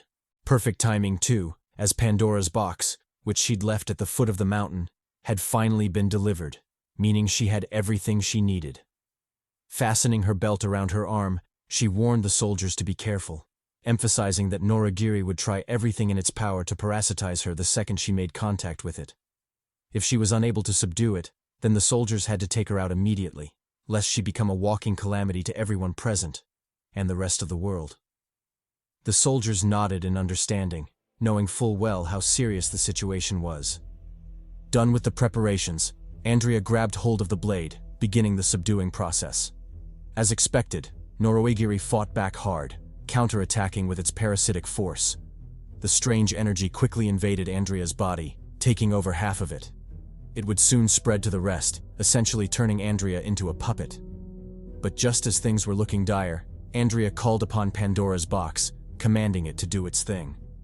Chains shot out of the box, zooming toward Andrea and wrapping around Norwagiri, pulling it toward the abyss. The blade tried to resist, but under the overwhelming power of the sealing artifact, it quickly lost, effortlessly dragged into the box and disappearing within its starry space.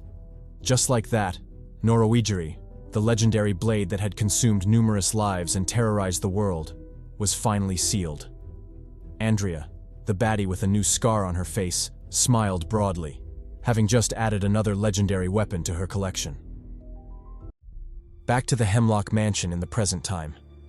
Under a gloomy rainstorm, the gang is seen holding a meeting to discuss the various shit they've been through lately. Andrea, who's obviously more experienced in the ways of the world, explains to them the significant danger Kaguya poses. She reveals that as someone who's been on Code's most wanted list for so long yet has managed to evade capture, Kaguya the Shepherd is a bona fide menace. It would do them well not to underestimate him. Azam chimes in, stating that they would never underestimate him, but at the end of the day, he is still just one man. If they jump him, they have a significant chance to prevail. In addition, getting his current location isn't that hard. He points out that Titan activity has been highest in town lately, so Kaguya's hideout must be there. Tevin, the big brute, proposes going to pay him a visit. Since they already have a general location, why not go and beat any relevant info out of the villain himself? In his opinion, Kaguya telling them all the details of his plans means he's underestimating them. Or maybe he's unfazed by any ruckus they can cause. If that's the case, why not pull up and prove him wrong?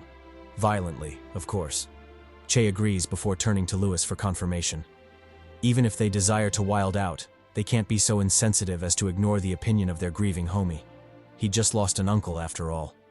Lewis thinks about it and decides to play along, because even if he's grieving, he knows his uncle would have wanted him to do the right thing. There's no way he'd approve of him hiding in the mansion and sulking all day while innocent civilians are out there being massacred, especially since he has the ability to change that. He tells the gang to count him in on the fade. Anton, who I'm genuinely confused by right now, says something about power and duty, but honestly, I'm too distracted by his face to listen to any of that nonsense. Seriously, what is going on with his look? His eyes and face suggest that he's Asian, but then again, his lips are screaming something else. Surely I can't be the only person seeing this, right? Anyway, back to the story. Che concludes by encouraging everyone to share their opinions on the matter and the likely actions they should take afterward. As for himself, he already knows what he's going to do. Straight hands. At the same time, in the port of Spain, the town, a shit show is underway. A Titan attack is in progress, forcing the local police to mobilize. Unfortunately, due to the recent widespread Titan attacks in the city, the police forces are stretched extra thin, forcing them to deploy not only veterans but also cadets still undergoing training. But then again, what choice do they have? As the noobs file up the stairs, making their way to the battlefield, one of them looks back to an incredulous sight. Rick Edinburgh, a high-profile Kimyo often associated with the fire department, is currently hanging on by a thread, his body mutilated beyond recognition. If that's the case, what hope do young trainees like themselves have against a foe capable of doing that to someone like Rick? Isn't this just sending them to their deaths? Before he can mull it over, however, their superior, Brandon Gale, shouts to get their attention. He informs them that the police force, as they might already suspect, is currently stretched thin, forcing them to take such drastic actions. But since they've been training for this, it shouldn't be a problem to join the battlefield, even if it's slightly ahead of schedule. Still, he reminds them to be careful. Otherwise, death will be their only outcome. Saying so, he leads the charge, ushering the newbies into the fray, which at this point is a complete shit show. Not only is the altercation a one-sided massacre, but the enemies also have Diddy tentacles that prevent the allies from getting close. From his perspective, this is no different from offering their lives for slaughter. Ian, who seems to share his sentiments, smiles woefully and encourages them to push on. Although it's unfair and unfortunate for them to fight under such circumstances, it isn't like the enemy will cut them some slack. That being the case, they might as well go out swinging. He draws his handgun, unloading a full magazine at the enemy. But as expected, the two fiends are still protected by their Diddy tentacles, which easily intercept the shots, resulting in a futile counterattack. Then, as if enraged, the Titans intensify their assault, leading to an all-out massacre. Corpses are thrown off the building, with numerous unlucky survivors skewered by the menacing tentacles. In no time at all, the scene descends into mayhem, forcing Ian to contemplate a temporary retreat. Seemingly sensing his fading resolve, the redhead Titan talks shit, telling him humans are nothing more than bags of flesh to them. If they truly wish to stand a chance, then a Kimyo needs to be called in. This blatant disrespect triggers Ian, who orders his men to focus their attack on the red-headed bastard. If he has that much time to talk shit, he might as well eat more bullets. The men comply and let the bullets fly, blanketing the skies with a stream of lead. Meanwhile, at the dump site, Rakash's temporary hideout, a similar meeting to the one held at the Hemlock Mansion is underway. The nephew expresses his dissatisfaction with Rakash's passiveness, even though he'd been the one attacked. He was ready to storm the city and rock those fools for their actions, and the Rakash of the past would have surely done the same. The bodyguard, whose name I've honestly forgotten, chimes in, drawing the same conclusion the boys had. Based on the Titans' rampant activity uptown, their base of operations was likely there. The nephew cuts in, saying that was their chance. If they wish to survive, they have to strike the Titans before the Titans strike them. It was an eat-or-be-eaten situation, and there's no way he'll allow himself to be eaten. He urges Rakash to make a decision. The time for passiveness has passed. Rakash reflects on the activities of the past few days and frowns slightly. To counterattack or not to counterattack? Which option should he choose? Elsewhere, at the hideout of the Titans, Kagaya the Shepherd is reporting to his master. He praises Che and the gang, saying they aren't as weak as he'd initially thought. Matter of fact, they're actually quite decent. Maybe it's the Thomas bloodline flowing in them that gives them such prowess. Still, he deems it fine, because with such strength, they indeed have the potential to carry out their secret plans. The master, who I'll temporarily call Krollo, grumbles that even after his passing, Leo Thomas still finds ways to haunt them. The childish doctrine of justice he'd instilled in the gang was particularly frustrating, but at the same time, it made them so easily manipulated. For example, because of their code, they have no choice but to rise up against the Titans, making them fall perfectly into their trap. On Rakash's side, the nephew continues his urging. He tells Rakash that passiveness is not an option, as the Titans know where they are and have already sent trouble their way. It's only a matter of time before they send more. Before they do that, or even expose their location and make their efforts over the past few months pointless, it's better to strike first. Fuming and feeling his patience run low, Rakash seriously contemplates the idea. Should he, or should he not, bring the Fade? Similarly, at Hemlock Mansion, Che faces the same decision. After discussing it for a while, the gang agrees that the Titans are too dangerous to let be. However, they leave the choice of whether or not to go after them to Che. So, what will it be? Che takes a moment to mull it over before making a decision. And interestingly, it's the same decision Rakash settles on at his end. They would charge the port of Spain and bring death to all those who target them. The time for Fade was here. Speaking of the port of Spain, things are still popping off. Police officers are dropping like flies, with the few unlucky ones joining their brethren in the Diddy tentacles as meat skewers. Not only that, but the Titans have added another attack to their arsenal, combining their tentacles into a giant whip which they lash at the officers, dealing massive damage. Watching his men fall one after another, some even thrown off the rooftop to be crushed to their deaths, Ian opens fire at the Titans with even more ferocity. He calls out to his second-in-command, Private Brandon, telling him to get the recruits and remaining survivors out of there. That isn't a fight they can win. With tears in his eyes, Brandon replies that it's too late. All the recruits, down to the very last one, are already dead. Everyone he sees around him is all that's left. Enraged and grief-stricken, Ian bends down to pick up an RPG. While doing so, he passes Brandon a coded message. Does he remember how they defeated those Kimyos on High Street the previous year? Well, they were going to recreate that shit. Saying so, he taunts the Titans, telling them to come out and fight like men. How long were they planning to hide behind a bunch of Diddy tentacles like freaks? This wasn't a freak-off, goddammit. The Titans laugh even louder, telling him they won't fall for his taunt.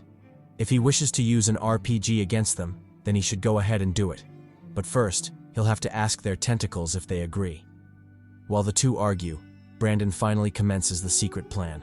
He orders the men to fire, concentrating all their firepower on the Whitehead Titan. This catches the enemy off guard, who can't believe the police would do something so crazy.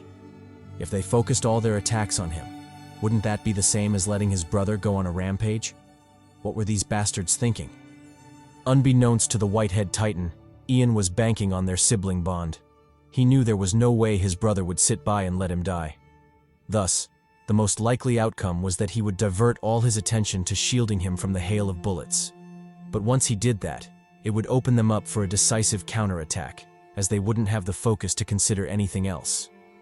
Plus, ever since they started attacking, Ian had noticed they hadn't moved from their position, meaning, despite their formidable power, those Diddy tentacles were just too heavy for them to move around freely.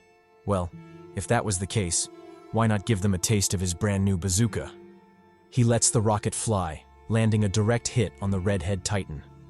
Upon his brother's death, the Whitehead Titan loses his shit.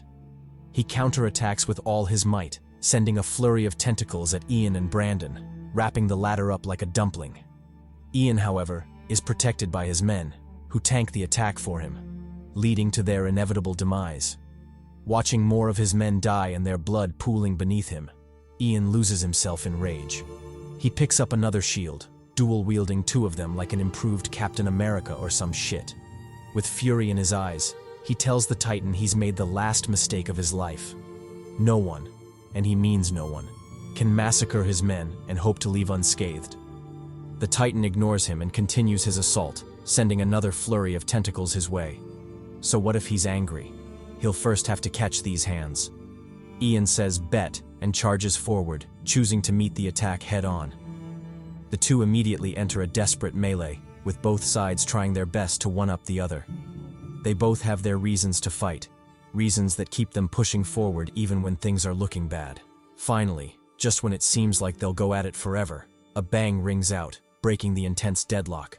The bang is the sound of a gun going off, the target being the Titan, and the shooter, Private Brandon. Although such damage couldn't do shit to the Titan, especially with his thick cyborg armor, it's still sufficient to act as a distraction, buying Ian time to counterattack. He parts the tentacles like they're the thick thighs of a thick mommy, charging forward to meet the Whitehead in close quarters. Before he can react, Ian bashes him with a shield, leaving the enemy dazed for a moment. Pressing the attack, he follows up with a slam to the throat, cutting the Titan's airflow and sending it crashing to the floor. Enraged, the Titan asks why he would attack there of all places. He was in the choir, goddammit. How was he supposed to sing after that? In response, Ian simply mounts him. Pause. Trapping him between his legs. Pause again.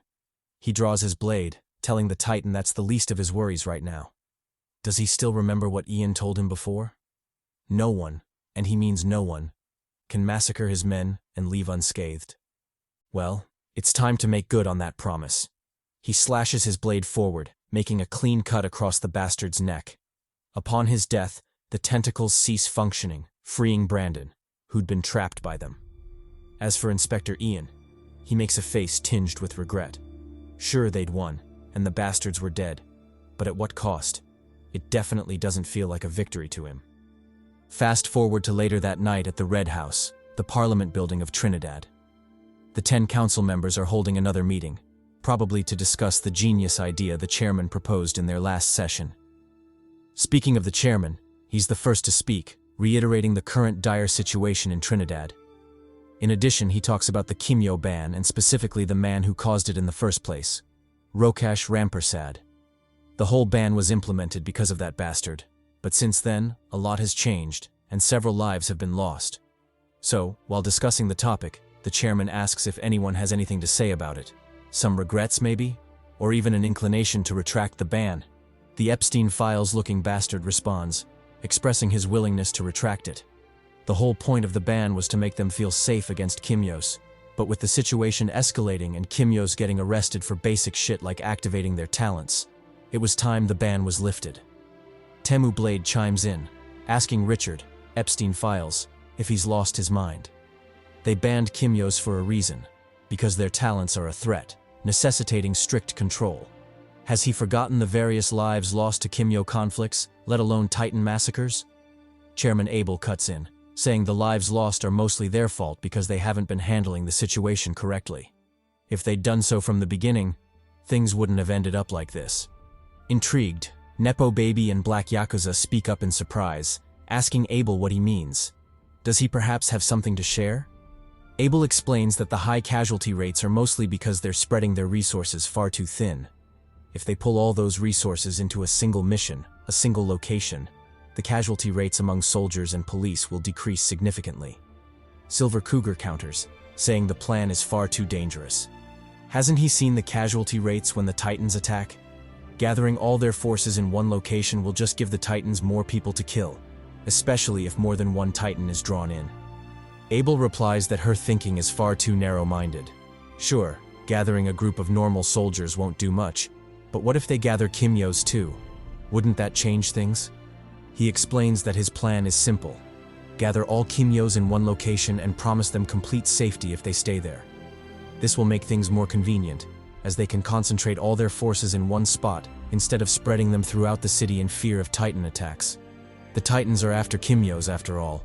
Why would they attack the city if there's nothing to gain? In addition, having that many Kimyos in one location not only makes them easier to monitor, as the ban originally intended, but also makes it easier to protect their soldiers. Sure, most Kimyos have trash talents, but the few with decent ones can help guard the place, significantly reducing casualty rates if the Titans attack. The vice chairman, Mr. Waves St. Patrick, supports the idea, proposing the Brian Lara Stadium as their gathering spot. Not only is it big enough to accommodate the entire Kimyo population currently in the city, but it would also make monitoring them far easier. Once secured, it could serve as both a safe zone and confinement, truly killing two birds with one stone. Indian Mommy cuts in, telling him not to get ahead of himself. No matter how they spin the narrative, it's still forced imprisonment, and the Kimyos will never agree to it. Abel replies that they'll have no choice. Either they accept the protection, or they take their chances with the Titans outside. Even a fool would know what to choose. Growing more solemn, he reminds the council that it is their job to protect their people. Sure, the plan might seem sketchy, but tougher decisions have been made throughout history. Like it or not, this is their best option at the moment. He asks for their help in passing the bill, promising that if they do, he'll do his best to protect everyone. No longer will they have to live in fear of fiends like Rokash and his ilk. Old Man Sage cuts in, saying he's in. Despite the sketchiness, it's the only viable plan they have. Abel grins and calls for a vote. He assures the council that if the bill gets 5 or more votes, he'll put it into effect immediately. So, what will it be? Do they fuck with his plan, or nah? Elsewhere, at the Hemlock Mansion, Che is busy training. He dishes out a right punch, setting the air ablaze with flames. Dropping into a crouch, he gathers momentum before springing up with a high kick, bursting into a split like he's Van Damme or something. As he trains, a figure slowly joins him, eventually drawing his attention. It's obviously the maiden, Andrea. Puzzled, Che asks what she's doing there and where the rest of the gang is. Andrea replies that they're out making final preparations. Since they'll be fighting Kaguya in a few hours, some, like Tevin, have gone to bid their loved ones goodbye, just in case they don't return. As for the others, they're probably doing their own thing. Sullen-faced, she admits the fight worries her. Kaguya is a monster, and it wouldn't be strange if some of them didn't make it back alive. Che comforts her, telling her not to worry too much. He urges her to have faith in them. She was the one who trained them after all. Andrea brightens at his words, but soon her frown returns. She tells Che that during the fight, he'll most likely have to enter an Ilios state. Maybe he doesn't remember what it was like the last time because it was still new and his mind was fuzzy. But she insists. It was a disaster. It's probably best if he trains to fix that before the fight. She explains that state talents like Ilios possess a mode where the user remains in a sustained offensive form. Its purpose is to transition the user from a passive state to an awakened one, but as expected, it's difficult to control. That being the case, they should start training immediately. She instructs Che to enter the Ilios state, reminding him not to be afraid of what he can do. Sure, he'll break his restraints and might lose control, but she believes he has far more potential than the pitiful, restrained flames he's been using. Maybe a little loss of control isn't too high a price to pay. Besides, as they say, when it's scary and you're afraid to jump, that's exactly when you need to jump. Otherwise, how will you ever know what you're capable of? She encourages Che to let loose, to jump. She'll handle things if he loses control. Che nods, focusing on his talent, imagining the flame within him slowly taking shape. It morphs into a majestic omega symbol, signifying his entry into the Ilios state. His body is bathed in flames, their range rapidly spreading outward. Andrea, acting as trainer and #1 waifu cheerleader, urges him on. She tells him to push through the pain, ignore the fear clouding his mind, and lock in, because things are about to get painful. Before Che can process what she means, his skin begins to peel, bringing unimaginable pain. Flesh burns from his back and arm, leaving a ghastly mess of muscle and bone. Under Andrea's encouraging gaze, the state expands, covering half of Che's body and consuming much of his flesh. Just as things seem to be going well, Che suddenly winces, followed by a groan of anguish. Taken aback, Andrea asks what's wrong. Is the pain too much? Contrary to her expectations, the pain isn't physical, it's emotional. Che's heart bleeds from the loss of his father and mentor, Leo Thomas. Like an emotional bitch, he cries out that he misses his poppy. Leo was everything to him, the father he never had. How could he lose him like that? Why couldn't he save him? Why didn't he do anything when Rokash threatened him? He was right there, goddammit. How was he supposed to live with that guilt, to live without him? And why did the old geezer leave his talent to him? How could he waste it on someone so unworthy? If Che could give it back, he would. Listening to Che's outburst and bitch-ass ramblings, Andrea walks toward him, braving the blazing flames and ignoring the searing heat. Reaching the sobbing, pathetic Che, she gently grabs his face and tells him everything will be all right. He isn't unworthy, and it wasn't a mistake for Leo to pass his talent on to him. Sure, she misses Leo dearly and wishes he were still with them, but she sees him living on in Che. As for being worthy, aside from the emotional bitching on display, Che is absolutely the best person to inherit the talent. Choosing him was the best decision Leo ever made, and she's sure he believed that even in death. It wasn't an accident. Leo saw something in him, something worth entrusting his spark to. Che should believe in his master, even if he can't believe in himself. And if that still isn't enough, she tells him to be like the homie NotNPC and focus on her cakes instead. Can't he feel all that bounciness pressing against him right now? Surely he isn't immune to that tenderness. Cakes practically falling off the bone. At her words, Che finally snaps out of his stupor, a slight blush creeping onto his face. He considers copping a juicy feel, doing one for the boys, but something else catches his attention. Andrea isn't hurt at all. Despite walking through the inferno, her skin is pristine as ever. When Che asks about it, Andrea tells him she'll explain everything if they survive the night. Whatever he wants to know, whatever he wants to feel, she'll give it all. With tears in her eyes, she confesses that going after Kaguya is beyond reckless, but they owe it to everyone to try. Their loved ones, those who come after them. They owe it to the world to take down that fiend. And with Kaguya's overconfidence and negligence, he'll be vulnerable. It's the perfect time. It's now or never. Later that night, in Port of Spain, a trio of familiar faces is also on the move. After infiltrating Kaguya's suspected hideout, they make their way deeper inside. Walking through the crowd, the bodyguard, whose name I still can't remember, comments on the absurd number of civilians around. Wasn't this supposed to be a hideout? Then why were so many civilians here? Regardless, he came for Fade, and whatever happens to them isn't his problem. The nephew chimes in, adding that the civilians are just cattle. Even if a bunch of them die, it won't matter. But more importantly, what are they waiting for? Shouldn't they storm the castle already? Rokash chuckles knowingly and tells him to work on his perception. Storming the castle won't be necessary. The castle dogs have already come out to greet them. As for where they are, just look around. They're surrounded. True to his words, hooded figures slowly close in, sinister smirks etched across their faces. They encircle the trio, trapping the assholes in a pincer attack, making the first move in a night destined to be bathed in blood.